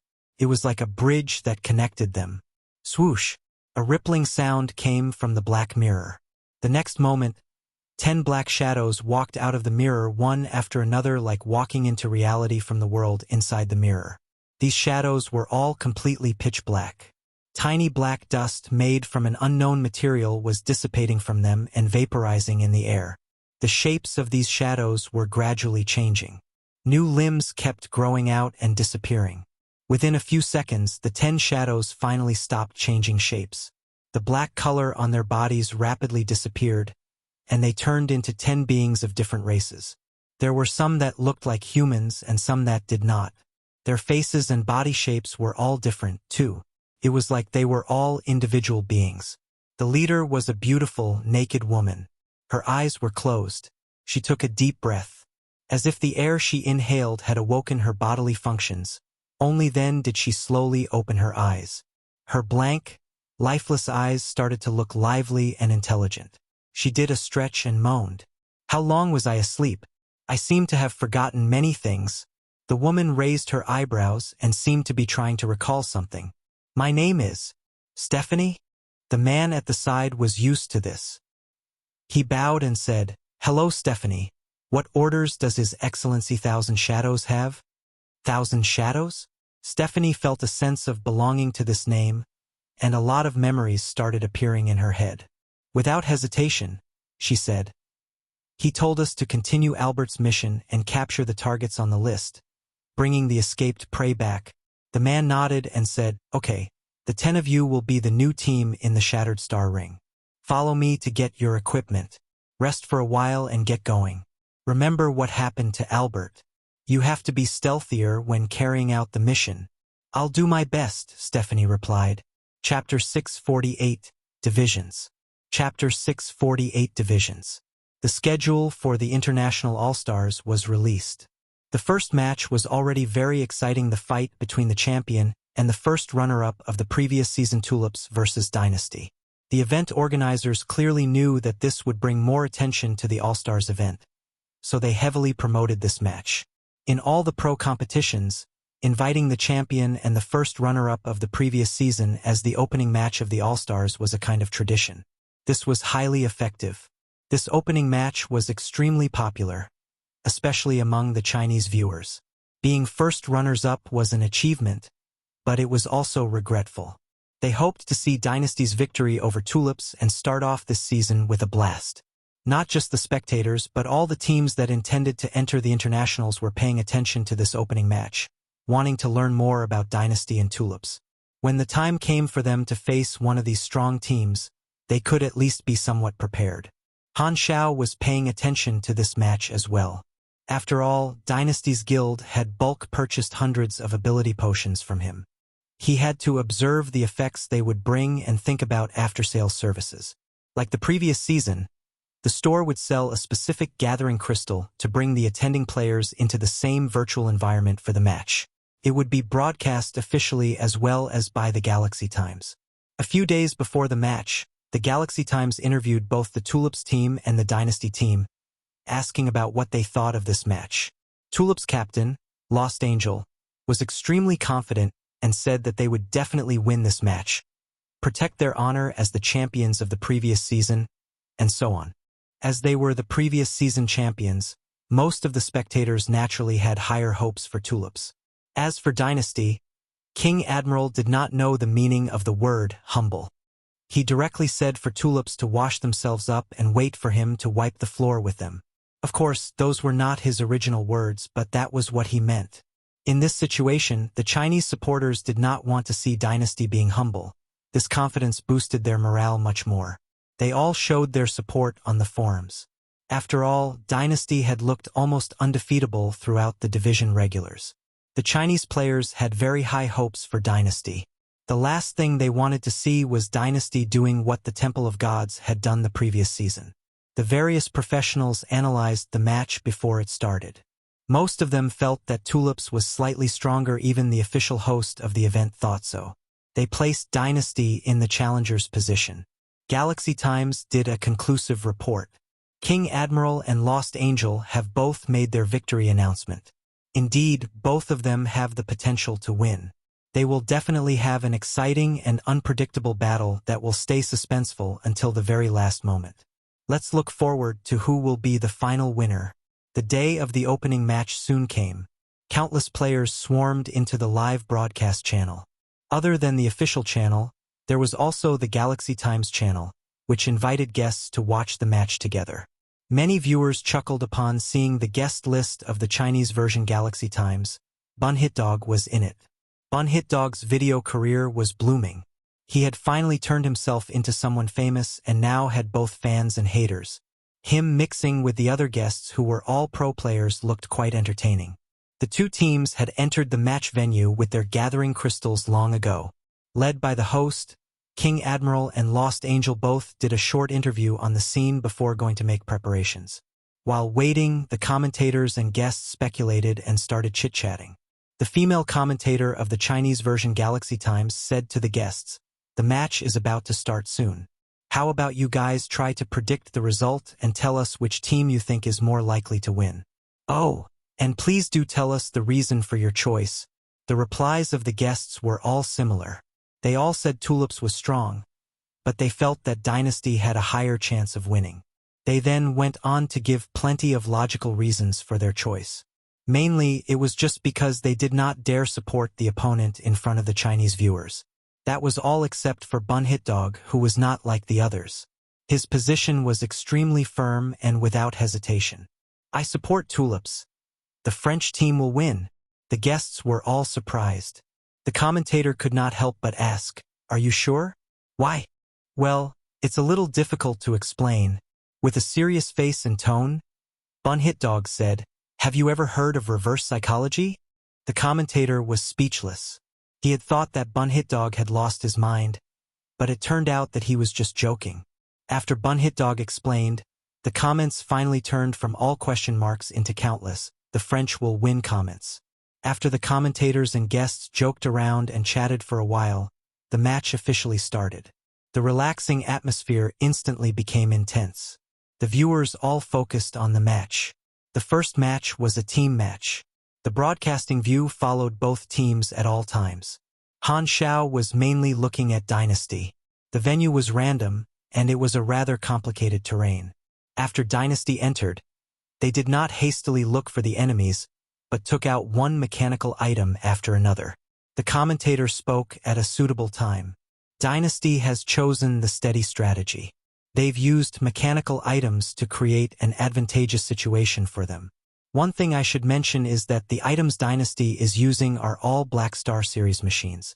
The Black Star Army has a full set of machinery products. This has given the teams in the Shattered Star Ring division an advantage in designing their strategies. Comparatively, Team Tulips does not have this advantage. Bun Hit Dog nodded and added, "Definitely. According to my investigations, the players in the other divisions lack methods of obtaining said equipment as easily as the Black Star Army. Although the pro players are still able to gather a full set of top-notch equipment, this will have taken them more time." As soon as the Black Star Army was mentioned, the Chinese players were like on steroids. The comments were filled with "Black Star is awesome. Notice me. Captain, Dragon Emperor Liquor here," and so on. When the Black Star Army was mentioned in an international event such as this, the Shattered Star Ring players became extremely exhilarated. The Black Star Army was the bridge that connected the many players in the Shattered Star Ring. It had become their shared language. Han Xiao was rather surprised. He had not been mentally prepared for the sudden mention. He suddenly had a strange feeling of, "Wherever I'm not, my legends are." The match continued. The two teams moved on the map and finally discovered each other. They quickly approached each other. The viewers immediately grew nervous. They held their breath and waited for the intense clash between two strong teams they had expected. However, dreams and reality are often very different. The actual situation was far from what they thought it would be. There was no intense battle between two similarly strong teams. Dynasty thrashed Tulips from the beginning to the end, beating them up and ending with an overwhelming victory. The commentators and guests were at a loss of words. The Chinese viewers were beyond exhilarated. On the other hand, the viewers of the other countries were stunned. Most did not support either of the teams, but they did look forward to an intense battle. To their surprise, the champion of the previous season was overwhelmingly and easily defeated. The duel that followed ended with Dynasty's complete victory as well. The official casters and judges were all stupefied.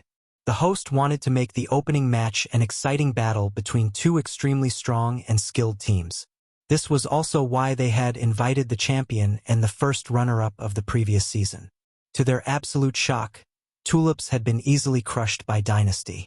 It was Dynasty's complete, one-sided victory. The comments went crazy, and the Chinese spectators were overjoyed. Han Xiao was not surprised by this result at all. In his previous life, Tulips had also been the champion of the first season, but they had become a normal, stronger-than-average team in the second season and almost did not even make it to the international top. As for Dynasty, they were much stronger than the previous season. To Han Xiao, this result was very normal. Although Tulips was the champion of the previous season, the French lacked a special advantage that the Chinese players had. There were too few hateful comments. Unlike the Chinese players who had been fighting in such a harsh environment, they had no pressure. The Chinese players were always motivated to become better so that they would not get so many hateful comments. However, Tulips became relaxed after winning the championship. In the same opening match in his previous life, the two teams had been Tulips and the American Team Devil, where Tulips was also demolished by Devil.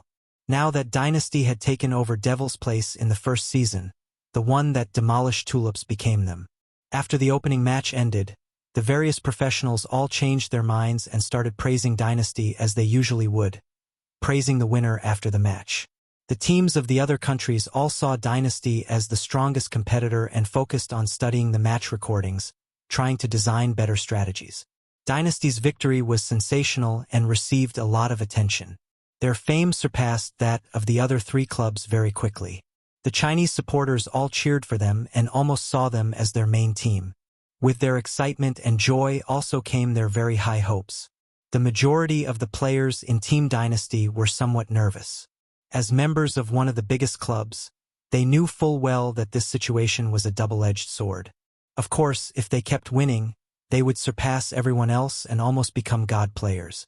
However, once they lost, the mistakes of every single one of them would be indefinitely enlarged, and they would be drowned by the hateful comments. The more attention they got, the more pressure they would receive. King Admiral was the only one unaffected by this at all. After the opening match, the International All-Stars officially commenced. The strong teams fought each other in entertaining ways to kick off the international regulars. The champions of all 9 divisions showcased their skills and displayed their strength. The schedule for this season was very tight. The end of the All-Stars was followed by only a few days of rest before the division finals started. In the Shattered Star Ring division, the 8 teams were split into 4 pairs based on their ranking. Dynasty versus 9 Gates, Rivervale versus Fanatics, Long Sky versus Fried Eggplants with Fish, and Temple of Gods versus Thunderstorm. The format was best of 5. The most interesting pair was Long Sky versus Fried Eggplants with Fish. The 2 biggest clubs met in the first round. As only the top 4 could qualify for the international regulars, this meant that one of them would not be able to qualify. In the previous season, Fried Eggplants with Fish had not been able to enter the international regulars. This time, their morale was extremely high, and they had sworn to defeat Long Sky in order to qualify. Sadly, Long Sky still won. Fried Eggplants with Fish did not qualify once again and went to the corner to draw voodoo circles. Very soon, the first round of the division finals had ended. As expected, Dynasty defeated 9 Gates and kept their momentum. Rivervale had a close, intense battle with Fanatics. At the match point of 2:2, Frenzied Sword and Evil Sword surged at a crucial moment and barely defeated Team Fanatics. Led by Yen Ran, Rivervale entered the top 4.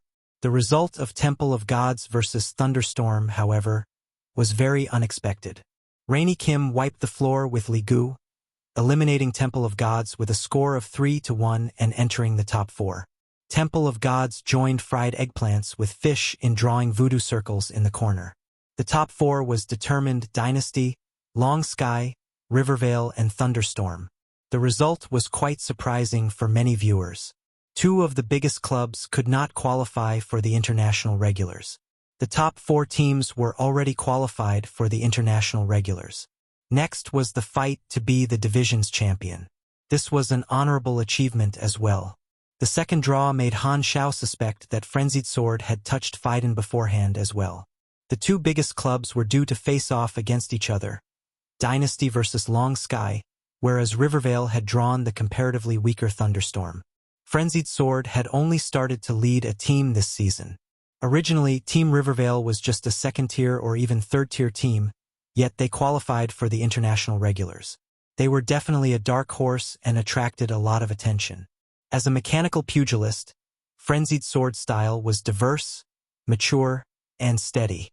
He was much more famous compared to the previous season. He had started to make a name for himself in the pro scene. Due to Han Xiao, Frenzied Sword had chosen a different class from his previous life. However, based on his current situation, his pro career was much smoother. Chapter 649 Group Taunt. Chapter 649 Group Taunt. After a few days, the result of the second round of the division finals was decided. Dynasty defeated Long Sky steadily, and Rivervale barely beat Thunderstorm. Dynasty met Rivervale in the last round for the championship. Frenzied Sword could not carry on his luck from before. Their raw skill difference was too vast, and he could not lead Rivervale to victory.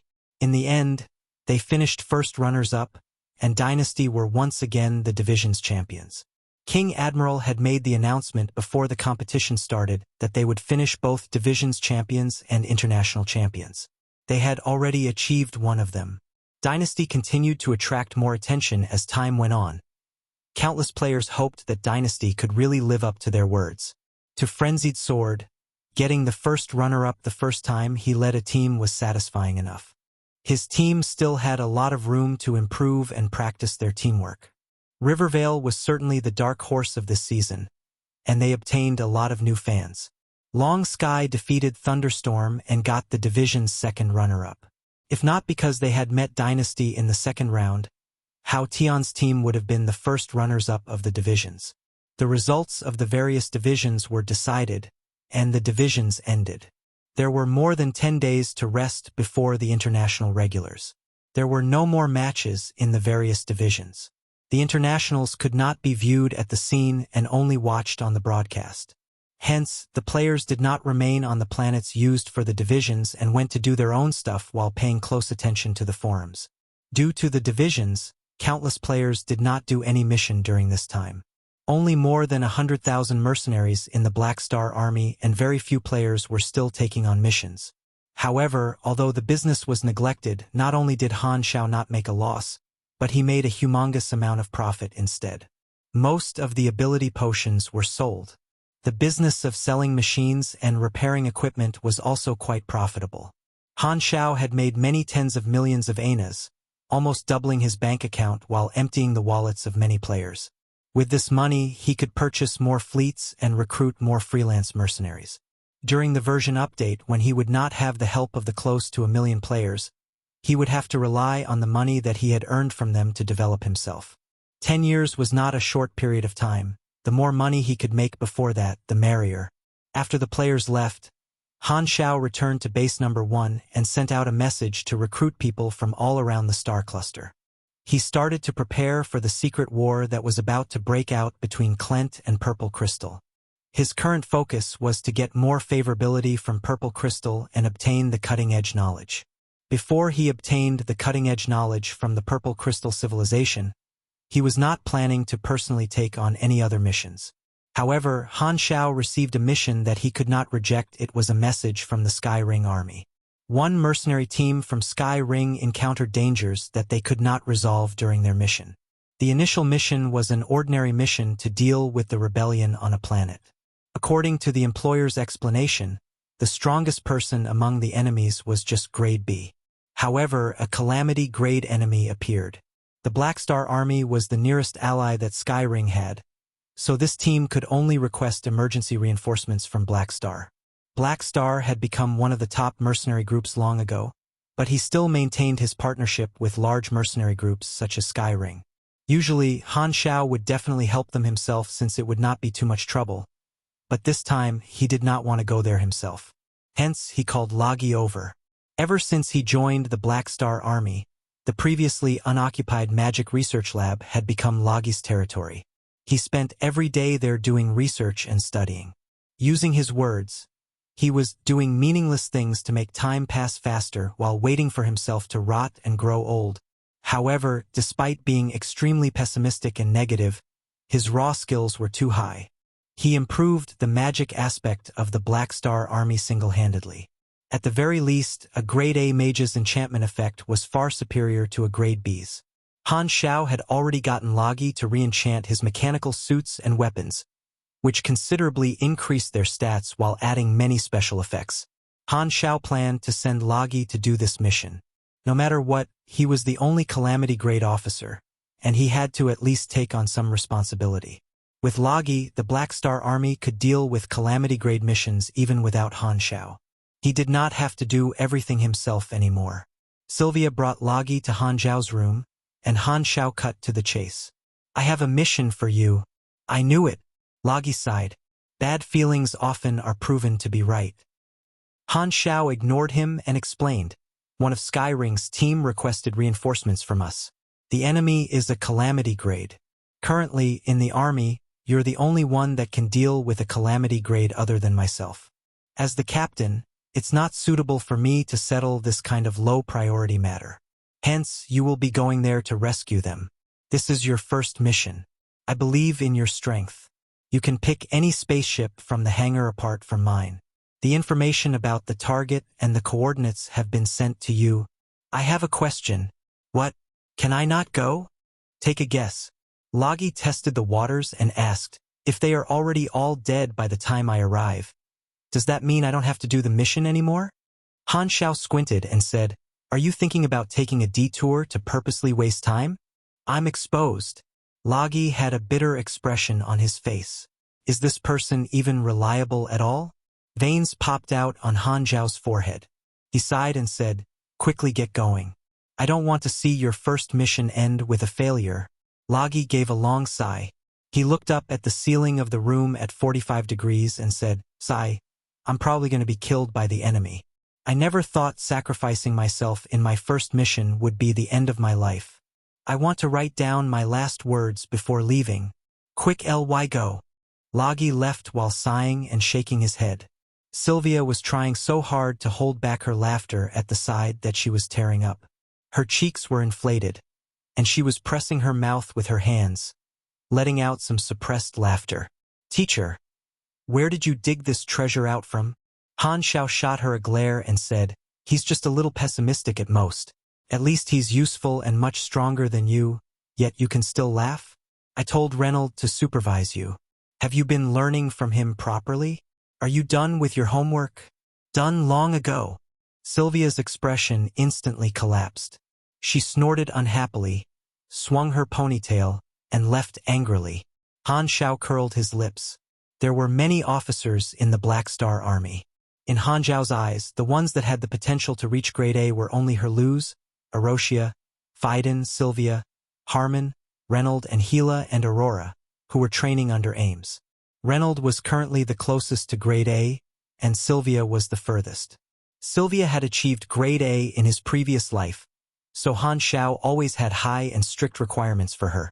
During the rest time, all the qualified teams from the various countries were announcing the status of their training every day. Although Temple of Gods did not qualify, Li Gu was very smart. He volunteered for his team to help in the training for the top 4 teams in the divisions, helping them in their conditioning before the internationals. This got him some attention, and his reputation slowly recovered. The other strong teams saw this and did the same thing. Coincidentally, in the eyes of the fans, this situation became the Chinese teams uniting due to their strong sense of collective honor. They had let go of their disagreements in the past and were helping their opponents, also that the Chinese would become the world champions. Therefore, the Chinese players became even more passionate and excited. Before the international started, the reporters interviewed all the qualified teams. The teams from America, Sweden, Japan, and Korea all declared they would be the champions. Due to Dynasty's outstanding performance during the All-Stars match, the reporters mentioned Dynasty specifically and considered them candidates for the top spot. The reporters asked these teams if they had the confidence in beating Dynasty. All of them announced that they would defeat Dynasty with confidence. freewebnovel.com. The break quickly passed. The international regulars that the audiences from all around the world were looking forward to arrived. The 36 teams from 9 divisions all entered the venue. The venue was an arena even bigger than the previous season. As usual, the first day was the opening ceremony and the drawing of lots to determine the groups. There were still 3 groups A, B, and C. The teams would fight every other team in the group once, and the top 8 teams with the highest points would qualify for the international finals. Long Sky entered Group A, Dynasty and Rivervale entered Group B, and Thunderstorm entered Group C. The stronger and comparatively weaker teams were rather evenly spread out through the 3 groups, unlike the previous season where the skill differences between groups were enormous. This time, there was no weak group or group of death. This meant that there would be almost no luck involved. One could only enter the finals through actual skills. In Han Xiao's previous life, China had only reached the top 4 in the second season. This time, both Dynasty and Long Sky had a chance of becoming the champion. Han Xiao was quite curious about what the Chinese teams could achieve this season under his influence. The international regulars officially commenced. The fans from the various countries cheered for their favorite teams passionately. It was boisterous and full of life. When the competition arrived at the mid-stage, the situation started to get clearer. The spectators had a rough idea of which teams were stronger. Dynasty maintained their momentum and stayed at the top. Second was Sweden's Tomahawk, and America's Devil followed. Long Sky was 5th. Han Xiao seemed to have been holding back during the divisions and only went full out at the internationals. They showed the skills of a champion-worthy team. Both Thunderstorm and Rivervale were in the upper half of the list and stayed competitive. The average strength of the Chinese teams was very high, so the Chinese fans were very surprised and excited. To the Chinese players, the internationals were going extremely well. Dynasty and Long Sky both had the ability to qualify, while Rivervale and Thunderstorm seemed to have a chance of entering the top 8. However, in the second half of the competition, something controversial and upsetting happened. In the survival matches that involved 4 teams, Dynasty repeatedly faced the situation where the other teams cooperated to eliminate them first. They were unable to get any points from the survival matches, which resulted in their top position to get shaky, even starting to show signs of being surpassed by Tomahawk and Devil. Originally, it was almost certain that Dynasty would have the most points in the end, but now it seemed to be slipping away right through their fingers. The Chinese supporters were furious. Countless Chinese viewers strongly and blatantly expressed their rage and contempt toward the teams that worked together on the various forums. Posting hateful online comments was a basic ability of the Chinese players. The Mandarin language is deep and has a history of close to 5,000 years. Every player had experienced countless bloody verbal battles. In this environment, not to blow one's own trumpet, but in terms of cursing and hateful comments, the Chinese were superior compared to all other countries. The forums became another battlefield. The fans of the other teams wanted to protect their team's reputation and argued that since the survival mode was a scrimmage, working together was a sensible, logical strategy. However, to the Chinese players, logic was as useful as farts, not to mention they were the victims in this situation. Their merciless and relentless cursing and toxic comments defeated the enemies and forced them to retreat. This nonsense cracked Han Xiao up. He loved to see his countrymen curse. It could always give him a full day of joy. Actually, it was not unreasonable for the other teams to work together in survival. They were not doing it because of Dynasty's results, but because Dynasty was too strong. If they did not work together, Dynasty would most likely be the final winner. Dynasty was not worried about qualifying with their current points, but the other teams had to fight for the top 8 positions and needed those points. Hence, eliminating Dynasty first was indeed a sensible and reliable strategy. This online argument affected the organizers, who told Dynasty to say a few words in order to end all this nonsense. However, not only did King Admiral's reply not extinguish the players' passion, it poured another gallon of gasoline onto the flames instead. No big deal, one who's not envied isn't talented. No matter how they work together to fight me, the only difference it will make is what ranking we will qualify with. When it comes to the finals, I will teach them the meaning of life one by one. King Admiral directly taunted everyone. The Chinese players were so exhilarated that they hoped the finals would start now so that they could watch Dynasty thrash every opponent. Han Xiao got goosebumps. To provoke all those people at once, Dynasty was really not afraid of dying at all. However, it did make things much more interesting. Chapter 650 Milestone. Chapter 650 Milestone. The top 6 places were practically solidified, and Dynasty as well as Long Sky had locked in their qualifications in the regulars. In the second half of the international regulars, although the Dynasty team had encountered a siege in the survival battle, they maintained unparalleled momentum during the team and ring battles. They secured first place, not allowing any of the following teams to overtake them. The competition for the 7th and 8th place was the fiercest. Because the gap between 7th to 13th was minuscule, with only the last few matches left, there were 7 teams with the opportunity to qualify. Rivervale was one of them, and as for Thunderstorm, it was a pity that they could not. While Rainy Kim was beautiful, the value of esports did not lie in one's appearance. She could not support her team with her skills alone, so they missed out on the chance to qualify. Frenzied Sword and Evil Sword became the captain and vice-captain respectively. With their potential stimulated after so many battles, their cooperation had become more tacit. The fans regarded them as the symbol of the Rivervale team, calling them 2 swords combine as one. There was only one game left in the regular season. Rivervale was 10th, only a few points away from 8th. This last game was their last hope of qualifying. The team in 8th place was Hydra from Japan. Surprisingly, Hydra's opponents for their last game was Long Sky, whereas Rivervale would face off against Team Kimchi from South Korea. In one of the rooms within the Black Star Base No. 1, the Rivervale members were called over by Frenzied Sword for a meeting, analyzing the situation. Frenzied Sword knocked on the table with a serious tone. Long Sky is ranked 4th, whereas Kimchi is ranked 6th. Both are strong teams, and there is no possibility of getting an easy way out. If we want to fill the gap in points between us and Hydra, we need to cut a lot of points from Kimchi and have Hydra tie with Long Sky. Only then will we have a chance to qualify. It's too harsh.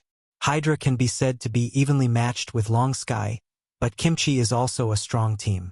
I'm not even sure if we can win. Evil Sword shook his head. In addition to scoring a victory in the team battle, there is still a way to score a lot of points. Frenzied Sword slowly spoke. The duel battle allocates points based on the number of people who are inside, so if Evil and I go beyond our level and slaughter the other side, we'll be able to rake in a lot of points. It's true that if we do well in the duel, we'll be able to pull apart in terms of points lead, Evil Sword replied, but Kimchi cannot be looked down on. Even Dynasty does not dare claim that they can wreck Kimchi totally. This match is our only chance. We must score more points at all costs. I've already taken out all the ability potions in the warehouse, and we have about 67 potions left. If we cannot get into the finals, there's no use in them. Thus, we'll just finish all these potions in this final match and try to get as many points as we can. Everyone present felt their spirits being lifted up. Evil Sword's eyes glowed. Leader, are you going to use Black Star's character summon card too? That's right. As long as we can enter the finals, we'll have achieved our goal. There's no need to wait any longer. Frenzied Sword nodded in return. Then we might just be able to pierce through Kimchi. An expression of joy appeared in Evil Sword's face. Because there was enough inventory, Han Xiao did not use the gene extractor on himself, so the store did not have his ability potion. However, right before the Pro League, Frenzied Sword had completed a mission with a high rating and had drawn out a blank character summon card through his random reward. He had remembered that, during the first Pro League, he had utilized the character summon card, Black Star's Advent, to completely crush his opponent. Without hesitation, he immediately used his blank character summon card to generate Han Xiao's character. This character summon card became his ace in the hole. At this sort of crucial match, Frenzied Sword decided that it was time to utilize the card. In this final match, Rivervale had become the focal point for all China audiences. With Dynasty and Long Sky having qualified, if Rivervale could do the same, it would mean that for this year's international finals, there would be 3 teams from the China region. What a proud matter that would be.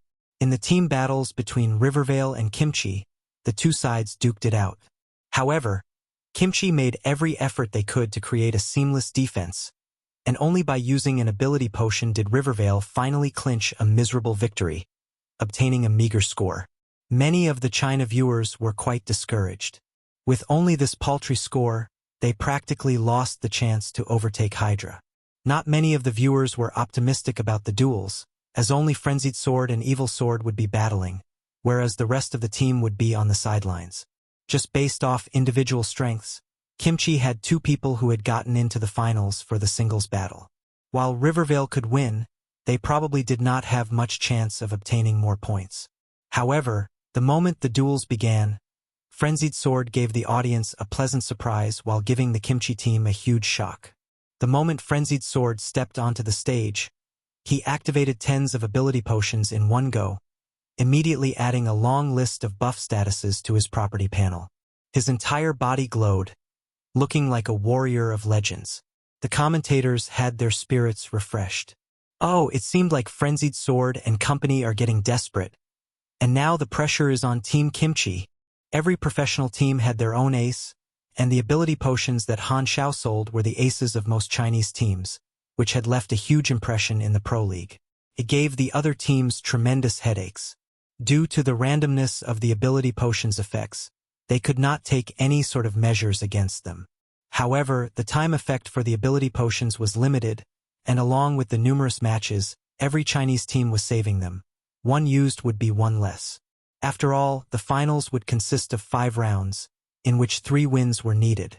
That being said, it seemed as though Frenzied Sword had thrown the situation of finals away, fighting as though his back was against a cliff. He unleashed a frightening combat capability, punching through 2 of the opponent's players. Team Kimchi knew that there was a time limit to the ability potions and only sent out their normal members, dragging the time out to grind down Frenzied Sword's buffs. Team Kimchi has chosen the optimal delaying tactic. While Frenzied Sword has defeated 2 players, a majority of his buffs have almost run out. Let's take a look at the next player Kimchi is sending out. Oh, they've sent out their ace. It seems like they wish to take the chance to end Frenzied Sword's streak. The third pick from Team Kimchi was their team's ace, which was also one of the players who had entered the international singles. At this point, Frenzied Sword only had a little more than half of his HP remaining, as well as a third of his mechanical suit's armor. This situation was extremely unfavorable, and a majority of the Chinese players felt their hands slick with sweat as they began to panic. At this point, Frenzied Sword took a deep breath before activating his only Black Star character summon card. A translucent figure of Han Xiao appeared behind Frenzied Sword, clad in black with an expressionless face. He had a hand placed on the head of Frenzied Sword. Alright, Frenzied Sword has activated yet another new ability. This is... Wait a minute, did I see this scenario in the last Pro League? As the commentator spoke, his eyes bulged open. When the commentator finished describing the buff, the spectators were all dumbfounded. Advanced Strengthened Life, taken from character summon card Han Xiao. Increase health based off the END attribute at the ratio 1 hour 60 minutes. In addition, plus 25% resistance, and for every 40% decrease in health, plus 10% all attributes temporarily. Time limit, 20 minutes. F***CK this is cheating.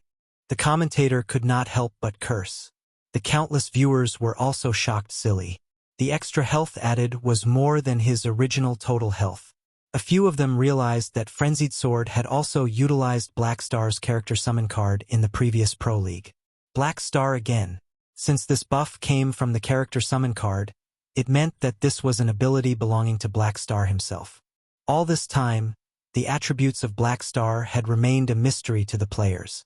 The players only knew that Black Star was abnormally strong but did not know his specific capabilities. Viewabnovel.com.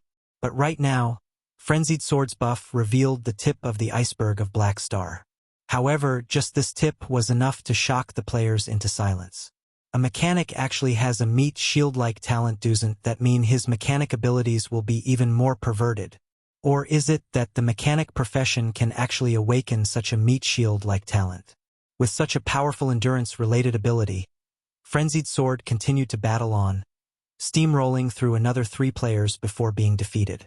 Evil Sword then burst out, taking down the final opponent with some difficulty. The points for the duels were calculated based on the difference between the number of people lost on both sides. On Rivervale's side, only Frenzied Sword had lost, reducing the total number of losses from Kimchi by 1. That was the total number of points awarded to Rivervale, and they clinched an overwhelming victory. Cutting through 5 with himself, making a name for himself, Rivervale obtained a large number of points, and them going to the finals would depend on whether Hydra was able to obtain points from Long Sky. Long Sky did not disappoint the public. They did not hold back at all, beating Hydra up thoroughly and only allowing them to obtain a scarce number of points. Because Han Xiao was close to Frenzied Sword, along with everyone being part of China, he was willing to help Frenzied Sword with this favor. After the battle, Long Sky obtained overwhelming praise, with the tag of Good Comrade of China plastered on them. Under the gazes of tens of thousands of players, the results of the 8 final teams were released. Dynasty ranked 1st, Long Sky ranked 4th, and Rivervale managed to squeeze in and knocked Hydra out of the top 8 by 2 points. Frenzied Sword's gamble had paid off. Out of the 4 Chinese teams, 3 had made it into the finals. Only China had this sort of result, and the players from the region felt their blood boil as excitement filled their hearts. Being able to qualify was a surprise, and squeezing out the Japanese team made it all the more gratifying. In this pro league, none of the Japanese teams were able to get into the finals, and they made a hubbub of noise on the forums. Han Xiao was also quite surprised by this result. He knew that the standard of the Chinese teams would be better than in the past, but he did not expect it to be so good. To have 3 out of the 8 slots for the finals, only America had achieved such a result in his previous life. This achievement was also only ever done once, but to think that China had achieved this in the second pro league. The players cheered on the forums, but no one foresaw that this was a milestone enough to be carved into the annals of Galaxy's history. Han Xiao knew that even after many years, even in the future versions, there would still be people who would continue to talk about China's brilliant achievements in this season. In the finals, they were to fight based off their rankings. The first-place dynasty would thus be pitted against the 8th-placing Rivervale. The players felt this internal rivalry to be a pity, but this was how the rules of the competition went, and they had no way to change it. Frenzied Sword's luck has come to an end. However, to be able to reach the finals is a result to be proud of. For a new battle team, that's quite the accomplishment. Han Xiao was quite satisfied. The Chinese teams had performed well, and this was a form of promotion for the Black Star Army. As for Long Sky in 4th place, they faced Kimchi, who were 5th. The Chinese players did not wish to see an internal battle, and thus turned their sights toward the fight with the Korean team. However, Han Xiao was not interested in the finals. He merely threw a mark on Loggy, continuing to observe his performance. Although Loggy had mentioned that he would take a detour, reality proved otherwise. He had rushed straight to the mission site and had already reached the place where the Sky Ring mercenaries had requested assistance. Chapter 651, The End of Season 2. Chapter 651, The End of Season 2. In the Fawn Star system, planet Calamity was ruled by the Vinstark civilization, a planet-level government under the Black Raven civilization. The Vinstark race had feathered wings and looked like humans born with the ability to fly. The buildings on planet Calamity were tall and resembled trees. They had platforms outside the buildings like branches. Vinstark was peaceful and laid back. They were satisfied with being ruled over by the Black Raven civilization. Thus, they were frequently troubled by those with different views on this matter and extreme nationalists. Rebel organizations constantly appeared. There were many other examples similar to this across the entire universe. A Sky Ring army team had accepted a request to eliminate a rebel organization called Bullseye. The leader of this team was Ice Sorcerer Goa, a 3-ring level officer, Grade B Super, who had once fought alongside Black Star on Floating Dragon. She had always worked near the Fawn Star system. According to Vinstark's data, the strongest person in Bullseye was a Grade B. This was originally just a usual combat mission. However, Goa did not expect that Bullseye would have hidden a Grade A+. This Grade A was not someone that no one had heard about. He was a Vinstark who had been banished many years ago. His name was Getterald. Now that he was at Calamity Grade, he wanted to come back and overthrow Vinstark's rule. Not only was he the real boss of Bullseye, he was also the mastermind behind many other rebel organizations. He was basically behind all of planet Calamity rebels. In a wasteland somewhere, a small aircraft was escaping quickly. Behind it were hundreds of aircrafts. Bullseye has found us again. We have been hiding and escaping for so long that we don't have much fuel left. Captain, what should we do? In the cockpit, the survivors of the Sky Ring team were piloting the aircraft in panic. Keep running. I have requested reinforcements from the Black Star Army. They will definitely come. We have to hang on until they arrive. Goa clenched her teeth. Her magic robe was covered in bloodstains and dust. After so many days of running, she was in a very bad state and extremely exhausted. She had only fought with Geralt once and was absolutely crushed. She could not cross that enormous gap between Grade B and Grade A. If not for sheer lucky, her team would have been wiped out. Their fuel quickly burned up. They started to decelerate, and the enemies were catching up. All the Sky Ring mercenaries were on edge, and Goa grabbed tightly onto her staff uncontrollably. This time, a communication request suddenly popped up on the screen. Logi's despondent face appeared. Hello? The reinforcements you ordered have arrived. Anyone still alive? If not, I'll be leaving. The people were overjoyed, and Goa quickly replied. We're still alive. We are currently in danger and require help urgently. The coordinates are... After she gave the coordinates, Logi hung up the communication. They heaved sighs of relief and smiles appeared on their faces. Black Star's reinforcements have finally arrived. Great, we're saved. Suddenly, Goa realized a problem. Wait a minute, I told them that there's a Calamity Grade among the enemies. Why was the person earlier not Black Star? Did he not come personally? Their expressions changed slightly. They all knew the Black Star Army quite well and were aware that only Black Star was a Calamity Grade. It seemed that they had not heard about the Black Star Army having another Grade A. Goa could not help but worry. She only hoped that the reinforcements were reliable. Suddenly, everyone's hair stood on end. An enormous shockwave blast rocketed toward them and landed on their aircraft. Boom! The aircraft exploded into pieces. A spherical magic shield was blasted away, bouncing on the ground a few times before stopping. The magic shield disappeared, exposing Goa and the others in it. The staff in Goa's hands was shining. She had protected all her team members at the last second. She was drained and gasping for air. This time, hundreds of enemy aircraft caught up and surrounded them. From the direction where the shockwave blast came from, a winged man flew there at high speed and stopped above them. His eagle-like eyes looked down on Goa and the others, sharp as a knife. This bird was indeed the Grade A super of the rebel organization, Geralt. Humph, Sky Rings people. I hate mercenaries the most. Blame it on yourselves for sticking your nose in something that has nothing to do with you. You deserve to die. Geralt flapped his wings. A ball of dense, pale gold pugilist energy gathered on his hand. The strong sense of danger made Goa and the others freeze in fear. Who? Just as Geralt was about to land the killing blow, a spaceship dashed through the clouds and descended from above. He turned around and looked at it. The spaceship stopped outside the encirclement. The hatch opened, and Logi slowly floated out. Seeing the danger that Goa and the others were in, his expression turned bitter. I'm early. Geralt frowned and asked, Who are you? Before Logi could open his mouth, Goa replied, You're done for. He's our backup, the Black Star armies. Air, what's your name? Goa only just remembered that she did not even know his name. Logi sighed. If you ask my name again, I'm going to leave. Black Stars, man. Geralt heard the conversation between the two of them, and his pupils uncontrollably constricted. He was not afraid of the Sky Ring army because Sky Ring's headquarters were very far from there.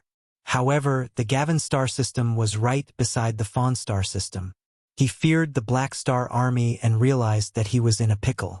Even Geralt had heard of Black Star. Black Star's position in the Colton star cluster was way higher than his. Alarmed, Geralt started to think of a solution. The Black Star army has interfered, so my plan can't go on. I can only kill this Black Star mercenary before leaving the Colton star cluster to wait for things to settle. If I continue to stay here, the Black Star army will send tons of troops to deal with me sooner or later. Luckily, only one member of the Black Star army came this time.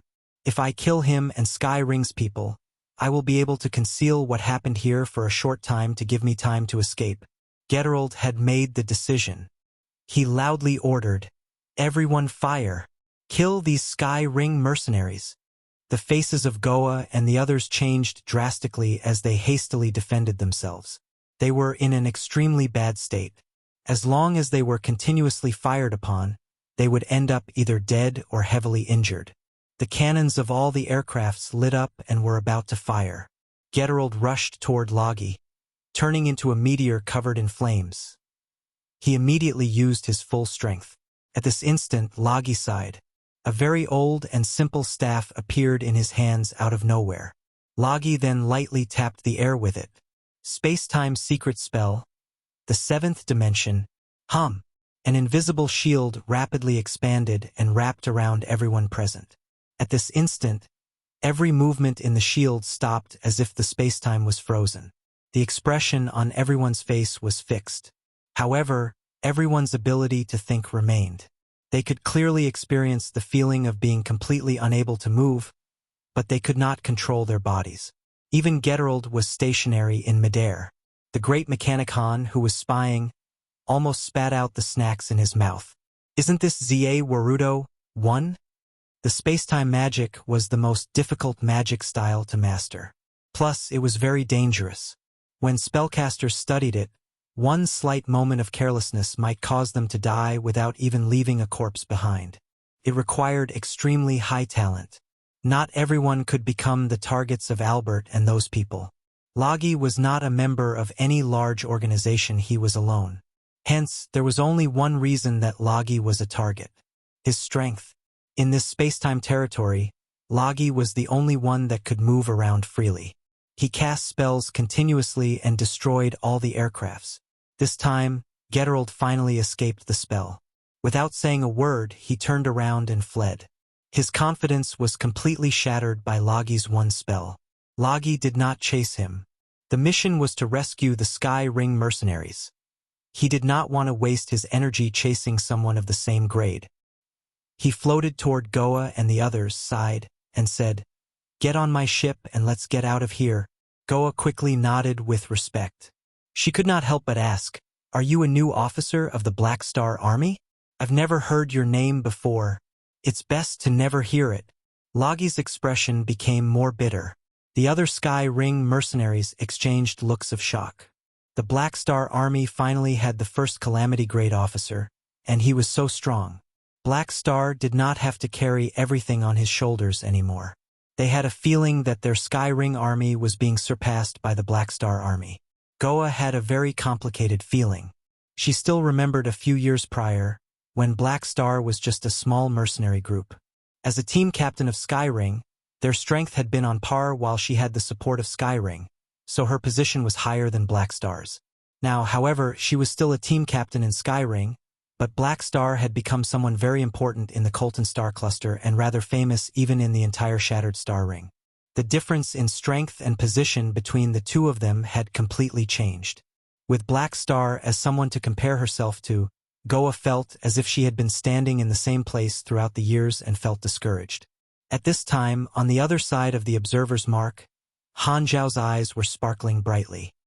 His fingers rubbed his stubble, and he could not help but smile. "Looks like I found a treasure." A few days later, the second season finally came to an end. The 8 teams in the finals had attracted the most attention from the start of the competition. All the fans were cheering and rooting for their teams. In the first round, Dynasty defeated Rivervale, entering the semi-final, while Rivervale stopped at the top 8. This result was no surprise for almost everyone. Long Sky defeated Kimchi 3:1, eliminating Kimchi and entering the semi-finals. 2 Chinese had entered the semi-finals, and the Chinese fans could not help but wish that the final would be between 2 Chinese teams. Sadly, the results of the draw of the second round placed Dynasty against Long Sky and Devil against Tomahawk. The Chinese players felt it was very unfortunate for Dynasty. After entering the finals, Dynasty had gone up against a Chinese team in both the first and the second round. The second round was very intense. The peak was right ahead. Neither Dynasty nor Long Sky would hold back. Many viewers were saddened by their bloody battles. Before the match, many people thought that Dynasty had a higher chance of winning. However, the result was unexpected. Under Hao Tion's lead, Long Sky showed extreme toughness and barely defeated Dynasty at 3:2, entering the finals. Dynasty stopped at the top 4 and could only compete for second runner-up. After the match, many reporters interviewed Team Dynasty, and King Admiral had nothing to regret. "We spent too much energy before the match. Han Xiao is my old rival. He really fought amazingly this time. I hope they can bring the championship trophy back for China. Brother, you won our match, so you've got to win this. Viewers, scold and swear at them as much as you can so that they don't dare lose." A reporter with ulterior motives mentioned King Admiral's words during the regulars, wanting to give him a hard time. However, King Admiral did not mind it at all. "I originally wanted to educate the teams of the other countries, but in the end, I was educated by my countrymen. Never mind, I lost to one of us anyway. Han Xiao, you've got to become the champions. At least using the excuse of us losing to the champions will not get me into so much trouble." All the reporters laughed, even the one that asked the question. Very soon, it was Second Prince's turn to be interviewed. His comments were the usual. "It's absolutely the captain's fault that we lost. This means that we need to have someone else as the captain. There's no need to consider anyone else for that other than me. It's time for King Admiral to retire. He's already a middle-aged man. Why the hell is he even still playing games?" The interview of Dynasty was very joyful and slightly brushed off the remorse of the Chinese players. All the pressure and hope was on Long Sky. Originally, Dynasty was the team that had the highest chance of becoming the champions. Now that Long Sky had defeated them, if they did not become the champions in the end. However, not only was Han Xiao not panicking, his morale was very high instead. Ever since the start of this competition, Dynasty had been the center of attention.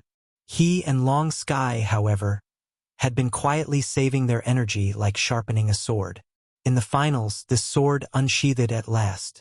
The passion and energy of everyone in Long Sky erupted all at once. They had the confidence to slash through everything before them.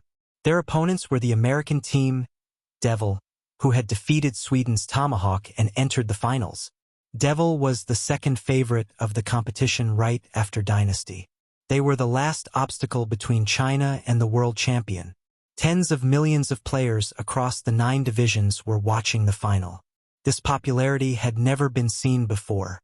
Even Han Xiao put down what he had on his hands and watched the finals from the start to the end.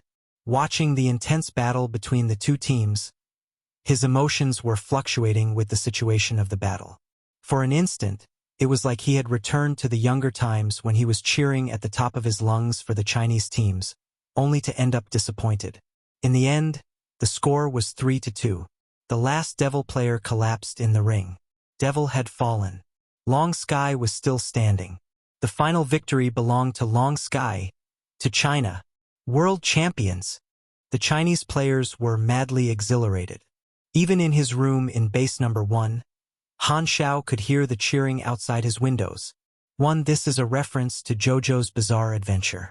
Zie Warudo, also known as the world, is a phrase that is used by Dio when activating his power, which is time-stopping. Chapter 652 version update, the start of 10 years. Chapter 652 version update, the start of 10 years. The forums became a sea full of joy. The Chinese players were filled with excitement. After Long Sky became the champions, Dynasty defeated Tomahawk and were placed third. In the top 8 teams, 3 of them were Chinese teams, 1 was the champion, and 1 was the second runner-up. This astonishing achievement made many proud. Long Sky received the most praising. Han Xiao had proven his skills and earned himself a ton of fans. The fame of his teammates, Sleepy Winter and Twinkle Fried Rice, grew enormously too. Even the Dynasty fans were happy for them from the bottom of their hearts. Some thought that what had happened to Dynasty was regretful. If they did not face Rivervale and Long Sky consecutively, both the champion and the first runner-up teams might have been Chinese teams. Due to the outstanding performances of the teams that they admired, countless players were praising how exciting this season was non-stop. After watching the entire season, they discovered one phenomenon. During the finals, the Chinese teams did not lose even once to a team from another country. Hence, some people found new words to praise their teams. The only ones that can beat us are ourselves. Han Xiao did watch the events after the match, such as the award ceremony, the analytics of the season, and so on. Seeing that Long Sky were the winners, he had a rough guess about the future situation.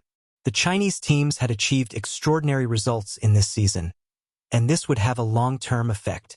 He knew his countrymen well. No matter what competition it was, as long as a fellow countryman was the champion, it would definitely pique their interest. Hence, there would be many new Chinese players in the next version, far more than in his previous life. The Shattered Star Ring Division, where the champions were from, was the headquarters of the various Chinese clubs. Therefore, many new Chinese players would choose to be born in the novice planets in the Shattered Star Ring. These freshies would become the new blood of the Black Star Army in the next version. The current player count was far from the peak. The amazing results obtained by the Chinese teams would also affect Han Xiao. Very positively good results meant more newcomers for the Black Star Army, which also meant that the quantity and quality of his leaks would be increased. In this season, the Chinese teams had used various Black Star series mechanical devices. These were basically advertisements for the Black Star Army. Similar to how the American teams chose Planet Winterfrost to showcase the advantages of the demon race so that many players would feel that demons were very strong, the Chinese team's performance made many feel that the Black Star Army was very strong. The machines used by the Chinese teams brought Han Xiao quite a lot of attention.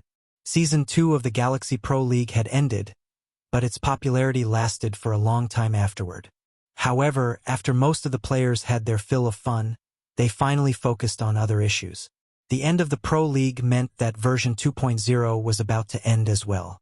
Speculation concerning the storyline of the next season became a hot topic on the forums once again. In the Shattered Star Ring, Bun Hitdog's video was mentioned, the one that consisted of Han Xiao's conversation with Frenzied Sword and the others. The video hinted that the next version would be related to the Crimson Dynasty and sparked a lot of discussion. What could the Crimson Dynasty's goal in the Shattered Star Ring be? Who knows? Anyway, in the next version, we will definitely be more involved in the fight between the organizations in the galaxy. Maybe it's the same as the start of version 2.0, having to face a huge disaster as soon as we log in. I'm guessing that the Crimson Dynasty is the final boss. I'm not really interested in the storyline. All I'm interested in is what will happen to our Black Star Army. After the last version update, Black Star became the faction that guided us into the universe. I wonder how the Black Star Army will change after this update. I hope it won't disappear. We farmed so many contribution points for so long. If the Black Star Army is gone, it will all have been for nothing.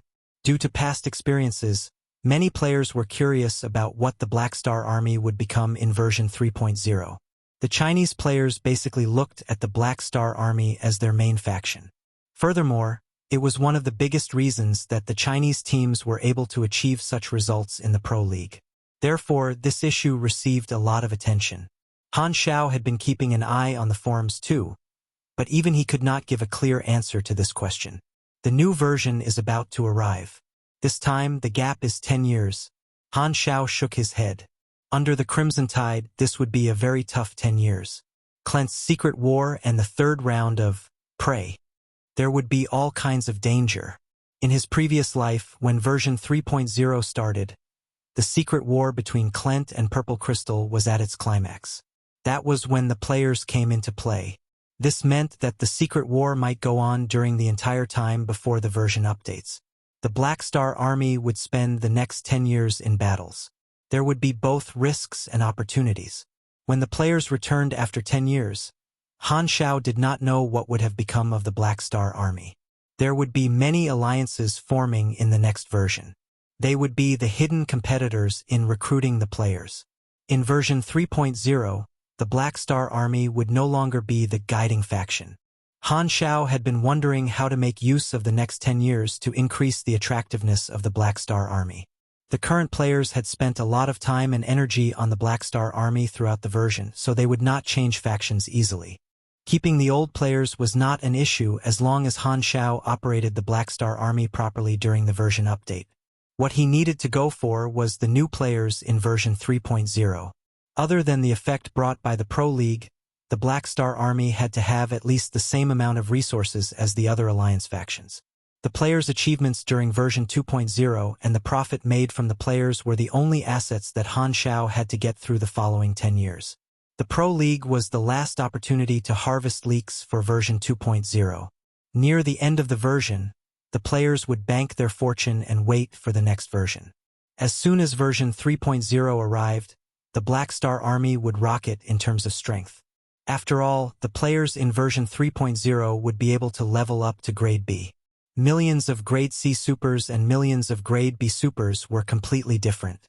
Beep beep. This time, the communicator suddenly vibrated. You have a new message, Han Xiao took out the communicator. It was a message from Ralph, telling him to go to the mother planet of the Purple Crystal Civilization. Section 0 had confirmed all the organization members and summoned the leader of all those organizations to officially announce the creation of Section 0.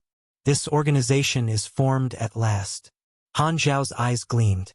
The blacklight stealth stopped at the port of the Section 0 headquarters, which was on the curved blade garrison satellite orbiting the Purple Crystal Civilization mother planet. Han Xiao followed Daughter, the foreign affairs emissary, into the garrison satellite and came to the hall. At this time, more than 200 rather well-known people were gathered there. The moment that Han Xiao walked in, those people all turned and looked over with different expressions on their faces. Before Section 0 was officially formed, most of the people there did not know who the other members were. Due to what had happened with Black Star a few months ago, many had guessed that Black Star had joined Section 0, so not many of them were surprised. Not bad. Black Star is a reliable comrade. Many had the same thought in their mind and nodded at Han Xiao. Han Xiao saw some familiar faces in the crowd, including Chest Hair Monster Jane and Do Nothing Gadeli, who had once fought alongside him, and some organizations that had followed him to eliminate Albert's gang. Among them, the ones that had the biggest organizations were the Arc Light organization leader from the Severide star system, the Hero Group leader from the Skywalker star system, and the New Phylan Rebels leader from the Rain star system. Other than those, there were also many other organizations that were much bigger than Han Xiao's. His Black Star Army was above average. Ralph stood before the crowd. His face was serious, and his tone was formal. Everyone is here. As you all know, the purpose of Section 0 is to protect the Colton Star Cluster and guard against the Klent Kingdom's invasion. The enemy you're about to face is the Tyrant's Bloodshed Land. Due to reasons that all of you know, we and Klent can't use our official armies. The Colton Star Cluster safety is in your hands. You will all become important allies of one another, cooperate with each other, fight alongside each other, and guard against the Bloodshed Land's invasion together. I hereby announce the official creation of Section 0. This time, a notification popped up on Han Xiao's interface. New faction. Section 0 activated. Favorability 1-500/3000. Current relationship. Friendly.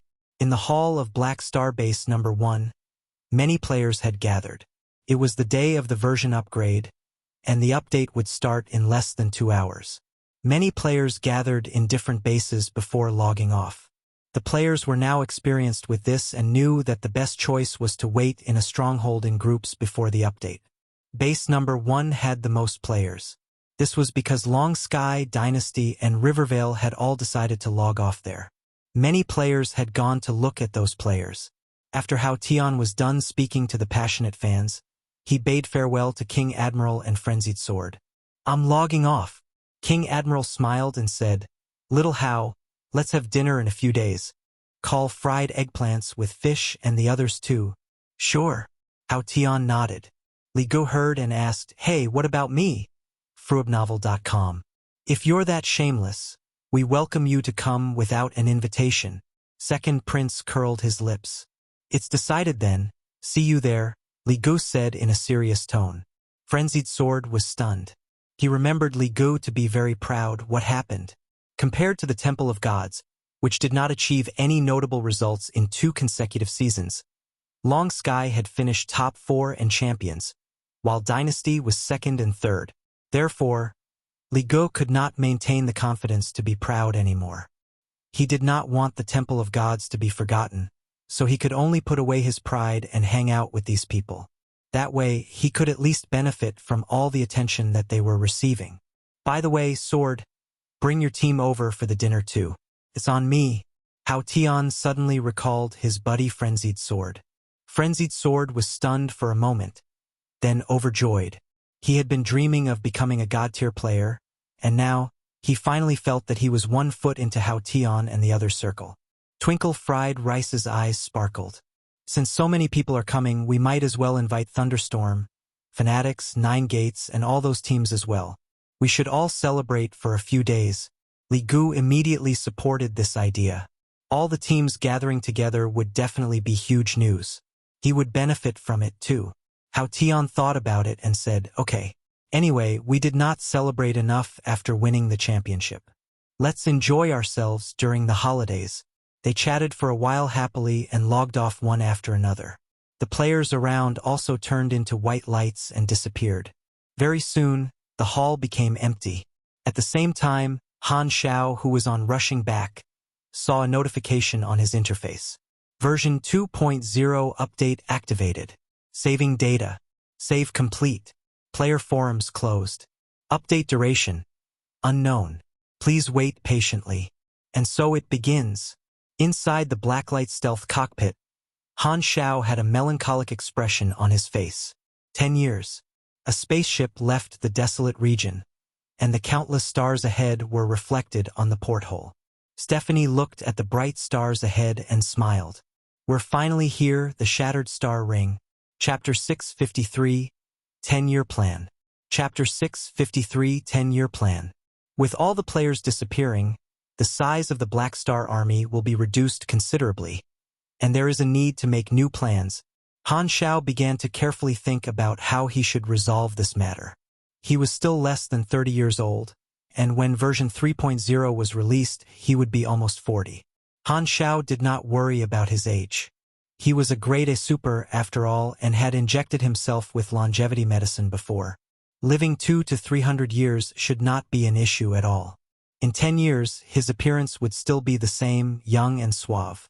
Han Xiao already had a brief outline for the development of the Black Star Army over the next 10 years. My main focus should be to accumulate strength. Without the players to bring me a long stream of benefits, the main focus of these 10 years should be to convert all the benefits that the players brought me in version 2.0. His assets from version 2.0 included the 23 bases in the Garten star system, almost 2,000 battleships and over 17 million anas in savings. Furthermore, the numerous employment missions that the players had completed had also greatly increased the fame of the Black Star Army. NPC mercenaries were different from players. Every death meant that he would have one fewer mercenary. While hiring freelance mercenaries was a solution, grooming fresh blood for his Black Star Army was more important. Han Xiao decided to increase the investment in the training camps so that he could ensure a constant flow of new mercenaries and also reduce his costs. Apart from the mercenaries at the bottom rung, Han Xiao also needed to groom the officers at the top.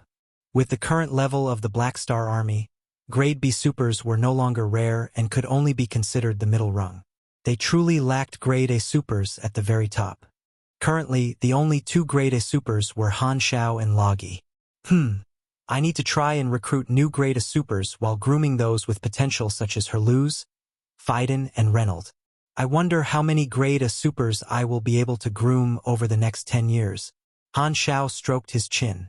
In his previous life, Sylvia had already been a Grade A super in version 3.0. These 10 years should be Sylvia's growth spurt, and Han Xiao needed to stimulate her growth further so that she could transform from a capable female secretary into a competent helper. However, accumulating their strength did not mean that they would have to remain low profile. The secret war started by Klent would be the largest conflict on the outside, and there would be opportunities hidden within risks. Han Xiao would naturally participate in the war. In order to obtain cutting-edge knowledge, Han Xiao had joined Section 0 to farm favorability points with Purple Crystal. This was one of the most secure paths. Cutting-edge knowledge was something that he could not lack.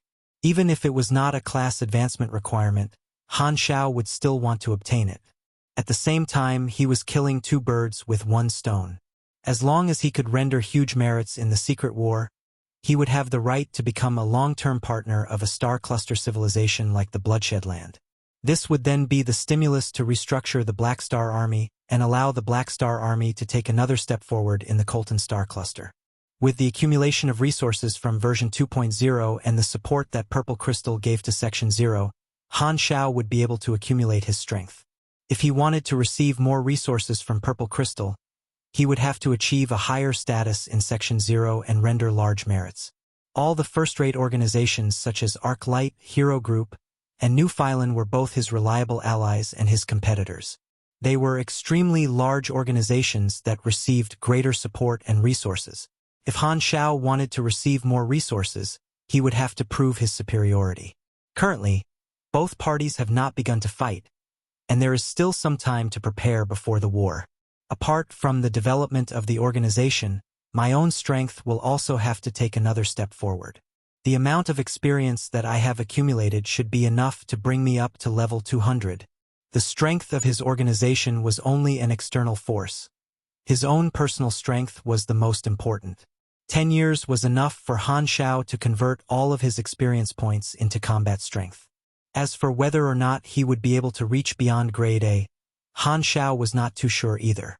He did not know the level requirement for beyond Grade A. If he used the gap between Grade B and Grade A as a reference as well as the increase in his strength as he leveled up, Han Xiao estimated that he would need to be at least level 240 before reaching beyond Grade A. The accumulated experience might not be able to take him to beyond Grade A, but Grade A+ was definite. As long as he could find a few more powerful skills and talent, he should be able to defeat the majority of Grade A supers. I am currently at level 170, and the class advancement mission is delaying me. If I want to obtain cutting-edge knowledge to complete my class advancement, I need to farm 6,000 favorability points with Purple Crystal and improve my relationship with Purple Crystal to reverence. After deciding on the general direction to take, Han Xiao returned to his base and began issuing orders. First, he shrank back the range of operations. Without the presence of the players, the efficiency of the Black Star Army would be greatly reduced. At the same time, Han Xiao took out a large amount of funds to purchase raw materials and spare parts. He got the various military factories to construct small-sized spaceships. The logistics department under Reynolds' lead was no longer the same as before, and its scale was many times greater. They could already construct their own spaceships. Although they were only capable of building small assault spaceships, the Black Star Army was still able to save a great deal of money. This was one of the preparations before war erupted. Another sum of money was used to hire even more combatants. Currently, the Black Star Army had more than 100,000 registered mercenaries, and Han Xiao was prepared to increase this number by 4 to 5 times. Money was not an issue at all.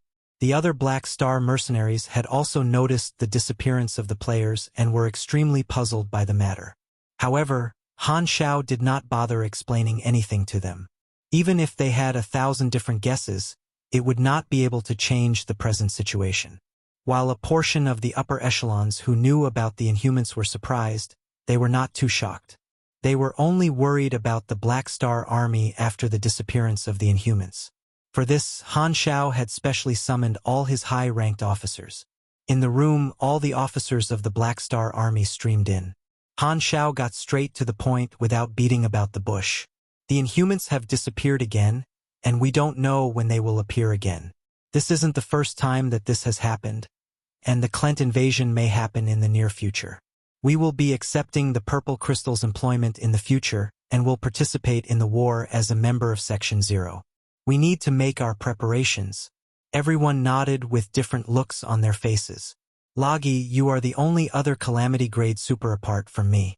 If the situation on the battlefield gets intense, we may need you to lead a force on your own, Han Xiao said. Sci war again. I have a premonition that I will be sacrificed this time, Loggy said with a bitter expression. Han Xiao's mouth contorted slightly. Right at that moment, Reynolds suddenly interrupted. Your Excellency Black Star, he isn't the only Calamity Grade.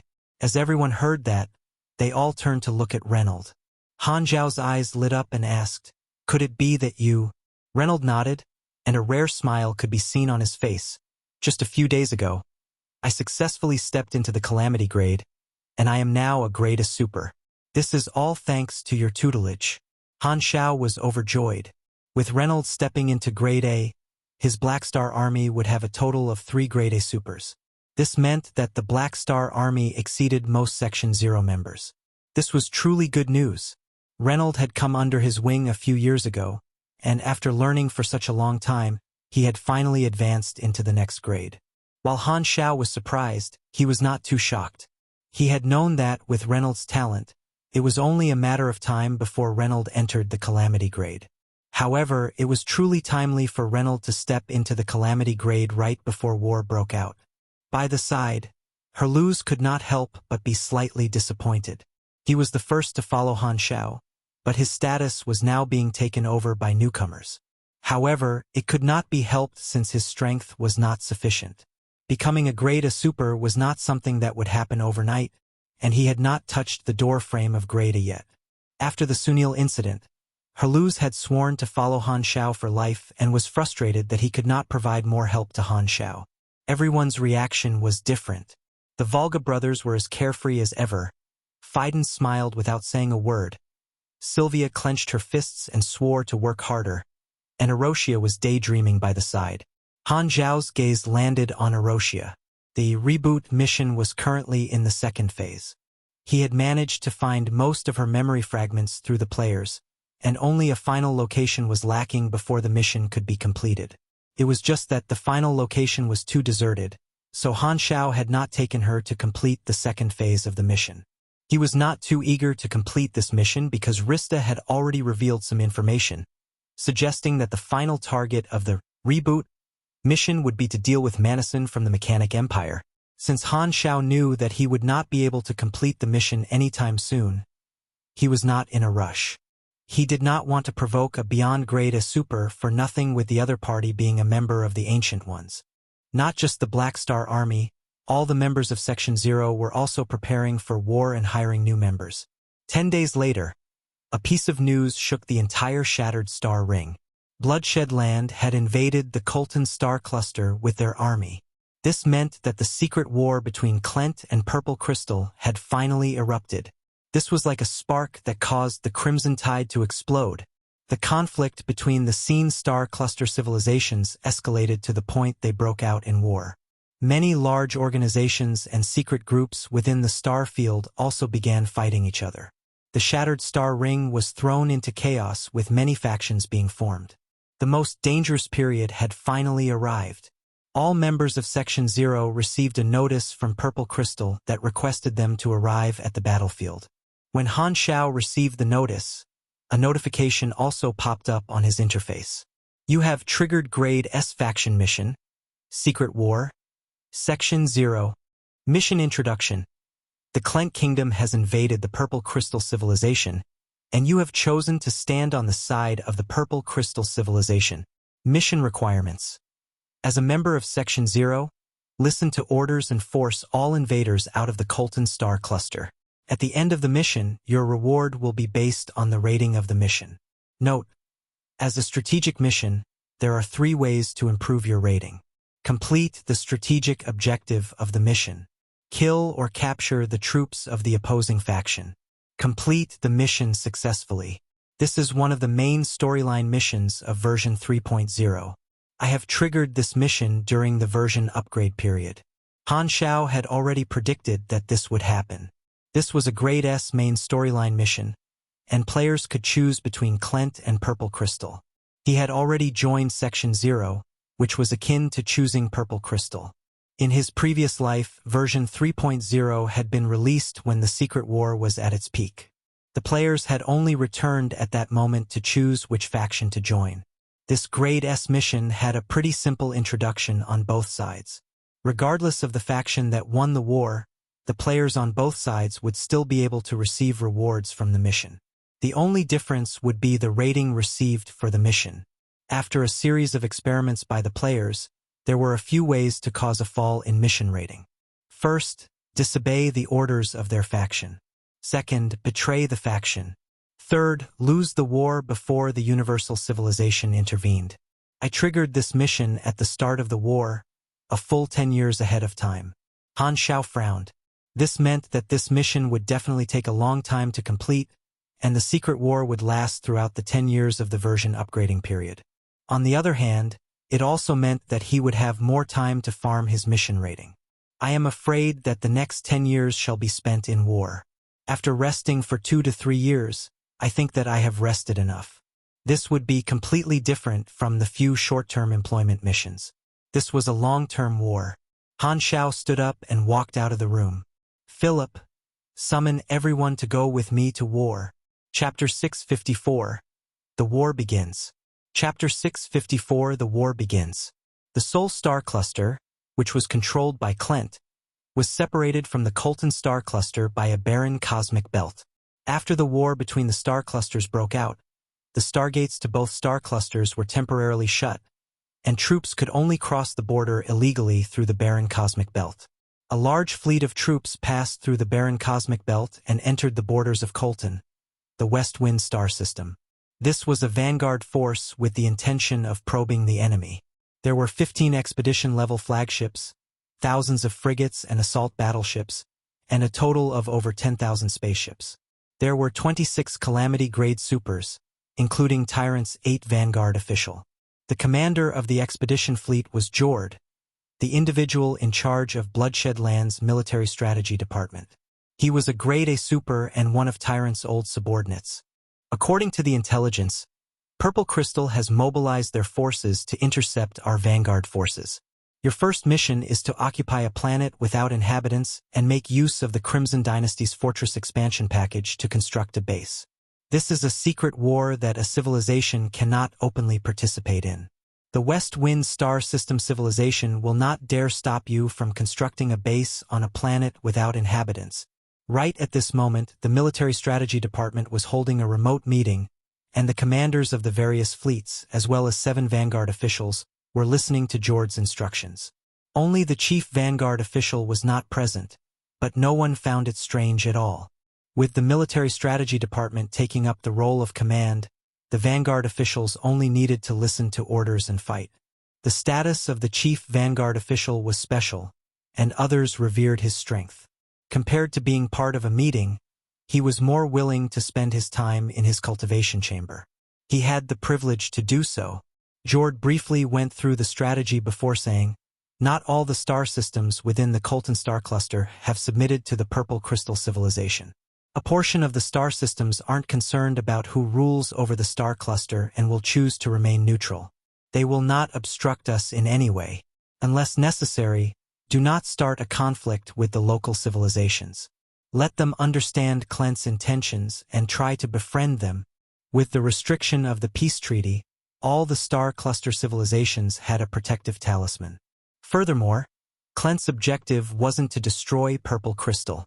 Clent only wanted to expand their territory and snatch a few star systems from the Colton star cluster. They wanted to make use of the Bloodshed Land as their proxy and contain the war between both parties at the level of a secret war. As long as Bloodshed Land could gain a foothold in a few star systems, Clent would be able to spread their influence through Bloodshed Land and weaken Purple Crystal's control over the region. They would then be able to completely block out Purple Crystal's control over the region. Their objective would not be in conflict with the various star system civilizations. Bloodshed Land would not take over the control of those star systems and would even build diplomatic ties with them. The only party suffering a loss would be Purple Crystal. Using an analogy, it was like 2 gangs fighting over collecting protection fees.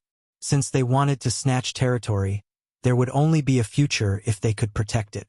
Bloodshed Land's invasion was not the same as that of Darkstar, harassing different locations without claiming any territory. This also meant that the following war would be extremely intense and last for a long time. The target of this vanguard force was to establish a bridgehead in the West Wind star system and test the strength of the Purple Crystal civilization's retaliation. Everyone nodded in response. They had already been briefed thoroughly on the mission and were hearing it from Jord again. The second Vanguard official, Hunting Blade, growled in a deep voice, "Section 0 has many members with at least 100 Calamity Grade supers. This time, our Vanguard force has less than 30 Calamity Grade supers. Even if the Vanguard officials can fight 3, I can fight 5, and Chief can fight 10, we will still be on the losing end. The main force had better catch up soon." Jord nodded in response. Purple Crystal won't be able to mobilize such a large force within a short period of time. Furthermore, the first exchange is only a probing one, so the opponent won't send too many troops.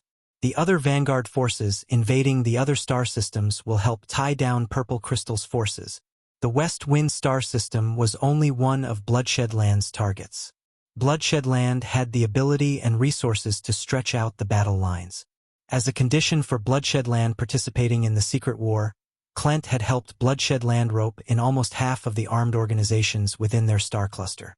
Bloodshed Land had already expanded to a whole new level, and they were definitely capable of taking out 100 Calamity Grade supers. Right at that moment, a holographic projection suddenly entered the meeting. Everyone looked over, and the 7 Vanguard officials bowed. Chief, 11. He had dark red skin with a square jaw and sharp gaze. His aura was extremely tyrannical with thin dragon scales around his eyes, lips, and temples.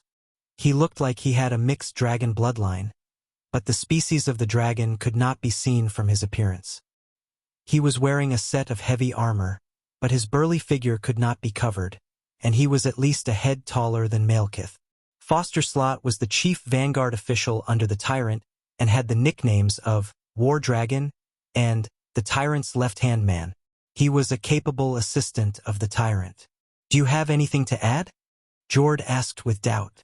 Foster's remained expressionless, and he replied with a baleful aura. "I don't care about the others, but Black Star must be mine." His aura was tyrannical, and the shadow of Heber could be seen in him. Bloodshed Land had long known that Han Xiao was in Purple Crystal's camp. Black Star was an important officer of Floating Dragon, and both their factions were in conflict. There were many individuals in Bloodshed Land looking forward to fighting Black Star. Among them, Foster's killing intent was the greatest. During the Tyrant's gathering, Han Xiao had trashed Carol and caused the Tyrant to lose face. Heber would not bother about such a matter, but Foster's worshipped the Tyrant to the point he would never allow anyone to ruin his reputation. Heber would not pursue the matter, but Foster's would not let the matter rest. Black Star had already entered his kill list, and this secret war would be the best chance. Of course, the big picture was the most important, and Foster's would not defy orders just because of Black Star. "As long as I meet Black Star, he will definitely die on the spot," Foster's said with a resolute tone. "To dare fight in the main camp of Bloodshed Land and beat one of our officers, you are seeking death." Magus, Austin was floating within the palace of Hidden Red Robe Abbey and teaching a group of forbidden sorcerers theories of magic. Despite the star field being thrown into chaos, his life was still extremely carefree. Since he chose to remain neutral, no one would come and bother him. After lecturing for a while, Austin suddenly paused and felt his heart skip a beat. He then turned around and looked at the sky outside the palace as though his gaze could see through the boundless galaxy. Right at that instant, Austin was distracted for a moment, and the image of the Colton star cluster and Black Star appeared in his mind. For a mage like him who had grasped a secret technique, premonitions would appear in his mind from time to time. Colton. Klent and Purple Crystal have begun to fight. However, since this matter has nothing to do with me, why would I receive a premonition? Austin muttered under his breath. He was uninterested in the secret war between the 2 star cluster civilizations. The way he saw it, both parties were only trying to snatch territories and weaken the private armed organizations within their own territory. Even if both Klent and Purple Crystal were enemies, they should have a tacit understanding regarding this matter. Thus, Austin was not willing to work with either of the star clusters. My premonition should have nothing to do with my war. If that's the case, the reason should be because of Black Star.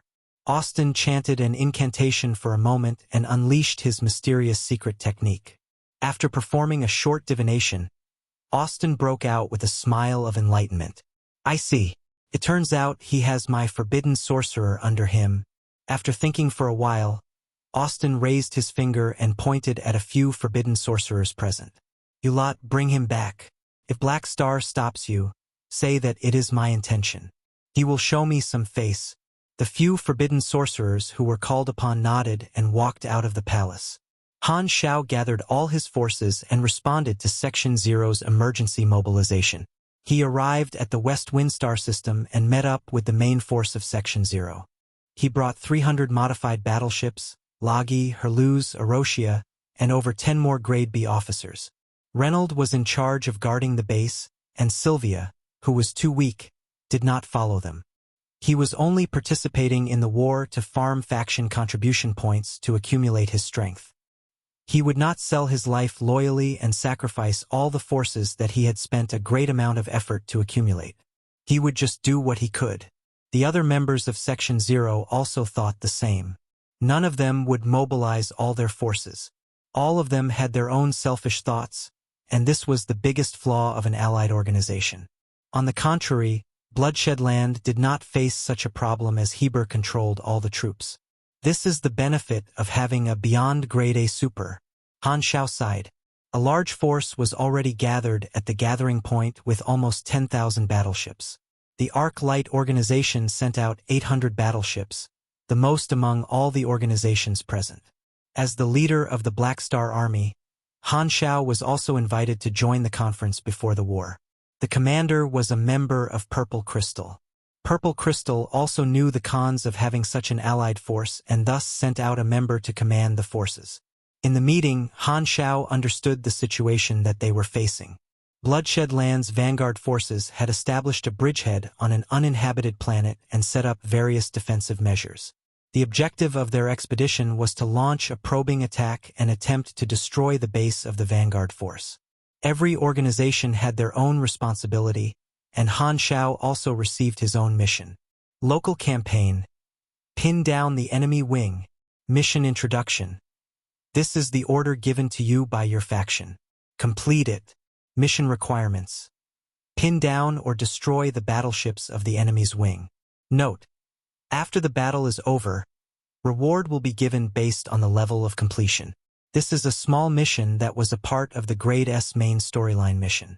In the different battles of the Secret War, an elementary objective would first be given, such as pinning down the enemy wing in this current mission. During the battle, the mission objective would then change according to the situation on the battlefield, and a new mission would be given. A war could not be fought by an individual, and the most basic requirement was for him to complete his own mission. As long as he stuck closely to the strategic objectives assigned, a high completion rate would be achieved even if the battle was lost. Farming for faction contribution points relied mainly on such tactical missions. Completing such tactical missions would also increase the mission rating of the Grade S main storyline mission, Secret War. Section 0. Han Xiao had only brought 300 battleships and was not suitable to attack the enemy head-on. Thus, he had been assigned to cover the wing. He was not the only party assigned to this mission, and there were a couple others who had the same mission. After the meeting, Han Xiao walked out of the camp, and someone called out from behind. freewebnovel.com. The one who had called out for him was Sevet, a Grade A officer of the Arc Light organization, the commander of their expedition force. Sevet sped up his footsteps and said with a respectful tone, "Black Star, I have something to ask of you." Han Xiao had the backing of Floating Dragon, and everyone was courteous to him. The majority of them were individuals who had been through many things and would not earn another enemy for themselves for no good reason. "Go on." Han Xiao only nodded. "I know that you are a powerful virtual mechanic. When you are pinning down the wing of the enemy, I hope that you can interfere to deal with the main force of Bloodshed Land using virtual intrusion to reduce our pressure," Sevet said in an earnest tone. The Arc Light organization was in charge of the frontal assault. Sevet had heard of Han Xiao's abilities and thus went over to request some help. "This isn't a problem. I will help you if the pressure isn't too great on my side." Han Xiao patted Sevet on the shoulder. "All right, thanks." Sevet's eyes lit up. After both of them parted, Han Xiao returned to his own base and gathered his men to give instructions. A large-scale war like this was extremely dangerous, and no one would be able to ensure that they could survive. Thus, he got all his subordinates to pay attention to their own safety. One day later, Section 0 set off for Bloodshed Land's vanguard force. Chapter 655, The First Battle. Chapter 655, The First Battle. The fleet of the Black Star Army was mixed within the combined armed forces, marching forward vigorously. From outside, One could only see the light streaks as a result of the hyperdrive jump, resembling a meteor shower. The frontal force is to attack and open up the defensive formations in outer space. Attack the enemy base from space, providing firepower to cover for the other formations. As for us, we will be responsible for flanking, restraining the enemy from their reinforcements. Within the cockpit, Han Xiao was communicating to the other fleet commanders. The command structure of the Black Star Army had already been fixed. Out of the 300 battleships they were divided into multiple fleets with an officer in charge of each fleet. This would allow for more flexible tactical adjustments. Loggy, I'll pass the mission of charging forward to you. In addition, we have several allies who are sending out Calamity Grade supers alongside you. Your mission is to kill as many in the opposing fleet as possible. Of course, the priority is to first guarantee your safety. Han Xiao's tone was stern. During an interstellar war, the Calamity Grades would mainly work to behead the commander of the opposing fleet, usually by assassination. However, they could also enter the main battlefield. Their strong individual fighting capability meant that there would be high flexibility. If there were no other Calamity Grades from the enemy side to restrict them, the Calamity Grade would be able to cause great damage to the fleet, even having the opportunity to influence the situation of a battlefield. For example, Shana's ability would be a great weapon in such interstellar conditions. On an interstellar battlefield, Grade A supers had always been the source of headaches for fleet commanders. This was because their uncertainty was too great, making them hard to handle. A Calamity Grade protected by their fleet was undoubtedly even more dangerous.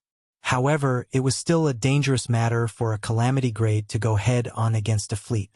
If one was careless, they would be hit by tens of hundreds of warship cannons, and their life would likely be forfeit. However, Han Xiao was reassured by Loggy knew how to protect himself, so there should not be a problem. Sigh. Loggy only sighed, not speaking out. Dong dong. The spaceships trembled slightly and exited hyperdrive. Han Xiao's brows furrowed, and he immediately activated the radar. A red area was marked out in front of them on the radar. We're here. In front of us should be the stronghold for the vanguard force of Bloodshed Land. Han Xiao took a deep breath. A period of 2 or 3 years had passed, but they had still come to war with Bloodshed Land. In the communication channel, many of the commanders practically held their breath at this sight. It was not surprising that the members of Section 0 were nervous. The fame of people inevitably cast shadows, and Bloodshed Land had a large reputation, so no one dared look down on this tyrant. Through the long-range vision, Han Xiao discovered that the Bloodshed Land's fleets had assembled outside, grouping into several formations, each with a flagship as the core. Warning, warning, high-energy response detected. Please take precautions, At this moment, Han Xiao received the warning from Philip. Shouting to the others, his fleet dove to evade. The next moment, Bloodshed Land's fleet suddenly lit up with countless light spots. This was followed by countless beams of high-energy particle cannons shooting toward the combined forces. They grazed the shields of the various spaceships before disappearing into the distance. A few of the spaceships that did not have time to escape were hit, their shields flickering intermittently. How decisive! Firing the moment we meet. Han Xiao's eyes flashed. Ding! At this point, Philip spoke up. The tactical instructions have been accepted. Do you wish to execute it immediately?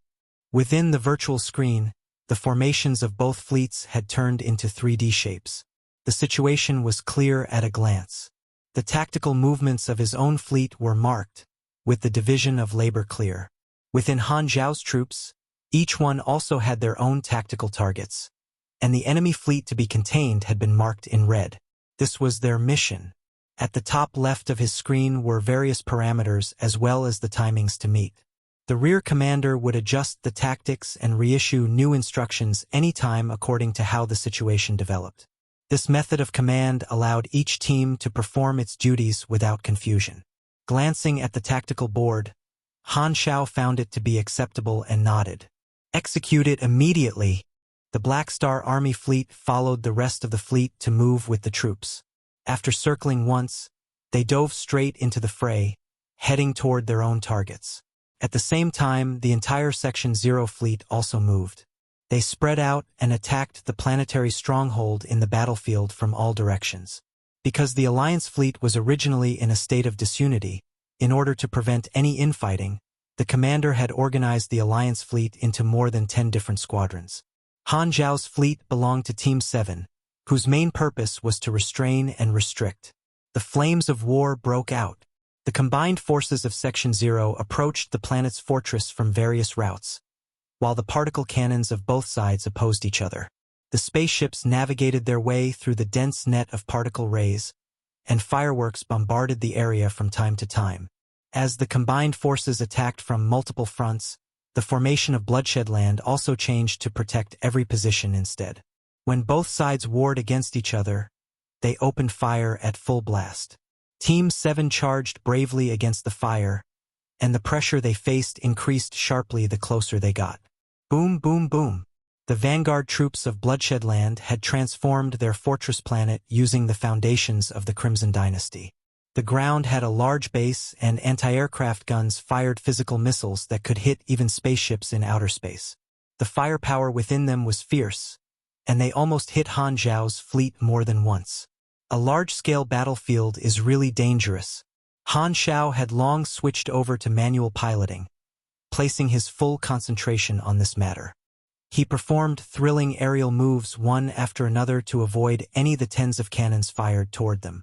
With such a large-scale battlefield, he did not dare act too casually. He followed the actions of the main troops, avoiding the various attacks by constantly fluttering up and down like a butterfly. Looking at the tactical screen, he found out that the assault troops had already begun to clash in close combat with those from Bloodshed Land.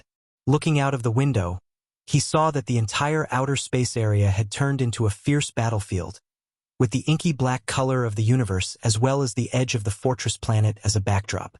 Both sides were heavily engaged with each other, and all sorts of lights from the weapons dazzled one's eyes. The battlefield was too vast. Even casting one's eyes out into the horizon would not allow them to see the entire situation. They could only understand the whole battle through the feedback from the tactical screen. At present, both sides had just confronted each other and were evenly matched. The Allied forces' offensive had restrained the enemy's firepower, indirectly helping Han Xiao's Team 7 approach the enemy and find their restraining targets. Han Xiao's current position quickly turned into a small-scale battlefield. The moment they fought, Han Xiao felt tremendous pressure. This fleet, with an expedition-class battleship as its core, seemed to be about to go support the frontal battlefield. Team 7 restrained and harassed them continuously and were immediately violently counterattacked. Team 7 had about 1,000 battleships, of which 300 were Han Xiao's. The death toll was increasing rapidly. Not good. Han Xiao gritted his teeth. While the Purple Crystal Civilization had mentioned that there would be compensation, Han Xiao could not bear to see the battleships exploding one after another. They were his assets that he had spent much time accumulating. He activated the virtual intrusion skill but immediately encountered resistance. The fleet opposing them had also deployed virtual mechanics to protect their fleet. In addition, they also planned to invade the Alliance fleet's spaceships. Left without a choice, Han Xiao could only tussle with the virtual mechanics from the enemy side, attacking and defending.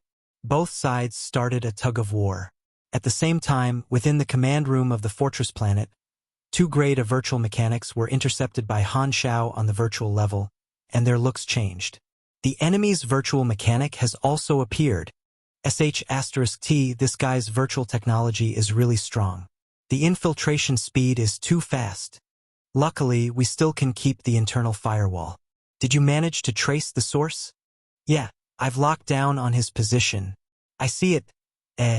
Turns out it's Black Star. No wonder. He's so strong. Cooperate with me. Fight and seize his spaceship. The cooperation of the two was tacit. They immediately locked onto Han Xiao, infiltrating his blacklight stealth. Within the virtual plane, the torrent of data manipulated by the duo found the artificial intelligence core of the blacklight stealth. Just as they were about to launch an attack, a glowing figure materialized. It was Rista. Looking at the 2 torrents of data surging toward him, Rista merely raised a hand, scattering the offensive of both men. The data torrents turned into tiny sparkles of light, becoming redundant pieces of data, and were quickly shattered. The moment the duo saw this, their hearts chilled. This artificial intelligence is too high level. There's no way to break through it. Damn it! Now we can't shake him off. Both sides had undergone a round of confrontation, with Han Xiao gaining a slight advantage. However, his expression remained grave. He had long expected the Bloodshed Land to employ virtual mechanics, as there was no way they would leave out such an obvious shortcoming. However, the enemy had actually sent 2 grades of virtual mechanics, which gave Han Xiao some pressure. If he was not present, the opponent would have been free to do whatever they wished. At this point, both sides were restraining each other. Although he could not utilize virtual intrusion to hack into the other party, it was the same for them. The two sides finally met each other in close combat, and a furious battle erupted.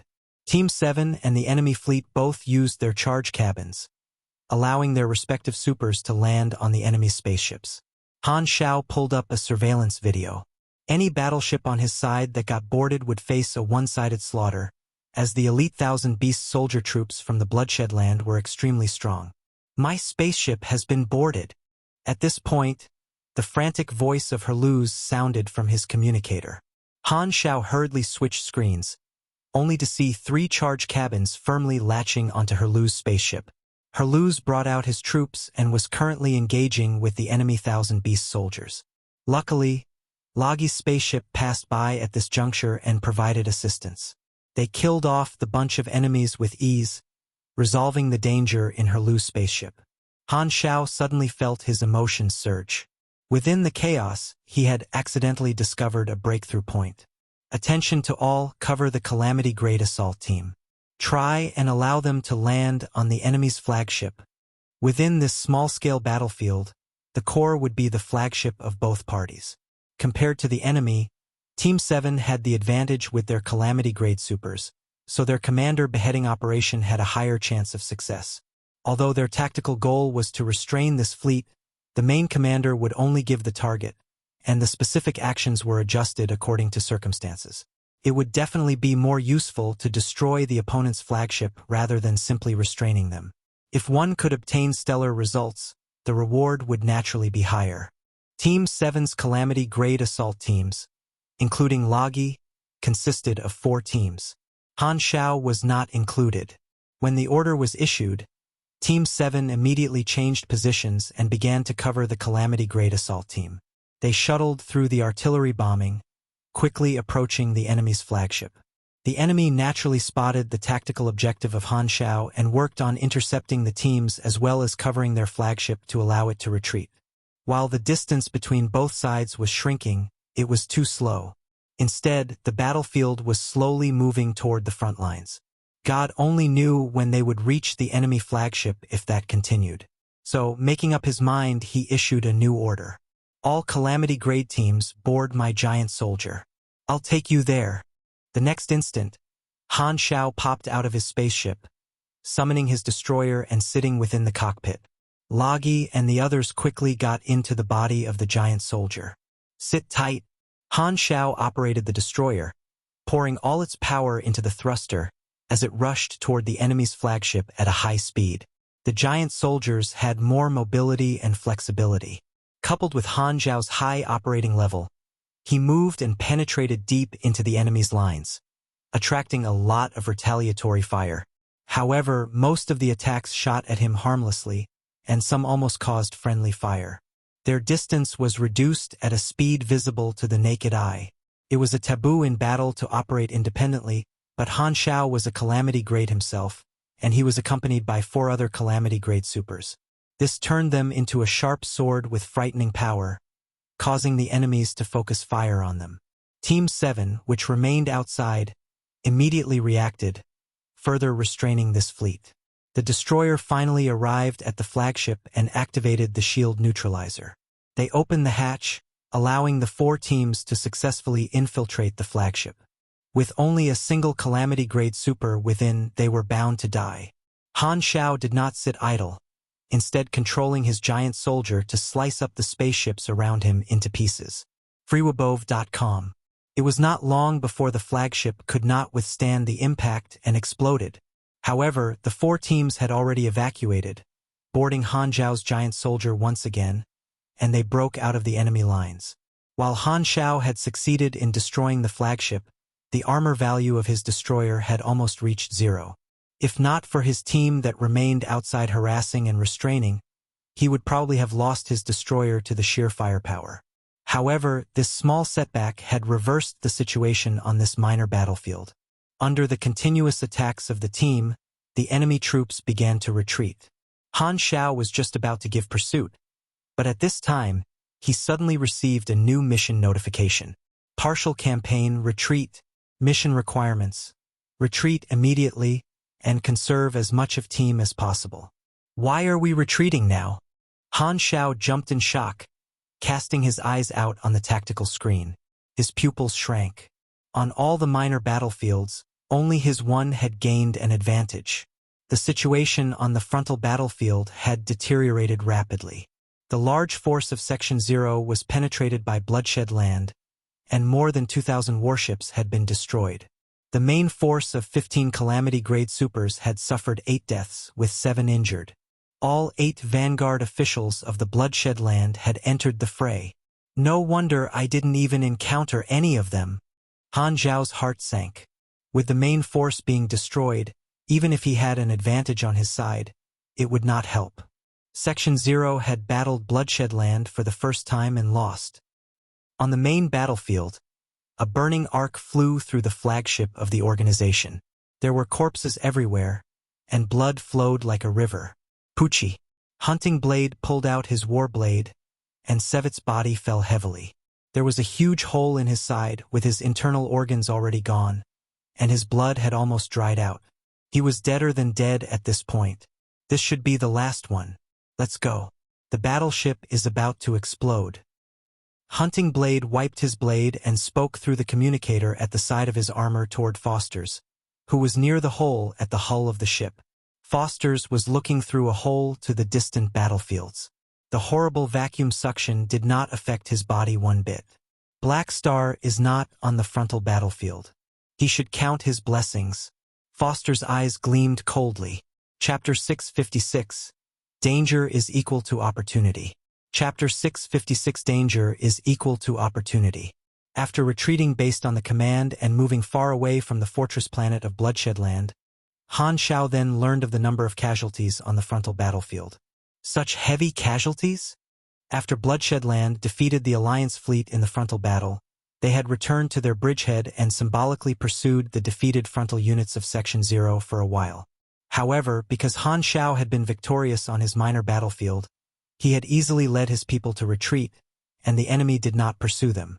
Han Xiao had won a small victory, but it was a pity that this would not affect the overall war.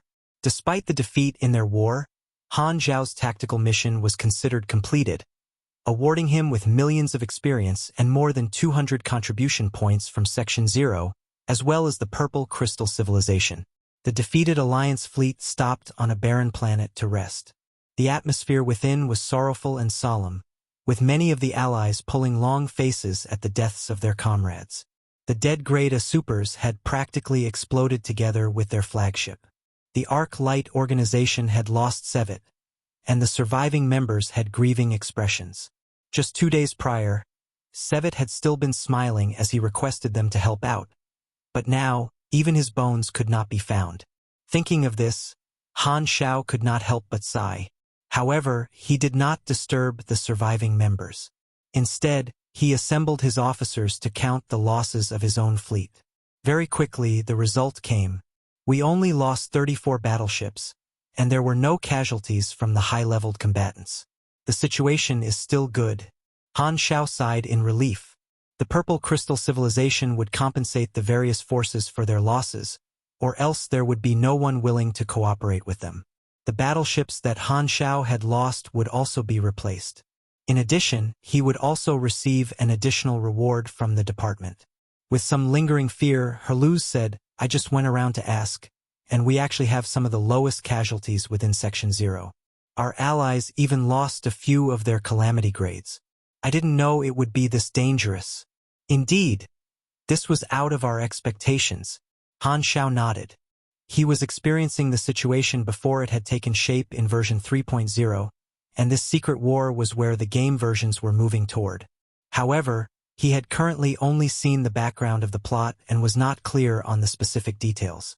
As for the victory of Bloodshed Land, Han Xiao was not surprised. If the Purple Crystal Civilization could topple them so easily, there would have been no need for version 3.0.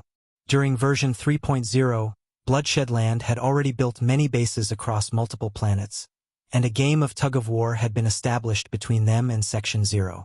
Han Xiao could guess that during the version update, Section 0 would definitely be at a disadvantage. What he was surprised about was that, for the first battle, to have a death count of 10 grade as on their side was a little unbelievable. If so many people would die in every war, it would not take a few months for all the supers in Section 0 to die off. Bloodshed Land would also have heavy casualties, so both sides would lose out. Beep beep. Han Xiao suddenly received a communication request from Ralph. After connecting, Ralph's voice came through, sounding hoarse and full of static. Black Star, how bad is the situation?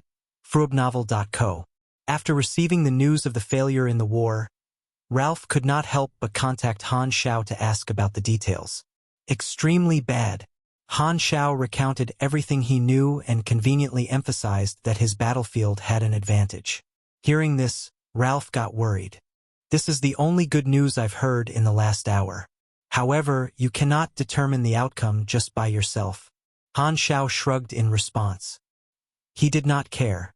In any case, he would still receive his due compensation, so he did not lose out in any way. The objective of Bloodshed Land is to kill all our grade A supers. They're trying to showcase their strength, Ralph said. Han Xiao's eyes shone, and he immediately understood the intentions of Heber, secretly exclaiming to himself how ingenious this idea was. Bloodshed Land had seized the greatest weakness of Section 0A: lack of unity. This was a common problem among allied forces.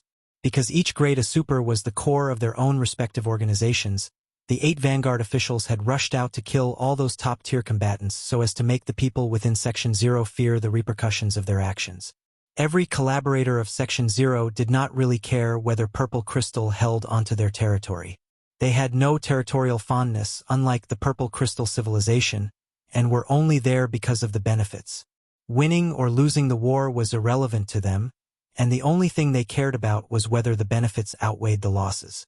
If their battleships received damage, the Purple Crystal Civilization could compensate them and even reward them, allowing them to receive the resources of the Star Cluster Civilization. However, if their Calamity Grades were killed, there was nothing they could do about it. The Purple Crystal Civilization was unable to replace the loss of their high-level combatants.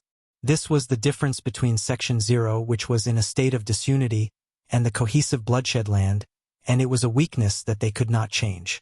No wonder Bloodshed Land fought so fiercely. Han Xiao groaned secretly. He did not care if the secret war was successful.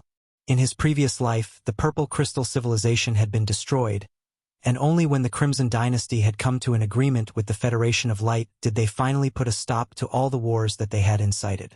Before both universal civilizations completed their benefits exchange, no one would bother about the secret war between Clent and Purple Crystal.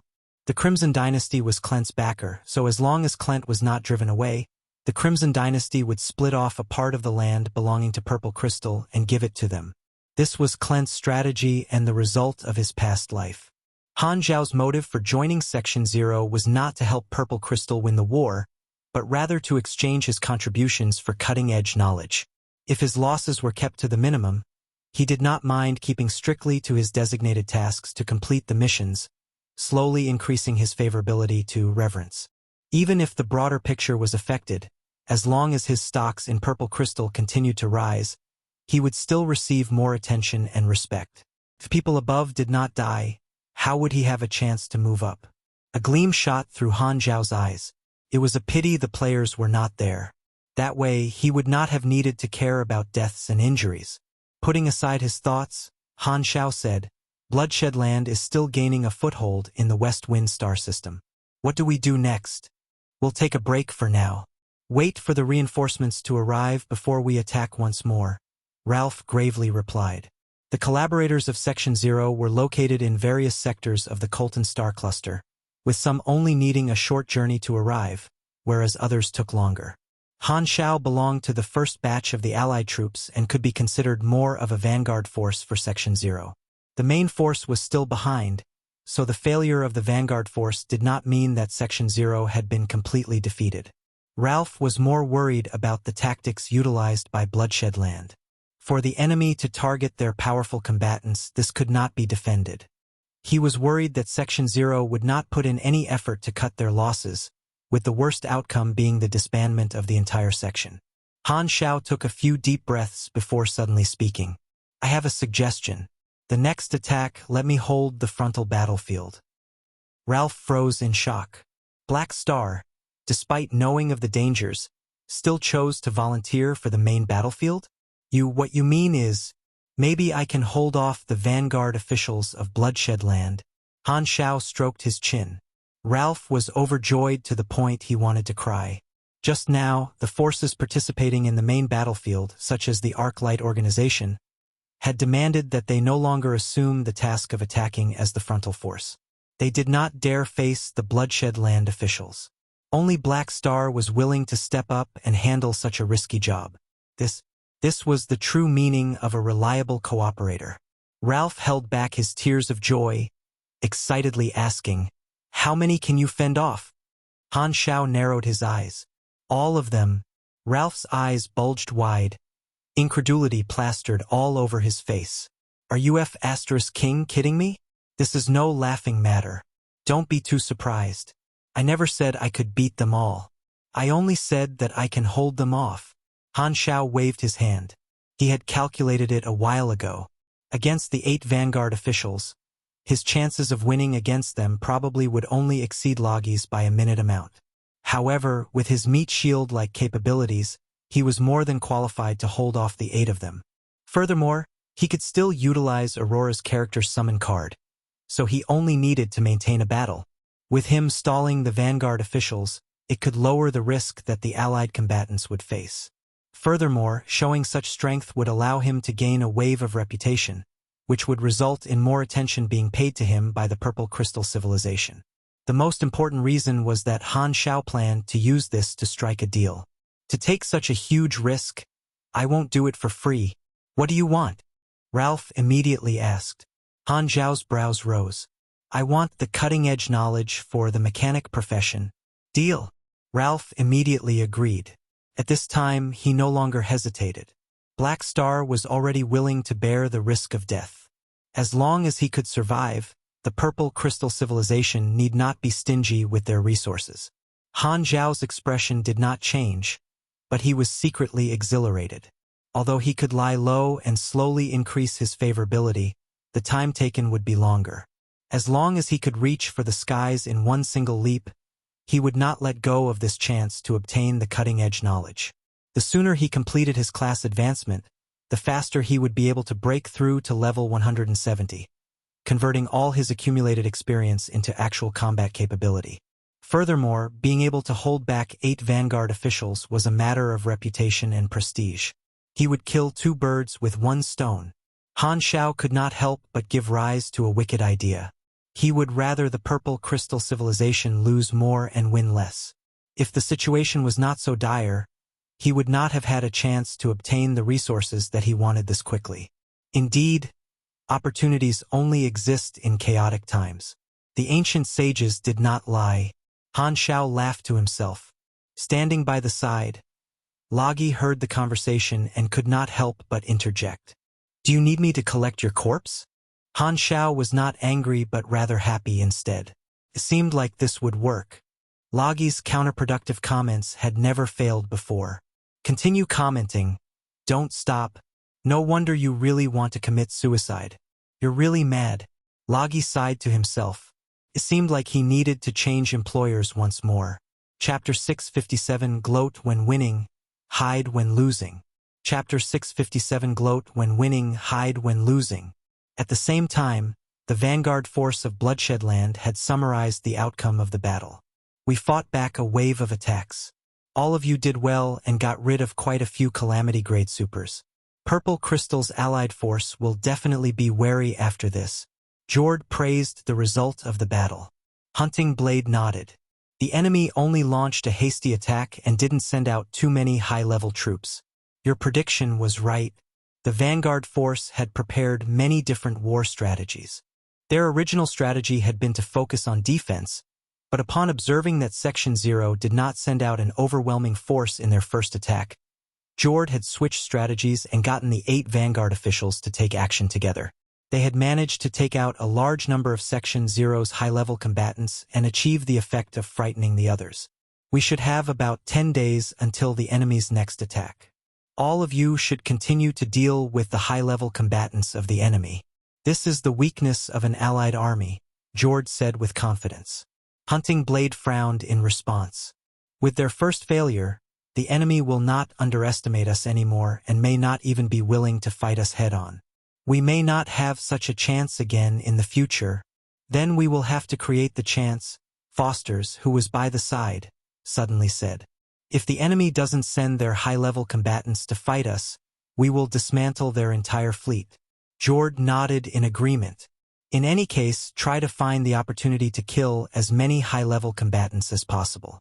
The more terrified our enemy is, the lower the difficulty of our expansion. Black Star should be participating in the next attack as well. I have a request, Foster suddenly said. Everyone must send me the coordinates of Black Star's location. If the frontal assault team doesn't need me, I will go and get rid of Black Star. All right, Jord replied. But don't let your private grudge affect the overall situation. Humph, I don't need you to remind me about that. Furthermore, this isn't my private grudge, Foster said coldly. Black Star is Dragon Emperor's subordinate. Getting rid of him will also force Dragon Emperor out. Only then can His Excellency Heber participate in the war openly. The presence of a beyond grade as super served as a deterrent, and they would rarely take action. Even if the tyrant was the leader of Bloodshed Land, he did not personally participate in the war. However, if Ames took action, he would have an excuse to participate. In their eyes, the tyrant was obviously stronger than the Dragon Emperor. Everyone's eyes lit up. Jord nodded and said, That makes sense. I shall hand him to you. Don't worry. I will be able to find him no matter where he hides. Fosters nodded with satisfaction. As the Allied army was waiting for their reinforcements, a couple of riots broke out. With the Arc-Light organization at the helm, the various members of the Frontal Assault Party requested to have a change of mission, with the reason being their heavy losses. Sevet's death had shocked the entire Arc-Light organization, with their leader being filled with regret. Sevet had been his capable assistant, and he had trusted Sevet greatly. However, he had never imagined that Sevet would perish in the very first battle, and the leader had immediately suggested backing out. All the other organizations who were part of the Frontal Assault Group had experienced varying degrees of loss to their high-level combatants. Such an intense battle was completely out of their expectations, and the 8 Vanguard officials had truly scared them out of their wits. Perhaps they might have been able to defeat the Vanguard officials if they worked together, but none of them were willing to lose their Calamity Grade supers. As such, they had all tacitly agreed to avoid the battle. This was a problem without a solution. The commander of Section 0 could only reorganize the battle formation and change the members in charge of frontal assault, hoping that the reinforcements would be willing to take up the responsibility. However, the reinforcements also heard of the death count on the front line and were not willing to take up the role.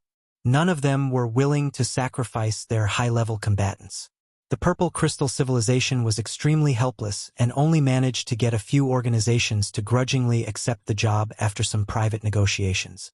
The strategy of Bloodshed Land was extremely effective, exposing the weakness of Section 0 in a single battle. Even if the members of Section 0 were famous armed organizations from the Colton Star Cluster, they were no more than a mob when gathered together. However, Han Xiao was not disappointed that he would only have the opportunity to display his abilities when his faction was at a disadvantage. Just when everyone was trying to avoid taking up the assault role, Han Xiao was the only one who volunteered for the job. This piece of news quickly spread throughout the entire camp and set off a huge wave of commotion. Everyone looked at Han Xiao with strange looks filled with doubt, shock, and many other emotions. Despite knowing that he would face a huge risk, Black Star still volunteered for the job. Did he lose his mind? The few organizations that had already lost their comrades all watched from the side coldly. They all misunderstood Black Star's intentions and felt that he was trying to step on their heads to display his brilliance so that Purple Crystal would think highly of him. While this in itself was not a problem, the problem was that Black Star did not have the corresponding strength to perform such a feat. It was no different from seeking his own death. Did he not have any brains at all? Many organizations in the Allied army immediately came to a common understanding. In order to raise his status, Black Star did not want to live anymore. However, not a single organization bothered to advise Black Star about anything. They needed someone to serve as cannon fodder at the front, and since Black Star was willing to die, they would not stop him. Since Han Xiao had volunteered for such a dangerous mission, Ralph tried to fulfill almost every request of his. Han Xiao did not allow his subordinates to join the assault and got Loggy to lead Herluz and the others to participate in other less intense battles. A few days later, the second batch of reinforcements finally arrived, and Section Zero's Allied army attacked the few bases that Bloodshed Land had in the West Wind Star system again. Han Xiao got Herluz to command their forces temporarily while he formed the spearhead of the assault force with the Blacklight Stealth. The objective of his mission this time was to pin down the 8 Vanguard official, and the reward was cutting-edge knowledge and a large amount of faction contribution points. The reward from this single mission was comparable to more than 10 ordinary missions. Because of their previous failure, Section Zero's second assault attempt was being watched by the entire star field. The other 5-star cluster civilization of the Shattered Star Ring, as well as some large organizations within the star field, all focused their attention on the West Wind Star system. The outcome of the second exchange between both parties would be extremely indicative of the outcome of the Secret War. This was the second time that they had fought, and both Bloodshed Land and Section Zero were fully prepared. The battle between both parties had immediately shot to the peak without any foreplay. Bright balls of flames lit up the pitch-black universe. The burning battleships, exploding cannons, and blinding laser cannons filled the entire battlefield. The 8 Vanguard official with Fosters in the lead destroyed one battleship after another and swept through the battlefield with unstoppable momentum. Rather than send out their high-level combatants to stop the Vanguard officials, the Calamity Grade supers from Section Zero all chose to avoid the battle and watch as the Vanguard officials destroyed their battleships. "Why are all of you in a daze? Stop them," the commander roared. "Roger, we will take action soon. This isn't the time yet. Wait for them to expend some energy first." The Grade A supers all gave perfunctory replies. Despite the commander being thoroughly enraged, he was also utterly helpless. He was helpless if these high-level combatants chose to go against his orders. Furthermore, knowing that Purple Crystal would compensate them for their lost battleships, they would rather watch their own fleet get destroyed than take action. Ralph could no longer sit still. Despite knowing that the situation was bad, he did not expect it to be so terrible. Thus, he could not help but contact Han Xiao. "Black Star, we can't rely on the others. When will you take action? We will be defeated for sure if this continues." In the cockpit, Han Xiao looked at the coordinates of the 8 Vanguard officials and replied, "Give me a battlefield." "I understand." Ralph was overjoyed. He still doubted the fact that Black Star would be able to hold all 8 Vanguard officials back alone, but had no choice but to believe Black Star. Fiabnovel.com. At the center of the battlefield, the Vanguard officials were having the time of their lives as they destroyed one battleship after another and disrupted the formation of Section Zero. The 8 Vanguard officials were like leopards and the battleships like sheep. Without the high-level combatants pinning down the Vanguard officials, the battleships were reduced to sitting ducks. Haha, the enemy Calamity Grade supers still aren't taking action. Do they truly not care about their fleet at all? Malekith burst into laughter in the communication channel. What a bunch of cowards. They don't even have the guts to fight. Hunting Blade sneered with disdain. Boom! In the interior of a battleship, Fosters crushed half the spaceship with his fists and boarded an assault spaceship before the battleship exploded. Upon hearing the conversation, he could not help but ask, "Why hasn't anyone reported Black Star's location to me yet? Where exactly is he?" "I don't know. No one has reported Black Star's location yet. We managed to find the Black Star Army fleet, but Black Star isn't part of the fleet. There is only a Grade A mage controlling the situation. Fosters glanced at the battlefield and coldly said, "Since the enemy's high-level combatants are a bunch of cowards, I am not needed for the time being. I will go to the Black Star Army. He will definitely be hiding in the vicinity." "Okay. Go ahead and leave matters here to us." Hunting Blade nodded in response. Just as Fosters wanted to leave the area, the battleship formation suddenly spread out to reveal a passage, and the Blacklight Stealth flew out from deep within the formation. "That is Black Star." Fosters stopped abruptly with his gaze being fixed on the Blacklight Stealth. The other 7 Vanguard officials could not help but look over as well. Han Xiao then left his spaceship wearing his Berserk ape suit and floated in space. He looked at the 8 Vanguard officials and raised his hand to beckon for them in provocation. A single individual in the vast battlefield was far too tiny, but not a single person in the surroundings could ignore Han Xiao's presence. He unleashed his energy, and the high energy reading being given off from him was sufficient to set off the radar of any battleship around him. Despite being far away from Han Xiao, Fosters and the others could clearly see Han Xiao's actions. "He is provoking us?" Hunting Blade was dumbfounded. He truly did not know who gave Black Star the courage to provoke them. Fosters could not help but be surprised. He had thought that Black Star was hiding like the other Calamity Grade supers and had never expected him to step out on his own. Not bad. At least he is more courageous than the others. Saves me some time. Foster's eyes narrowed, and he instructed the assault spaceship to charge for Han Xiao. He then jumped out from the spaceship and shot toward Han Xiao with his entire body burning with flames like a dark red meteor.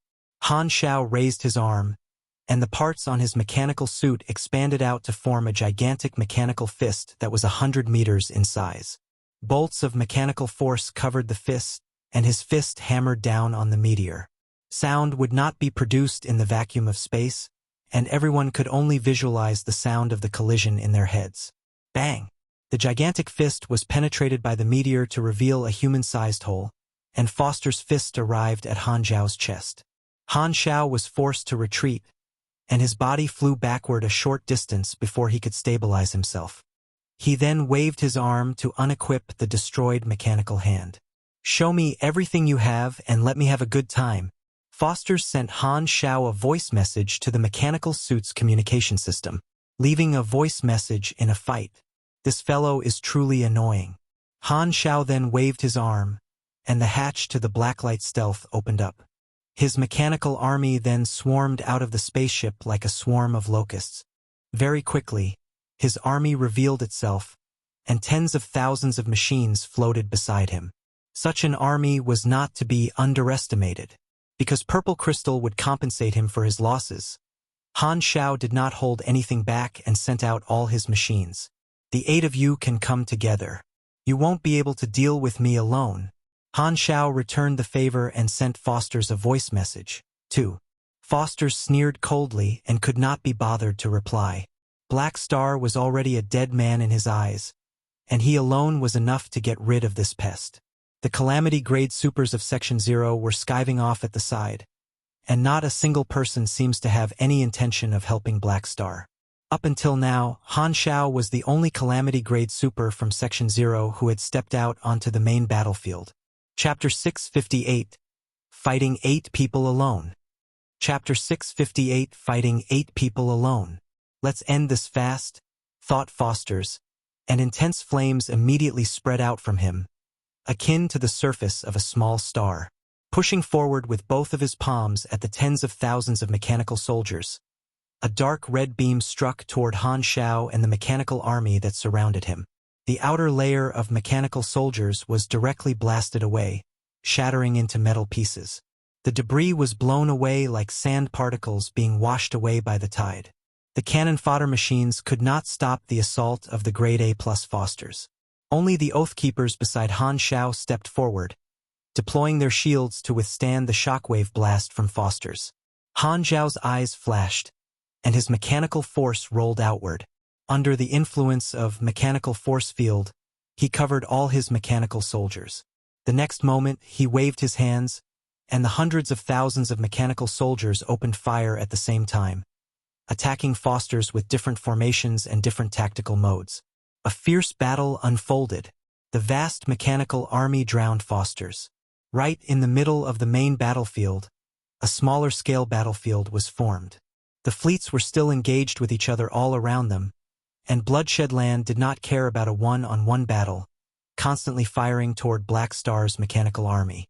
However, Section 0 was not a group to be trifled. While the rest of the Calamity Grades were watching the show, they still had the courage to command the fleet to provide enough cover for Han Xiao. Moreover, surrounding the machinery were numerous floating shields, which blocked the attacks from time to time. This was the all-out attack of a mechanic at the Calamity Grade. A person could rival an entire fleet. However, Han Xiao had placed all his attention on Foster's. Millions of ion cannon rays crisscrossed like a large airtight net, which continuously struck at Foster's.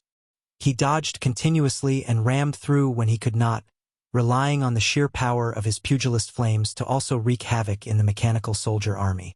The armor of conventional mechanical soldiers was akin to paper in front of Foster's strength.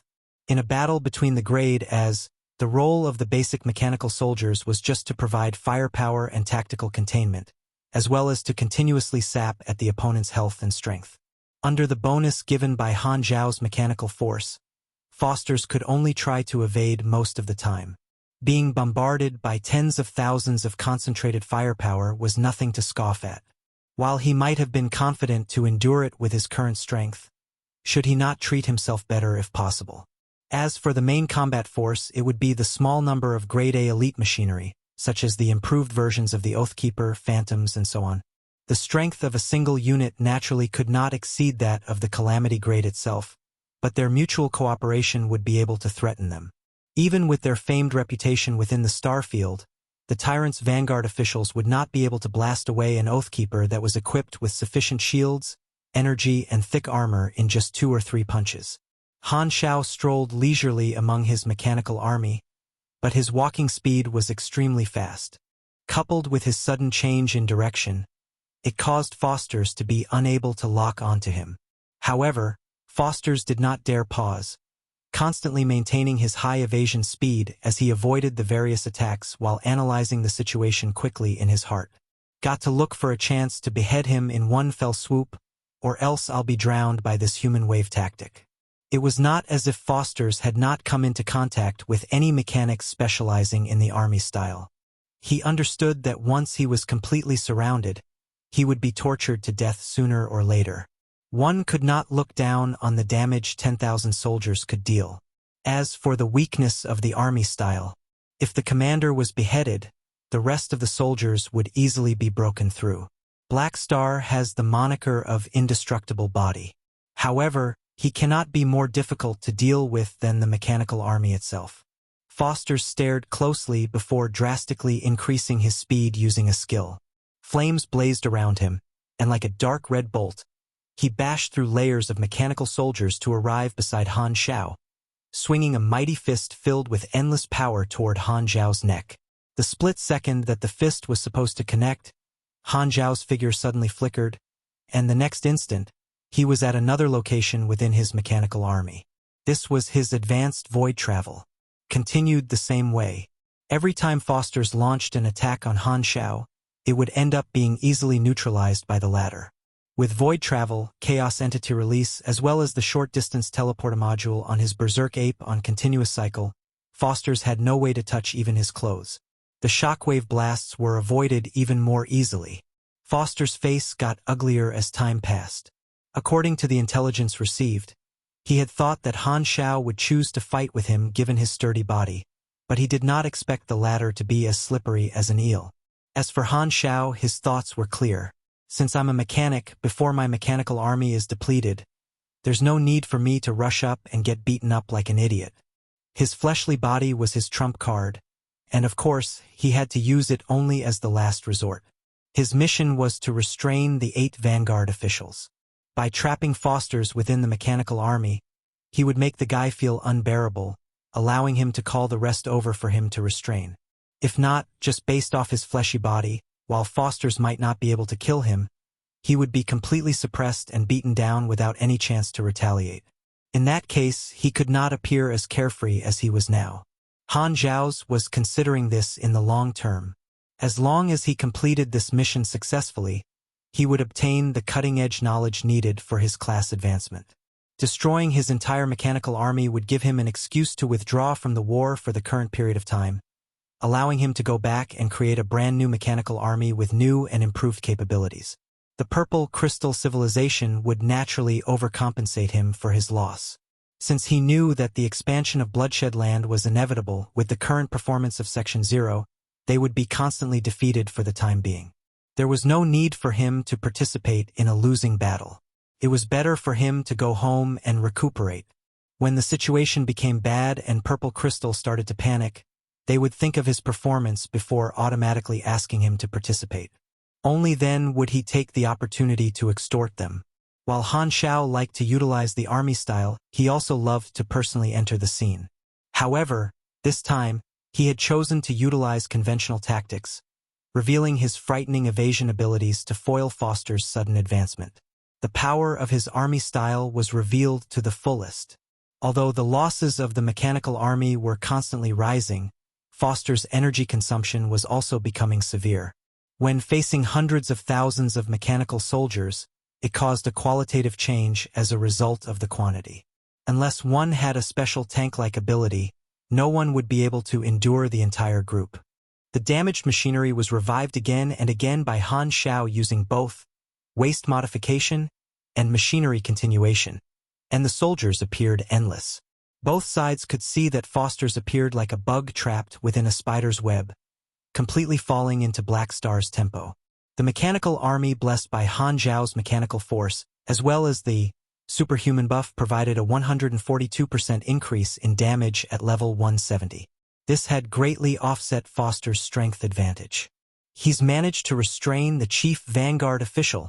There were quite a few Grade Supers in Section 0, and they all obtained a boost in their spirits. To have Black Star's capabilities rival the chief vanguard official, this was good news. However, no one was too surprised. With Black Star's fame, many of his deeds had already spread among the people in the galaxy. He was also recognized to be one of the strongest members under the Dragon Emperor aims. Thus, it was not surprising that he was able to match the chief vanguard official of the tyrant in power. However, Ralph was a little worried. Black Star had promised him that he would restrain all 8 of them, but currently only Foster's was being trapped. The other vanguard officials were still moving around and destroying the warships. If not for the fact that Black Star was wrapped up in an intense battle, he would have urged a retreat.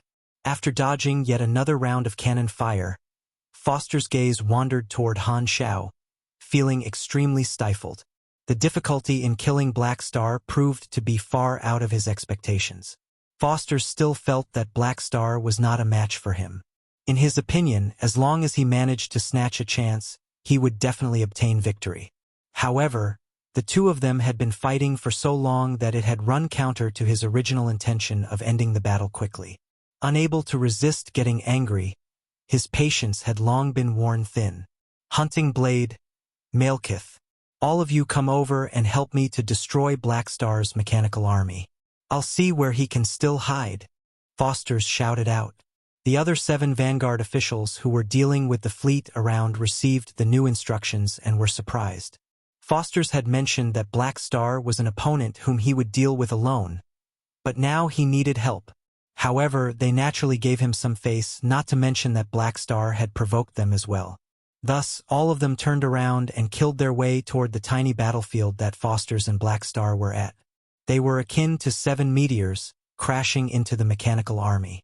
The moment the 8 Vanguard officials joined forces, the situation deteriorated instantly. The mechanical army was destroyed wantonly. Black Star cannot hold on much longer.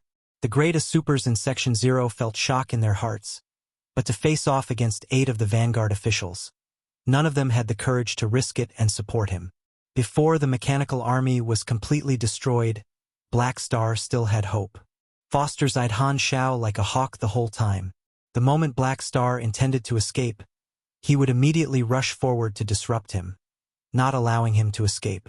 Contrary to his expectations, Even though the situation was clearly not on his side, Han Xiao continued to shift and dodge, without any intention of escaping. This resulted in Foster's vigilance being useless. What is Black Star doing? Why is he not retreating? Does he not know that fighting on will only lead to his death?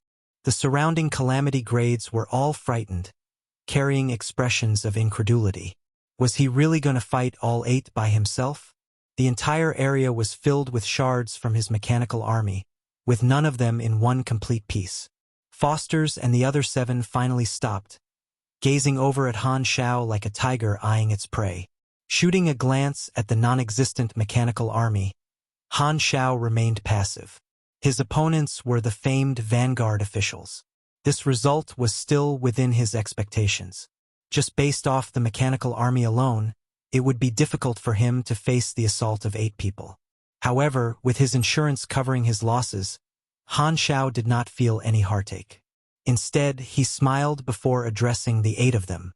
He seems like it's still 8 against 1 in the end. Foster's face sank, and he growled, "Hurry up and deal with him. Let's see if he still can laugh." "Really? All of us?" Malekith was surprised. "Since we've already done so, let's just finish this." The others were reluctant. In the first place, they had given Foster's face, allowing him to single out Han Xiao to fight. However, now that Foster's had gotten tired, he wanted them to help. They could not stop halfway. Bloodshed Land never emphasized fighting single battles. They only focused on getting the job done as fast as possible. The 8 of them rushed forward, and Han Xiao too breathed out once before rushing forth to meet them. In the eyes of the Calamity Grades around, Black Star's back seemed to have an impression that he had seen past death itself. Everyone was touched. They did not understand why Black Star would be so desperate to give up his life. It was as though 8 shooting stars continuously hit Han Xiao's body. Their explosive fists burst forth with numerous afterimages, bombarding every inch of his body. Was Black Star hit with thousands of punches or tens of thousands? Nobody could tell for sure. Everyone around had the cold sense of desolation, akin to foxes grieving when all the rabbits died. They could not bear to watch. Black Star's ending would definitely be grisly. However, the next moment, everyone rubbed their eyes, not daring to believe this scenario.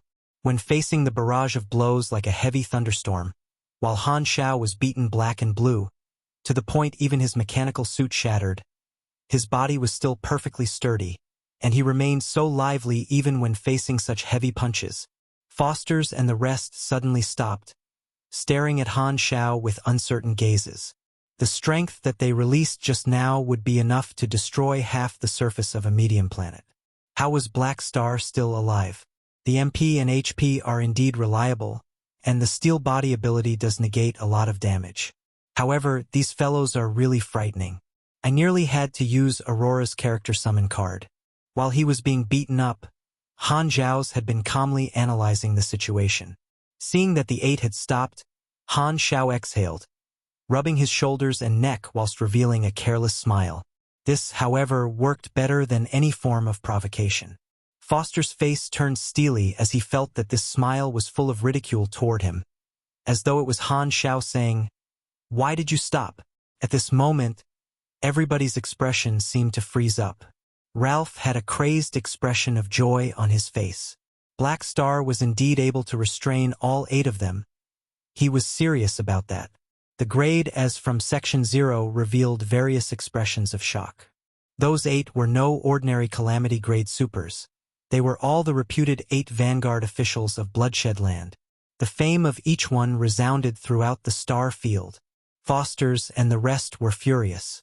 The 8 of them had only lost to Tyrant whenever they joined hands. They could not believe that Han Xiao could actually withstand their offensive. It was as though the raging waves had smashed against the cliff but ended up being scattered into sea foam. The name Black Star popped into everyone's head, with the connection that could not be waved away. Was this the famed, indestructible body? Chapter 659, Beyond Grade A Level Attack. Chapter 659, Beyond Grade A Level Attack. This is Indestructible Body Black Star. The strength of his body is even more exaggerated than in the rumors.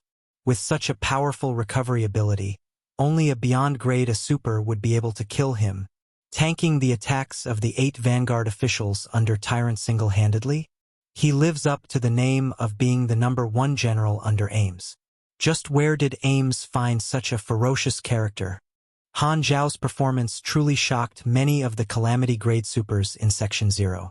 They had all thought that Black Star was overestimating himself and would end up sacrificing himself in battle. Who would have thought that the difference between them was so big? Foster's was extremely shocked in his heart, and he said, "His body is a little strange. A portion of our attacks were absorbed by his cells to allow him to recover quickly." Hunting Blade's expression was solemn. I realized that, too. The chief Vanguard official had plenty of experience in battle and quickly identified the logic behind Han Xiao's indestructible body. Foster's eyes narrowed, and he immediately thought of a method to deal with Han Xiao. He isn't able to recover instantly, and there is an upper limit to his ability. As long as our attack exceeds that limit, we will definitely be able to cause true damage to him. We need to launch an explosive series of attacks and not give him the chance to breathe. That is the only way that we can kill him. Foster's eyesight was extremely sharp, and he came to a conclusion that was extremely near to the truth. Hearing that it was possible to kill Black Star, the 7 others heaved sighs of relief. The endurance that Black Star had displayed truly terrified them. The combined attack of the 8 of them was sufficient to cause an entire ridgeline to collapse, and they would not even dare endure such an attack with their own bodies, just like how they would not dare tank the attacks of Han Xiao's mechanical army but choose to avoid them. Looking at Han Xiao, who was currently at the center of the attack, Foster said in a deep voice, "Don't overestimate Black Star. While it is extremely difficult to kill him, as long as we can destroy his mechanical army, the threat that he poses will be greatly reduced. I will be able to pin him down alone." However, Foster's target was not just to pin Black Star down but to kill Black Star. If the 8 Vanguard officials were not able to kill a single enemy of their same level when working together, this would be a huge blow to their reputation. They would only be able to establish their dominance by killing Black Star and scaring the other members of Section 0. Attack together. Change tactics and do not spread out the strength of your attacks. The moment he finished his sentence, the 8 of them charged forward together. Foster's had said that only high damage in a short period would have a chance of killing Black Star, and the joint force of the 8 of them could be extremely frightening. Han Xiao had already guessed that the 8 of them would attempt a second attack. The members of Bloodshed Land all had brains made from muscle and would not give up that easily. He did not just stand still to tank the attacks. He spread his arms, and bolts of mechanical force shot out in all directions.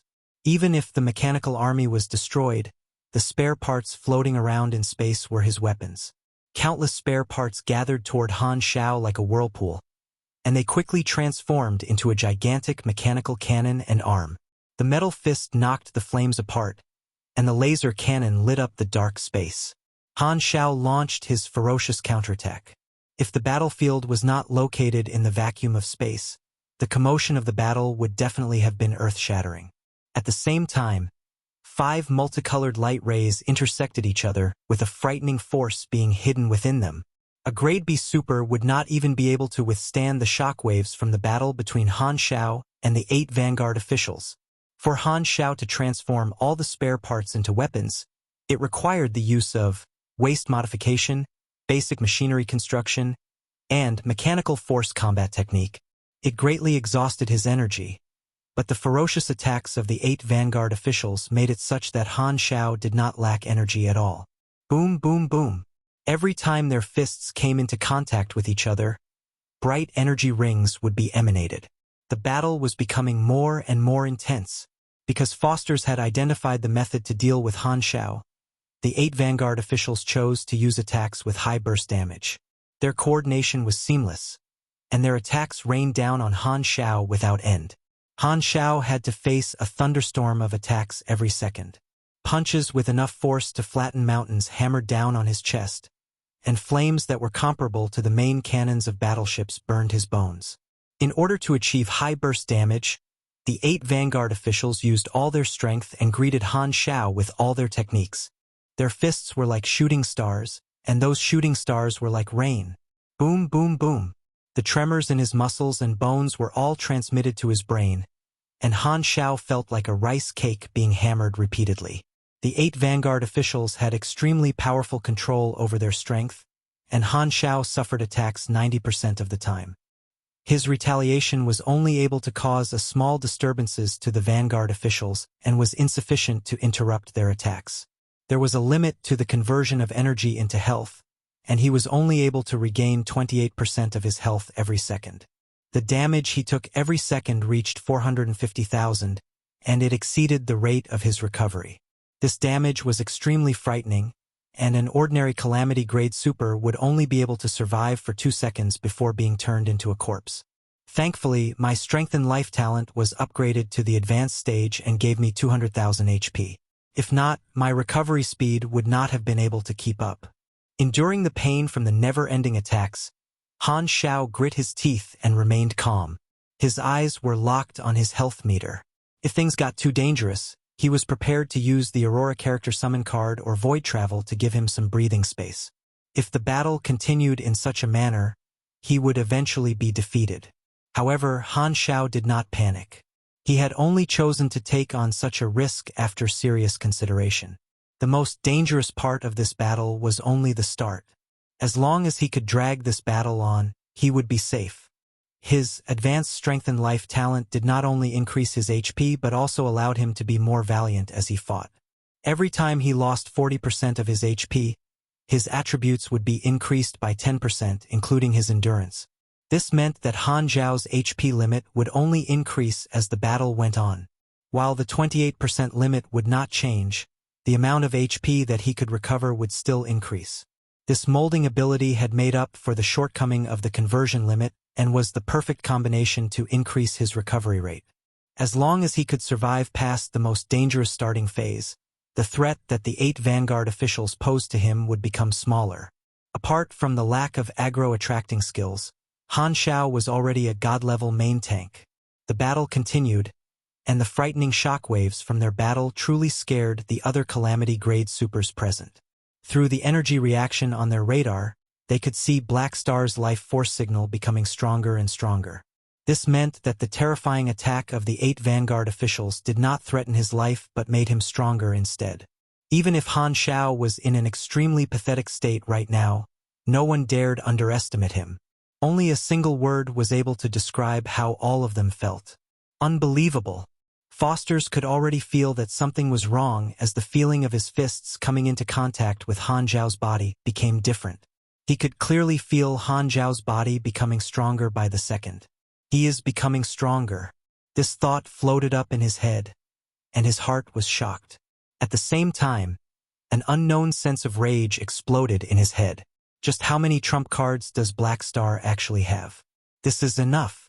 Fosters hammered himself on the chest, and the flames on his body glowed brightly. All his energy was then channeled into his arms, and his arms ballooned up. All the muscles in his body were clenched tight. Arteries popped out by his temples, and a dark red glow could be seen emanating from his fists. Right at this moment, the radar from the surrounding battleships all let out an alarm. Warning! Warning! High-energy response detected. The next moment, a blinding red beam of light shot out from Foster's fists. A gigantic red ball of energy smashed into Han Xiao with a pillar of fire behind its tail. This single fist snatched the limelight of the entire battlefield, and the terrifying energy wave of the attack made everyone fill in the sound effects in their heads. Boom! This is the star-shaking fist. The other 7 Vanguard officials were startled. This was a pugilist skill that the tyrant had taught them personally. It expended a large amount of their energy, and they all treated it as their killing blow. They had seen Heber personally unleash the star-shaking fist, and the might of the attack lived up to its name. Foster's was Heber's favorite student, and while his strength did not reach the level of a beyond grade A super, the shadow of Heber could be seen behind this fist of his. Despite the thoughts flashing through their minds, their hands did not stay idle, and they copied Foster's. 8 star-shaking fists smashed down on Han Xiao from all different directions. H*T. Why do all of you like energy blasts so much? Do you think that you're a Scion 1? The instant the attacks landed on him, Han Xiao only had time for a single thought. The next instant, a terrifying blast of energy exploded. 8 blinding energy blasts collided with each other and exploded with Han Xiao as the center. The ball-shaped energy wave expanded rapidly until the size of it exceeded that of a flagship. It was like a small planet made from energy and instantly became the focus of everyone present. The energy ball expanded to its maximum, and a huge explosion occurred. The blinding light from the explosion made everyone close their eyes instinctively. Silence filled the battlefield. A shockwave spread out in the galaxy. The explosion ended in silence. Before the explosion, Foster's and the other Vanguard officials had already retreated and witnessed the outcome of their attack from afar. This move of theirs had expended half of their energy and stamina. Even with their powerful pugilist bodies, they were panting heavily from the attack, with their armor surrounding their arms cracking to reveal their bare skin. Everyone's attention was focused on the center of the explosion. However, the place was completely empty, and Han Xiao's figure could not be seen. Was he reduced to smithereens? Foster's eyes lit up with joy. Even he did not realize that he had lost his confidence. Did he really die? The members of Section 0 could not help but worry. At this moment, a grayish fog suddenly condensed together and rapidly transformed into Han Xiao. After regaining his physical form, Han Xiao spat out a mouthful of blood. His appearance was pale, and his limbs were covered with injuries, with burn marks and blood all around. Before anyone could even react, Han Xiao's wounds began to close up rapidly, and all his lost blood and flesh grew back. His pale appearance also began to regain color, and in the blink of an eye he recovered to his peak. Aurora's character summon card. Life return. Damn it, I was almost blown to death. Han Xiao felt a lingering fear in his heart. The 8-star shaking fists, when used together, formed a special reaction, and the Dark Star mothership main cannon that he had tanked before was like a little brother before this. In order to tank this blow, Han Xiao used all his trump cards. He had first used Repel Thorns to reduce 30% of the initial attack. He then transformed into his Chaos body form to ignore 95% of the damage, with his energy becoming his health. When his energy was completely exhausted, he had transformed back into his physical form, and his health had begun to fall with his energy being replenished rapidly. However, the interior of the energy ball was like a furnace with damage being dealt every second. Thankfully, he had this steel body to cancel out most of the damage, allowing him to replenish his energy. He had then transformed a couple of times between his Chaos body form and physical body to tank the damage. After his physical body met with the last wave of the explosion, his health had immediately emptied out, and he could only transform back into his Chaos body form to avoid the calamity. When he reappeared again, his energy had been reduced to 0, and his HP had been left with 8%. He was at his wit's end. Han Xiao could only make use of his final trump card, Life Return, to return to his peak state. It was too dangerous. Han Xiao had almost perished. The scene of his physical body recovering was displayed before everyone present. Black Star was still alive. The next moment, the entire battlefield fell silent. All the Calamity Grade supers only had a single thought. That attack was definitely at the Beyond Grade A standard. However, Black Star had managed to tank it. They were shocked to the point they fell into a daze. Right at this moment, the commander of Section 0 issued a new order. Retreat! While Han Xiao and the 8 Vanguard officials fought to a stalemate, Section 0 had slowly been pushed back and were not able to chase Bloodshed Land out of the region. Despite facing 8 high-level combatants alone, Han Xiao still was not able to turn the situation around. His teammates did not become outstanding because of him. Only a Beyond Grade A super would be able to determine the direction of a war single-handedly. Despite Section 0 losing, Han Xiao's objective had been met. Could be said that he was the only winner of this battle. Even the victor of this battle, Bloodshed Land, could only remain in the background. Han Xiao boarded the Blacklight stealth and returned with the main fleet. Foster's and the others did not attempt to stop him. Their stamina was running out, and it would not be appropriate for them to enter enemy lines. Furthermore, he had already lost the confidence to kill Black Star. The 8 Vanguard officials could only watch as Section 0 retreated. The Section 0 fleet split up to reveal a path to welcome Han Xiao as though he was victorious. Despite being the losing party, Section 0's morale was extremely high. Even though Bloodshed Land had won the battle, the atmosphere seemed as though they had lost. Right at that moment, those who had witnessed the battle between Han Xiao and the 8 Vanguard officials understood one thing. After this battle, Black Star would no longer be treated as an ordinary expert and would go up to the next level. He had truly walked onto the stage of the big shots in the star field. The Calamity Grade supers from Section 0 could predict that Black Star would be completely different from them. This is a reference to Dragon Ball. Chapter 660, Legendary Point. Indestructible Body. Chapter 660 Legendary Point. Indestructible Body. The Section 0 fleet left the Bloodshed Land startled. Word of the astonishing fight earlier quickly spread throughout the entire fleet. The other allies were all shocked and could not believe it. Their doubts were only cleared when they saw the video footage. Han Xiao met with Lagi and the others. The battlefield that his troops had been in did not have an intense fight, so the damage suffered in this battle was insignificant. After leaving the battlefield, a notification popped up on Han Xiao's interface. You have received 1 legendary point. Han Xiao was not surprised.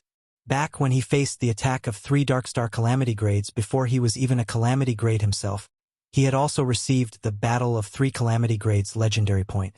Now that he had faced the 8 Vanguard officials who were much more famous, receiving a legendary point was expected. Star Cluster Legendary Point, Colton Star Cluster, Indestructible Body.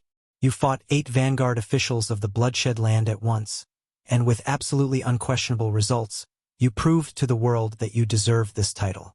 Tales of this fight will be passed on by many, becoming an everlasting legend. Indestructible Body. Han Xiao was surprised. This had initially been a nickname given by many organizations, but now it had become official. He felt very excited for some reason. He had finally earned a real title for himself. Star Cluster Legendary Points increased his rewards by 20%, much higher than Star System Legendary Points. This was his first Star Cluster Legendary Point. If I defeated the 8 Vanguard officials, the reward might totally be a Star Field Legendary Point. Han Xiao shook his head. That was beyond his capabilities. All the Vanguard officials were very tanky, too. Plus, they had cooperated with each other very well, controlling the tempo of the battle. Retreating alive was the limit of his current capabilities. Only Beyond Grade as could deal with this kind of situation with ease. Updates by freewebnovel.com. On the interface, the mission was shown as completed. Han Xiao was about to contact Ralph and tell him to carry out his end of the deal, but as soon as he took out the communicator, Ralph's communication request came first. As soon as he picked up, Ralph instantly spoke. Black Star, your combat capability has completely exceeded my expectations. You really did it. Although we did not win this time, you have put an end to the negative situation. Ralph did not hold back in praising him. Due to fear of Bloodshed Land's strategy, the Calamity Grade Section 0 members had all been unwilling to fight. At this crucial moment, Han Xiao had been the only one that could directly restrain those enemies. Han Xiao was a straw to clutch at in his eyes. He praised him non-stop till the point that even Han Xiao was annoyed.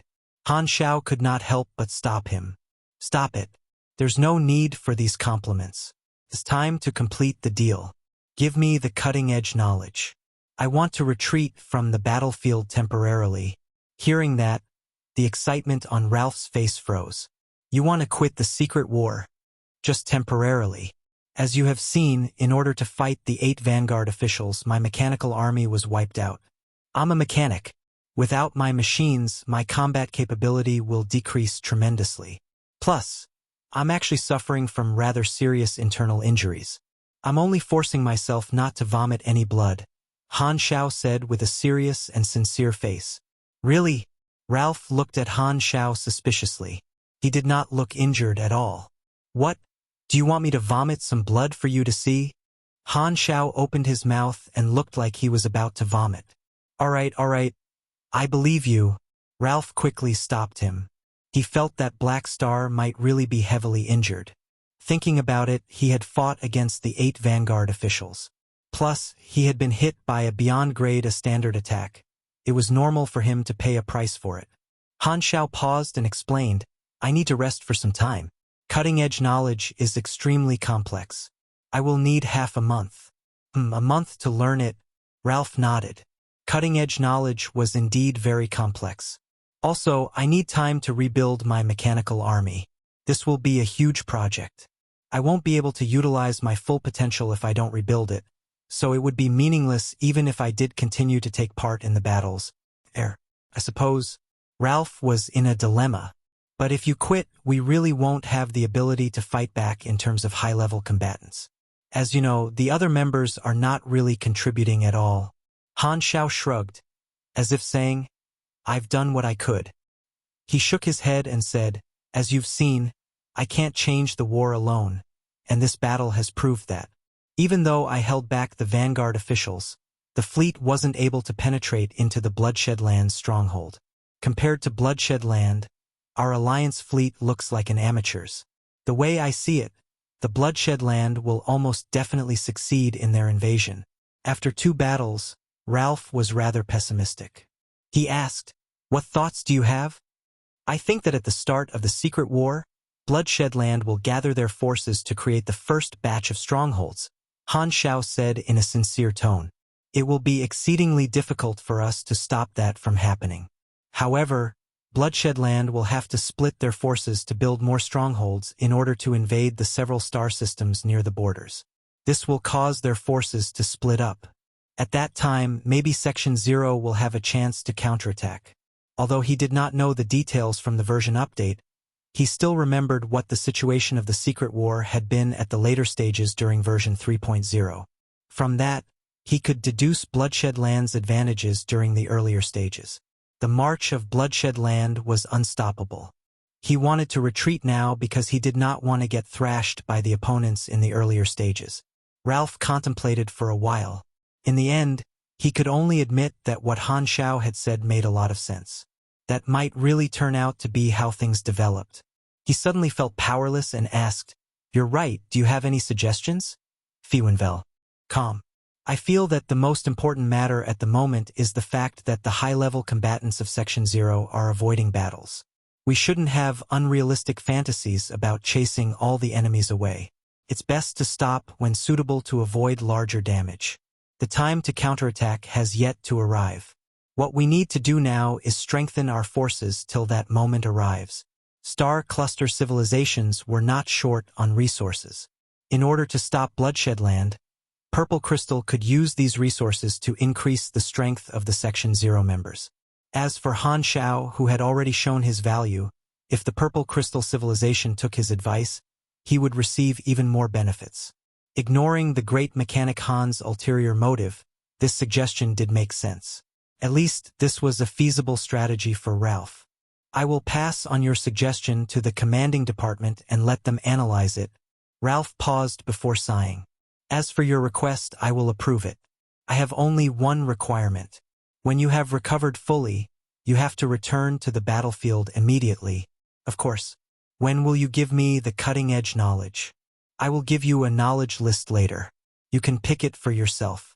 By the way, the resources to make up for your loss will also be handed to you as soon as possible.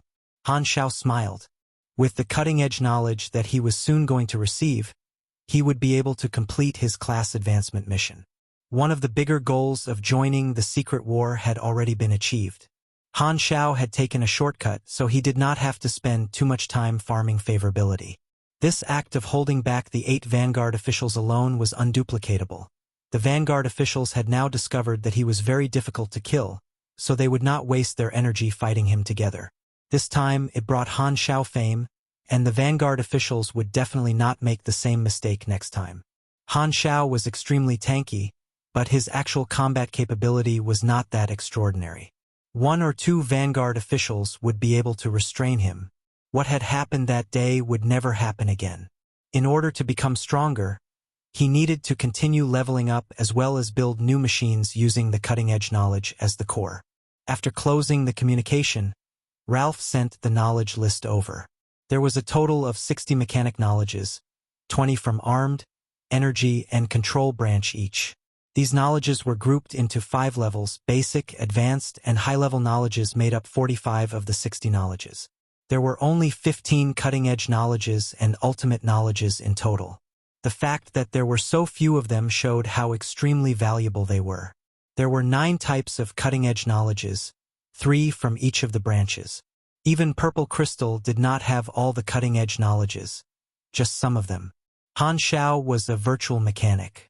The potential point cost for learning control branch cutting-edge knowledges was normal, but it would cost triple the potential points to learn cutting-edge knowledges from the other 2 branches. Yet, Han Xiao did not choose the control branch cutting-edge knowledge but an energy branch cutting-edge knowledge. Abnormal state energy. This was a must-learn knowledge for any mechanic after class advancement. It could be considered an evolutionary knowledge for mechanics.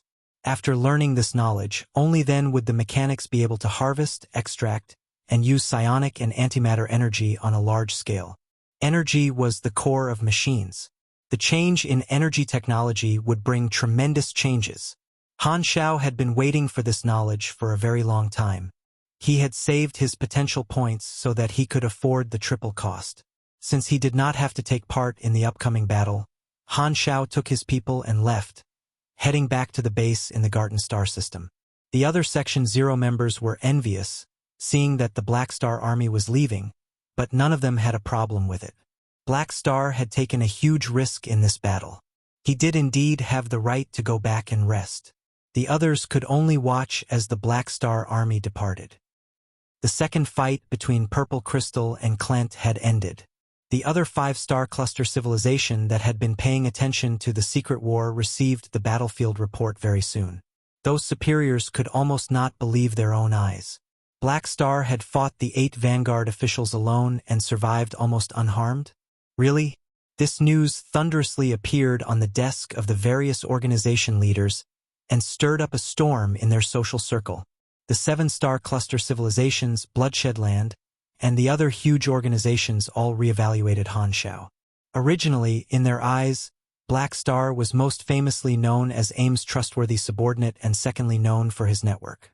Black Star's position in their social circle had basically come from these 2 titles. However, these organizations did not consider his combat capability to be anything notable. On average, their assessment of him was Black Star is a rather strong Calamity grade, but he's not overwhelmingly strong among those of the same grade. However, this news shattered all the opinions of these organizations concerning Han Xiao. According to his performance in this battle, the 7-star cluster civilization and the various organizations reevaluated his strength. In the universe, fighting alone isn't popular. Many people have to face more than one opponent of the same grade at the same time. It's known that mages and mechanics are the 2 types of supers that are most capable of fighting more than one enemy of the same grade. Black Star is a mechanic, but his way of fighting more than one enemy is different. Mechanics have shared weakness. Their physical body isn't strong enough. Other than some mechanics that use single-unit combat suits, most mechanics are afraid of the enemies closing the distance. However, Black Star has an unbelievable physique. His endurance is extremely high, and he has an almost Esper ability level recovery speed. The strategy of closing the distance on him will be turned into a trap by him instead. He's a special mechanic. Even if he loses his machines, he will still have a very high combat capability with his physique. Dragging out the battle is his strength. He's able to make the battles long enough to make more than 90% of the Calamity Grades exhausted and powerless. From the machines that Black Star has showcased, it's clear that he has yet to master the use of psionic energy. As soon as he starts to use psionic as the energy core, with his terrifying physique, Black Star's strength will multiply many times. He will undoubtedly become one of the very few people that stand at the top of Calamity Grades. According to the intelligence above, it's strongly recommended to move him into the Shattered Star Ring Beyond Grade A Seed observation list. Black Star has the potential of reaching beyond Grade A. The Beyond Grade A Seed list was on an entirely new level from the usual Calamity Grades. The star cluster civilizations paid attention to everyone on this list. Every name represented someone extremely talented with the potential to become a beyond grade A. This was not only determined by potential but also strength, growth speed, special talent, race, ability type, and many other factors. This list covered the entire Shattered Star Ring. However, there were a few dozen people on the list. We've reached the end of today's episode. Thank you for traversing the boundless landscapes of fantasy with us. If today's story has sparked joy within you, please remember to hit the like button, share our journey with others, and subscribe to Lord of the Stories for an ever-expanding collection of mystical escapades. Until we meet again to turn the page to a new adventure, hold the tales dear in your heart and let the embers of magic warmly glow in your spirit. Farewell, intrepid explorers of the narrative unknown.